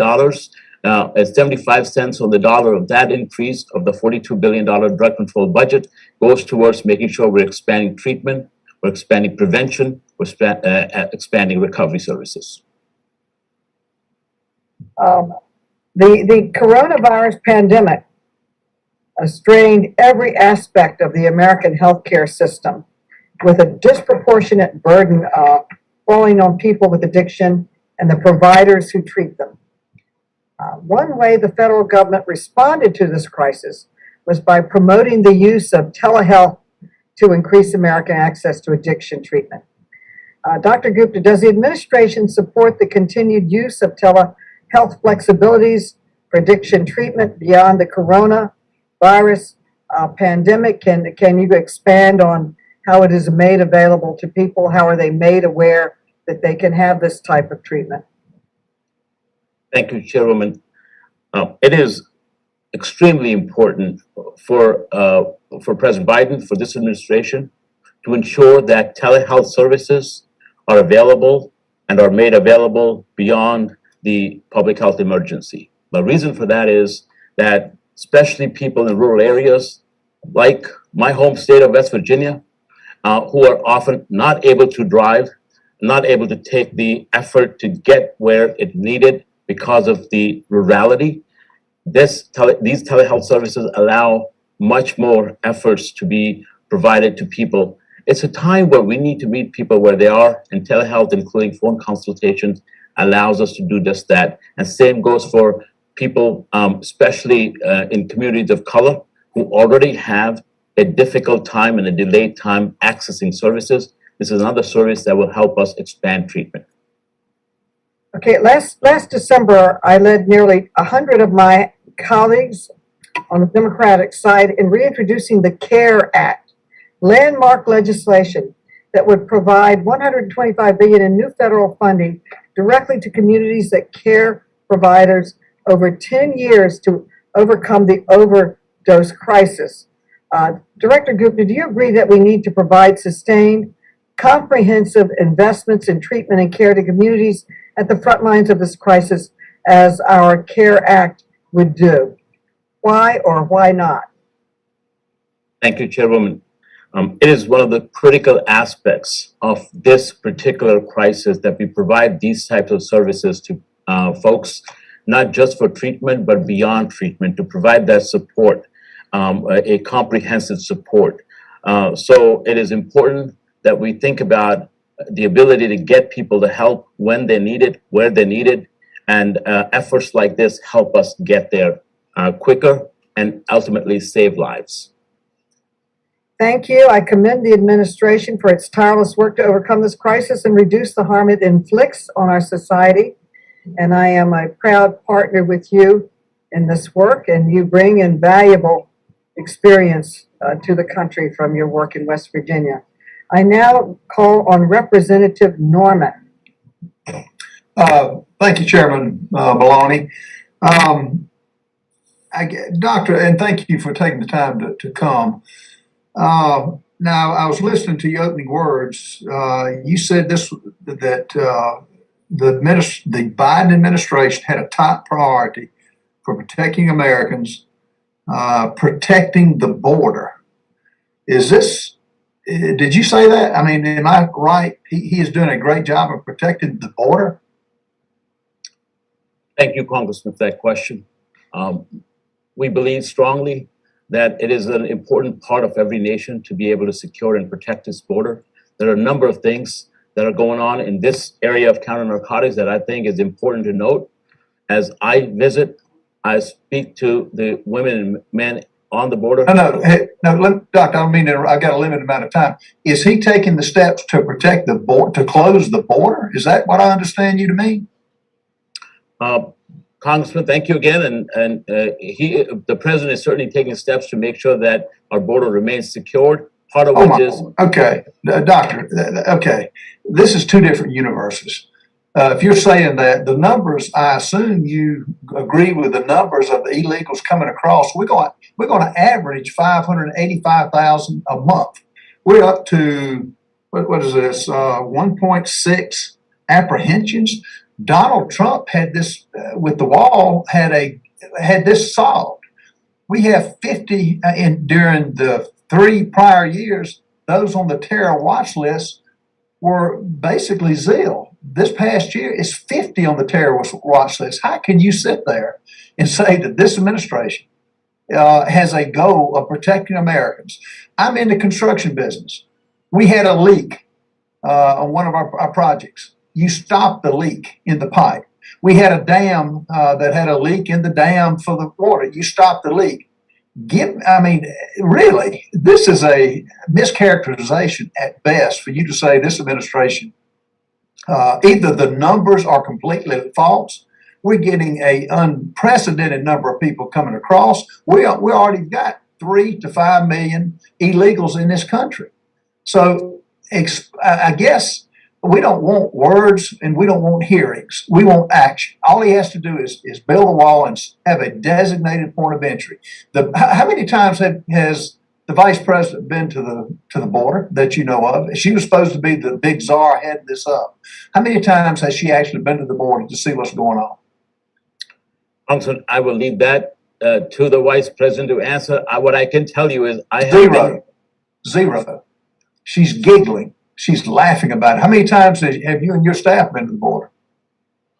Yes, Congressman, thank you for that question again. On my first week in office, I actually went to our southwest border and I went to Mexico. Recently, last month, I went to the San Isidro border in San Diego. The first one was in El Paso. I was able to spend a considerable amount of time. And I will say that as the ranking member mentioned, since last year, beginning, we've apprehended 600,000 pounds of illicit drugs, including 11,000 pounds of fentanyl. And I'll tell you why that's important. No, that's because it's coming across unfettered, Doctor. I mean, they're unfettered. I mean, they're coming across. That's why the cartels are winning. They're making $1 billion a month, and they're unfettered coming into this country. I'm tired. The blood is on the hands of this administration for what he's doing. Our police officers are sick and tired of the danger they face on the streets today in South Carolina because of his inaction. And no, I tell you, this is one of the tragedies that's going to be hard to walk back when this administration will not take ownership and to start touting things he's done. He's opened up this country. Our sovereignty is at stake, and we're losing it. It astounds me that you can say, I know you're part. We're watching live now from Fox, everybody, as we continue to bring you top stories and headlines from across the country. I want to tell you about a story that we are following of a Amtrak that derailed in Missouri today. This is the latest statement from Amtrak saying that several cars were derailed on Train 4 traveling from Los Angeles to Chicago after striking a dump truck at a public crossing in Missouri. There are approximately 243 passengers on board with early reports of injuries. So we are following that for you, of course, right here on Live Now from Fox. Once we get some visuals of that, we will bring it to you right here. But we want to take a quick 2-minute break here for some of you. Many justices.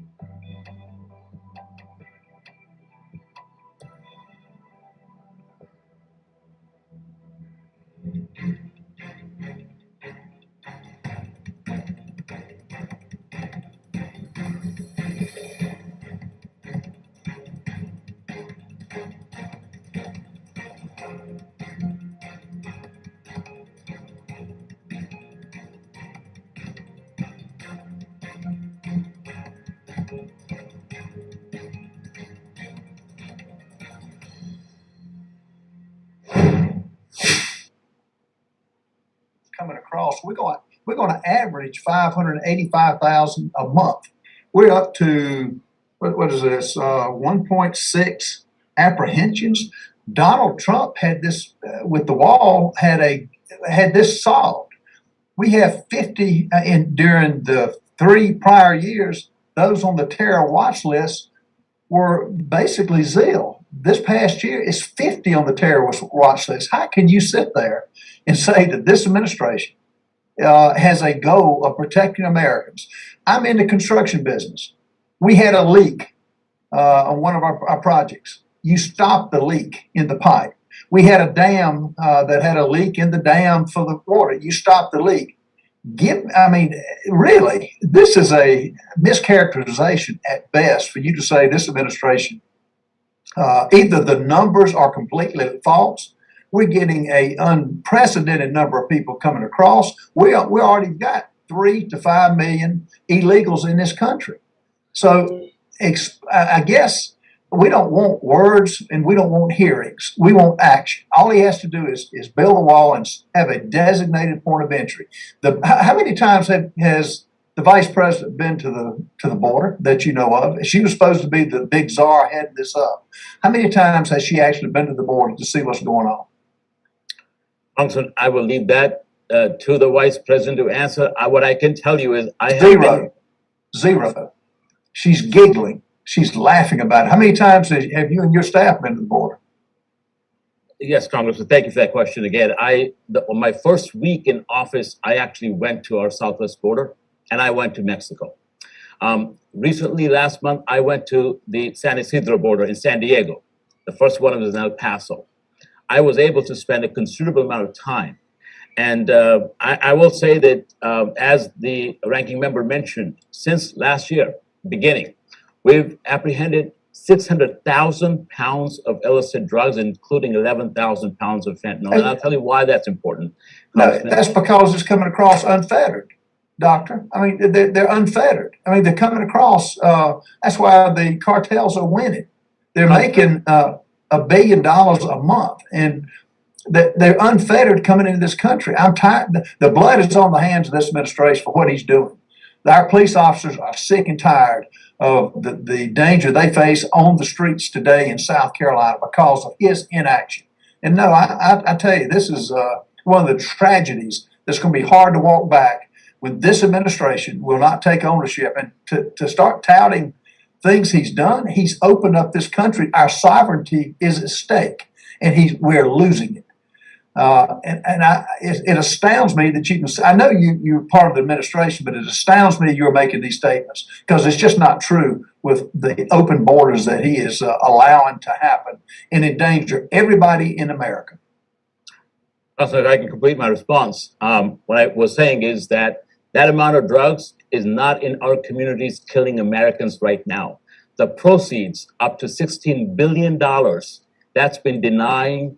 And we're denying those to the transnational criminal organizations that are often used for crime, for corruption, and other events in the host countries that often destabilize fragile democracy and become the cause for migration in the first place. So I'm proud of the work that our men and women are doing at the border, but I also want to mention this problem doesn't start or end at the border. It starts with precursor shipments in China and ends up as overdose and fatal overdoses in our communities. We have to Doctor, how many countries are we letting? Gentlemen, the gentleman's time is expired. We could have a second round, but we have to keep moving. Congresswoman Norton, you are now recognized. Thank you very much, Chair Maloney. Dr. Gupta, let me preface my questions by noting that I am extremely disappointed that the Biden administration's 2 budgets have proposed maintaining the rider that prohibits the District of Columbia from spending its local funds on commercializing recreational marijuana. I will be submitting a question for the record on this matter. With that said, since assuming office, the Biden administration has shown a robust commitment to advancing equity and centering recovery over punishment in our federal response to the overdose crisis. In 2022, the National Drug Control Strategy clarified further this crucial commitment. Dr. Gupta, could you explain the racial disparities that currently exist in incarceration and arrests for drug-related offenses, and how have these incarceration disparities perpetuated inequities in the ways communities experience the drug overdose crisis? Thank you, Congresswoman. It is no doubt that the disparities in incarceration that exist and continue to exist have perpetuated a lot of challenges. I would say the question and the matter of DC Rider, I understand it's with Congress, and I'll leave it at that. And having said that, the president has been very clear that he supports decisions regarding legalization of marijuana up to individual states, but at the federal level, he has supported decriminalization of marijuana use and automatic expungement of records. And part of that reason is because of the disparities in incarceration. Now, one of the things we are doing through the strategy is looking at all of the metrics that are available to us and where the data makes sense. For example, pre-arrest diversions. We were able to put forward a state model on deflection. Deflection, the idea that for nonviolent crimes, if someone has a mental health disorder or addiction, let's get the person the help. Let's get them the treatment. Let's get them figure out housing. Let's get them other things instead of putting them, incarcerating them. It's not only a good thing to do, prevents recidivism, but it's also cost effective for the communities. It is these type of things that the strategy looks at, is figuring out how to solve problems at a community level and making sure that we're doing that with equity with the lens of equity added. Thank you. To address inequities in our criminal justice system, the strategy urges the Department of Justice to identify opportunities to amend federal statutes requiring mandatory minimums for drug-related offenses, and it calls for greater over-governmental collaboration to address the root causes. How have these steps, how will these steps advance racial equity in our federal response to the overdose crisis? Thank you, Congresswoman. As a physician who's been practicing 25 years, I've seen the effect not just for individuals, but also their family, their neighborhoods, their community. So it's important for the administration to make sure that we're looking at every option and every possible way to have both judicial independence and at the same time figure out what's the best way forward in ensuring that we are addressing equity at the same time we're addressing the drug crisis that is happening. So it's important for us, as I mentioned, to look at the alternatives. That includes drug courts. That includes making sure that people have this help while incarcerated. We know that 2 out of 3 people behind the walls have a substance use disorder or addiction. It's important for us to make sure that people are getting the treatment both behind the walls, but also upon a re-entry. And the reason for that is that's a common sense, smart way to not only save lives, but also save money and have more productive communities. As I mentioned, up to 25%, 26% of the labor force participation loss has been because of addiction, and we need to change that. And looking at it through the lens of equity is an important piece of doing that. The 2022 National Drug Control Strategy proposes steps for the federal government to better understand these racial inequities across our criminal justice system and calls for universal substance use disorder screening for people who are arrested. How will these steps help to ensure that people in incarcerated settings have access they need to treat addiction? And why is this such an important component of the fight against addiction? The gentlelady's time has expired. The gentleman may answer her question. Thank you.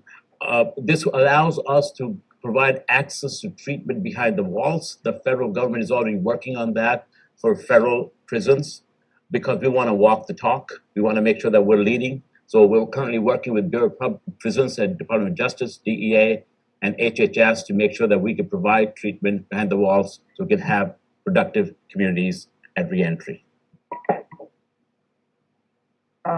Representative Cloud, you are now recognized. Madam Chair, I believe this is Virginia Fox. I think I'm on next.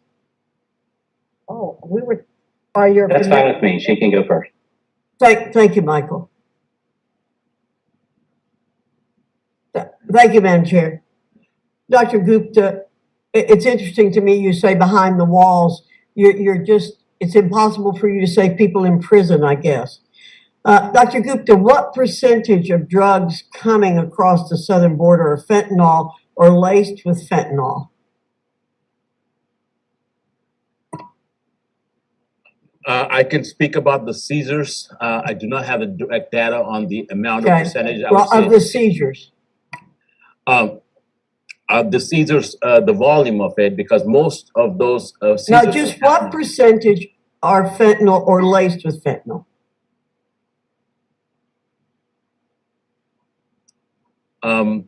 I can get you that data, Congressman. Okay, I think it's most of them. Since fentanyl is one of the deadliest drugs that's coming across the southern border, what policies has this administration implemented to stop it? And I'd just like you to say 1, 2, 3, 4 policies. Don't go into extraneous information, please. Yes, Congressman. So first of all, we are there's a United States-Mexico bicentennial framework that is looking at particular policies that fuel the trafficking, they fuel the transfer across the border, and work with Mexico as a partner to make sure that we're working on that. The second, President signed executive order that expands the prosecution and placing of sanctions to not just individual traffickers, but also the enablers, the financiers. We have already, and I'll can provide details later on to you. Okay. For that. So, and the first thing you gave, nothing. There's nothing in what you said. It's a working on an agreement. So nothing there. You're saying just one thing, and I'll look for the details. So during the Trump administration, we saw the first annual decrease in overdose deaths in 30 years. With the Trump DHS setting an all-time high for the amount of drugs seized at the border, and the Trump administration awarded a record amount of federal grants in support of drug interdiction and public health programs. What can we do to replicate this kind of success moving forward? And why hasn't the Biden administration already kept those programs in place? Thank you, Congresswoman. I was a West Virginia Health Commissioner at the time, and I can tell you that during 2018, the deaths from fentanyl actually went up by 10%. So the decrease was not, unfortunately. Okay, so we have been listening into this U.S. House hearing on the opioid crisis, lawmakers questioning state officials about the responses in these respective states. We're going to move away from this at the moment. I'm Andrew Kraft. Hope you had a good weekend. Have a lot more stories left to get to. We just got this video in, though. You can see there the Colorado Avalanche stepping off the plane onto the tarmac, hoisting up the Stanley Cup. They are Stanley Cup champions now, beating the Tampa Bay Lightning just last night. And there you can see quite joyous, quite victorious there. That kind of tees us up next into our story we're going to get to after the commercial break. When we come back, though, remember, it is primary day. Tomorrow, we'll be previewing some of Colorado's primary elections in 2 minutes. We'll be right back.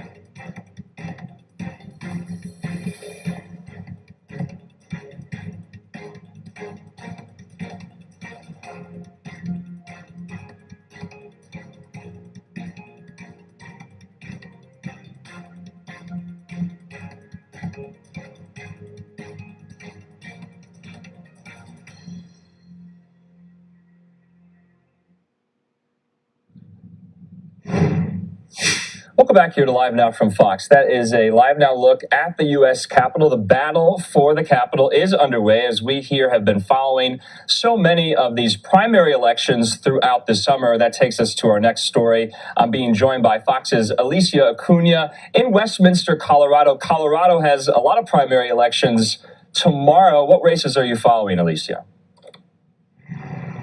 Well, Andrew, I can tell you one really big one is this being watched nationally is Colorado Congressional District 8.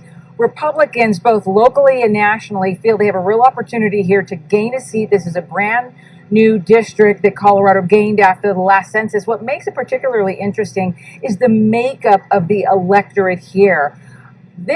The district here has the highest percentage of Hispanics than any other district in the state. And Cook Political Report also says this is a toss-up race and could go blue or red.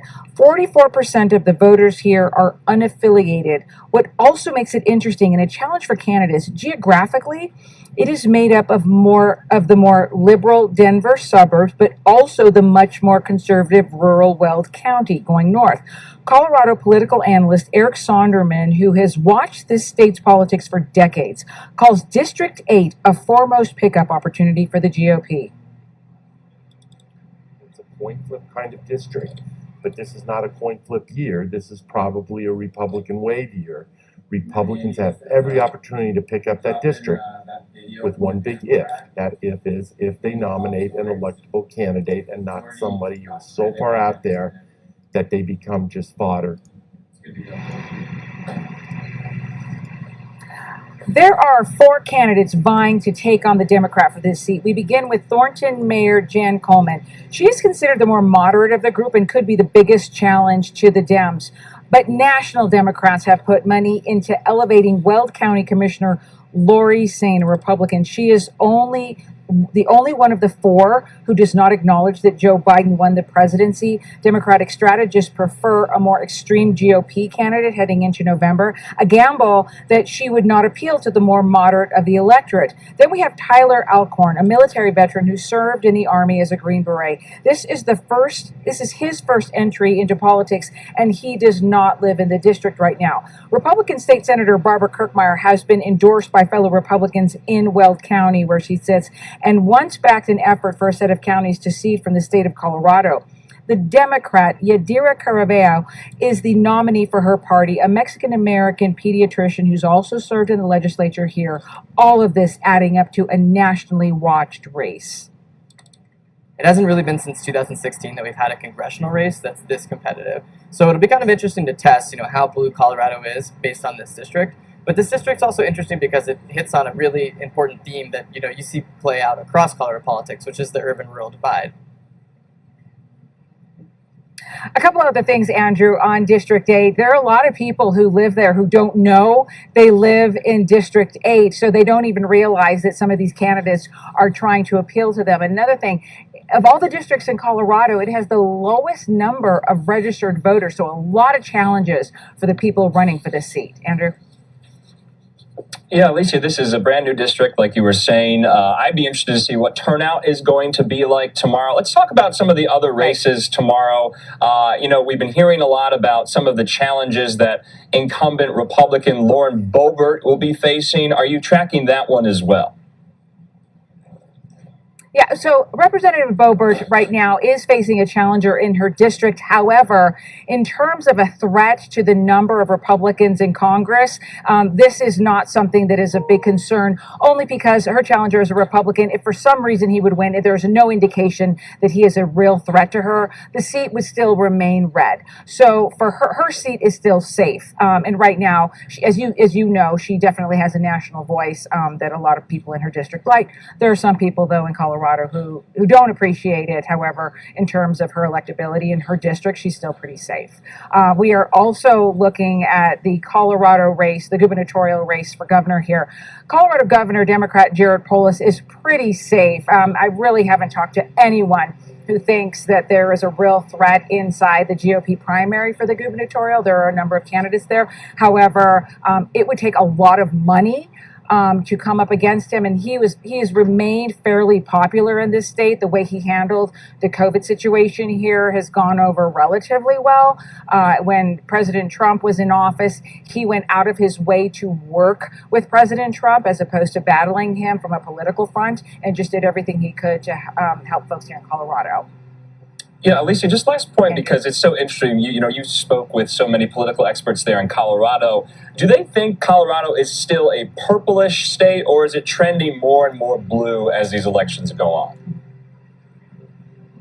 Well, we're going to really learn a lot in November now, aren't we? Yeah. And one of the things that I have heard going forward is that, all of the issues that people here in Colorado are dealing with are the same issues that folks are dealing on a national basis. So people here are upset about gas prices. They're upset about inflation. They're very concerned about crime. These are all issues that are not helping Democrats at this time. So it'll be really interesting once we head into November, once the primaries get sorted out, exactly who is a real threat. As I mentioned, the governor is probably pretty safe. Democrat incumbent Senator Michael Bennet, he's on the ballot, of course. Right now, he's not looking like he's facing a real threat, but that could change. It really depends on what's going on a national scale. Yes, still so many more months till the general. Fox's Alicia Acuna there, live for us in Westminster, Colorado. Thanks so much. Have a good one. Bye. Okay, so we will be tracking all of these races come tomorrow, yet again there in Colorado, also in the state of New York. So hopefully we'll be diving a little deeper later into some of those races to watch as the midterms are just a couple of months away. We're going to take a quick commercial break. A lot more stories left to get to on this Monday. We'll be right back.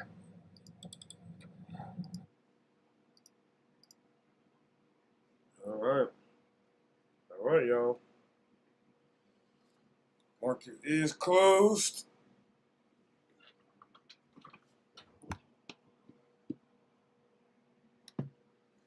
The market is closed here, you guys. Whatever, a credit spread day, man. It was a credit spread day. Nothing really happened at all, man. That was the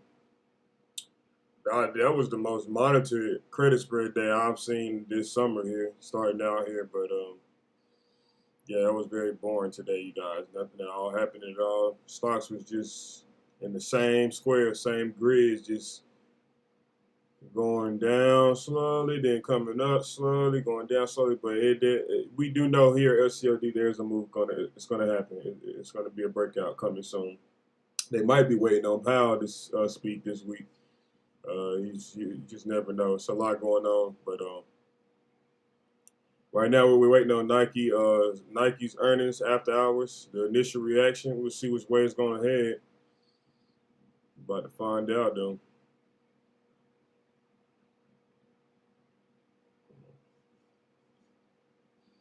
That's enough for the news today. You guys got to hear all the news today.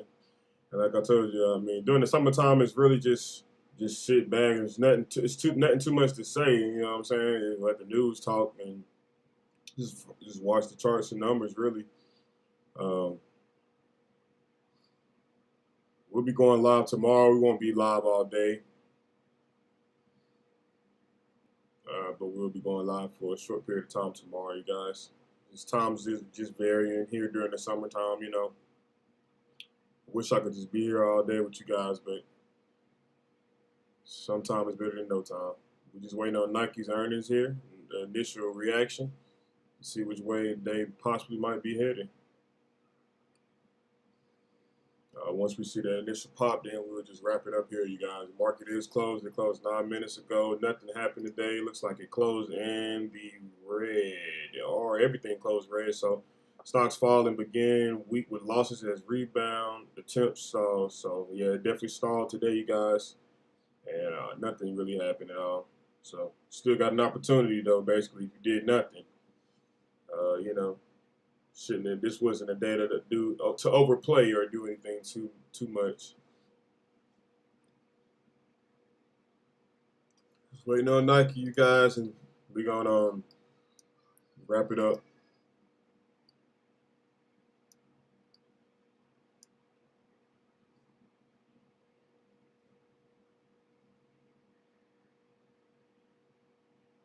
Crypto is still red here. Crypto is still down. Bitcoin is down about $120. from wherever they were at. I think they're at the 20K level still. So everything is solid for real. Ethereum is stalling as well, up at about 1,200, but only up $5. Everything is stalling, man. Stall. Cheating on us.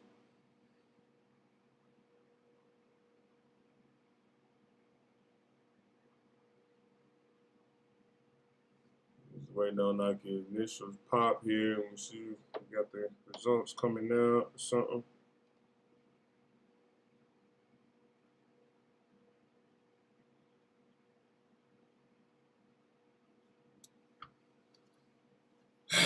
Man.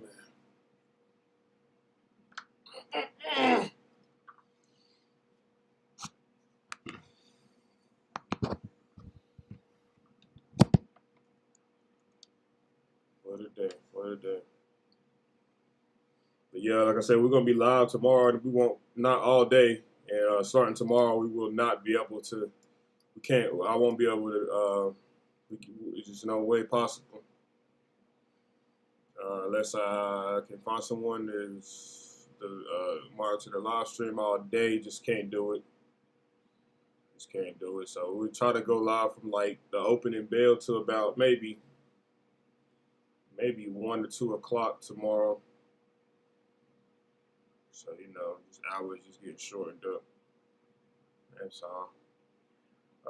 If I started late, then if I started at 10, then it might last till 1. Just 3 hours. We're gonna try to do about 3 to 4 hours now, just because summertime schedule is completely different, man. But on Mondays we should be able to go at least the whole day, if not 1 hour short of the whole day. So Mondays will be normal from now on. Just give you guys a little update on the schedule, man.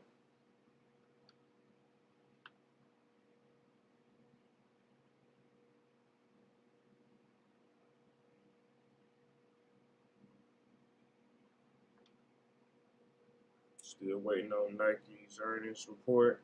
Once the report is out, we'll go ahead and wrap it up. I'm just waiting on it. I don't think it's out yet.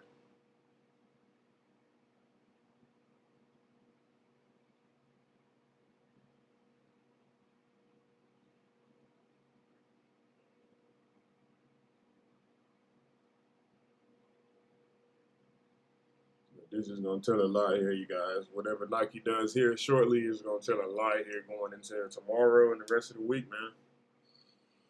This will probably be your biggest earnings report this week, and they did it on the Monday, so just keep that in mind.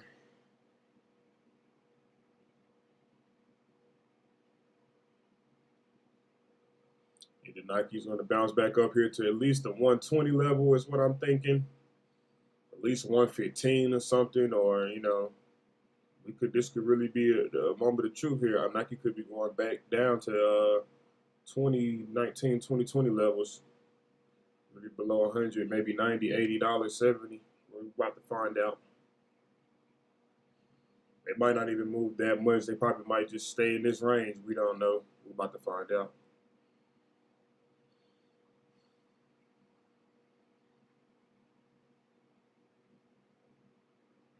Just give it a moment.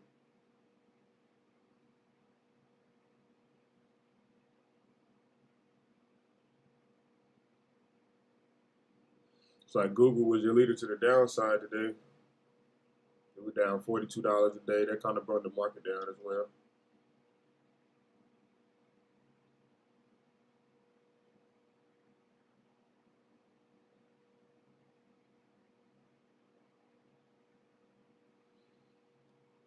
We're about to find out, yes. We're gonna wrap it up, man. But yeah, I hope you guys, some of y'all are new to the stream, so and that's another reason too why I'm just letting it roll here, and so y'all can get the hang of what's happening here. You can see the news reacts to the charts and numbers. Nike got a little pop here, 112. Whoa, dang. 113 here, big candle here, 114 here, 115. There it go. Initial pop, 115. So let's see if it can hold, and then we're going to wrap it up, man. But 115, though, they did just tag that out. Ain't shorting Nike. Nobody's shorting Nike. Hope you didn't short Nike right as of now. Huh? But they just popped to 115, man. That looks like they might have beat.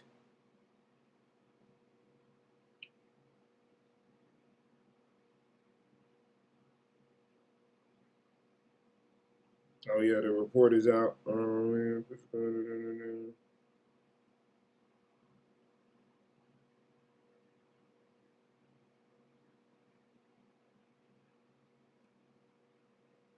Okay, the report is out. So they did pop the 115, but they're back at 111. Nothing really changing. 112. They might hold it up, you guys. The report is definitely out though. Starting to push back up here.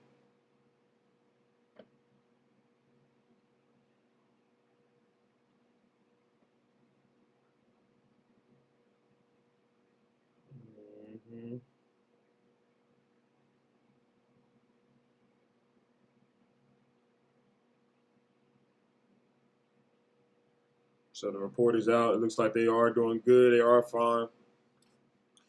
You know, this ain't gonna be the move all day. So we'll have to come back tomorrow and check with Nike and see where they're gonna really end up being. But I just wanted to see the initial pop, which way it was going, to up or down. Looks like it popped up 115, as I said. So it might keep going. It might go to 120. It might keep going. It might hold up at 115, but it definitely looks like it's holding up here. You know, it could change though. This is gonna be having action till about 8 p.m. tonight, all the way to tomorrow morning pre-market. All the way to tomorrow morning, the opening bell. That's going to be the real key. But I just wanted to see the initial pop here. We wanted to see the initial pop here, LCAOD, and it looks like it's bullish here, the initial pop, you guys. So, but that's it. We're gonna wrap it up, man. I hope y'all enjoyed the live stream today, man. I hope you learned something. I hope you earned something. This is and was the Stock Market Live with LCAOD. As I said, we will be live tomorrow, but not all day. We'll try to catch the opening bell tomorrow, though. If not, it's no promises during the summertime, you guys. I can't even really say we might be able to go live tomorrow. We might not. We'll see. Just put it that way. We'll see. I'll let you guys know if basically by tomorrow morning. You know, you'll know if I'm going live or not. But like I said, I hope y'all enjoyed the live stream, man. I hope you learned something. I hope you earned something. Hope y'all doing well out there. Get some cool air during this summertime, man. Stay cool. Don't get distracted. Don't let things blow you over, man. Don't get distracted. Don't get greedy out here. Don't want too much for yourself right now in hard times right now. You know, it's all about just really being patient, and you know, things will come to you, man. Things will come to you. So, like I said, I hope y'all enjoyed the live stream, but don't forget to let cash accumulate over days.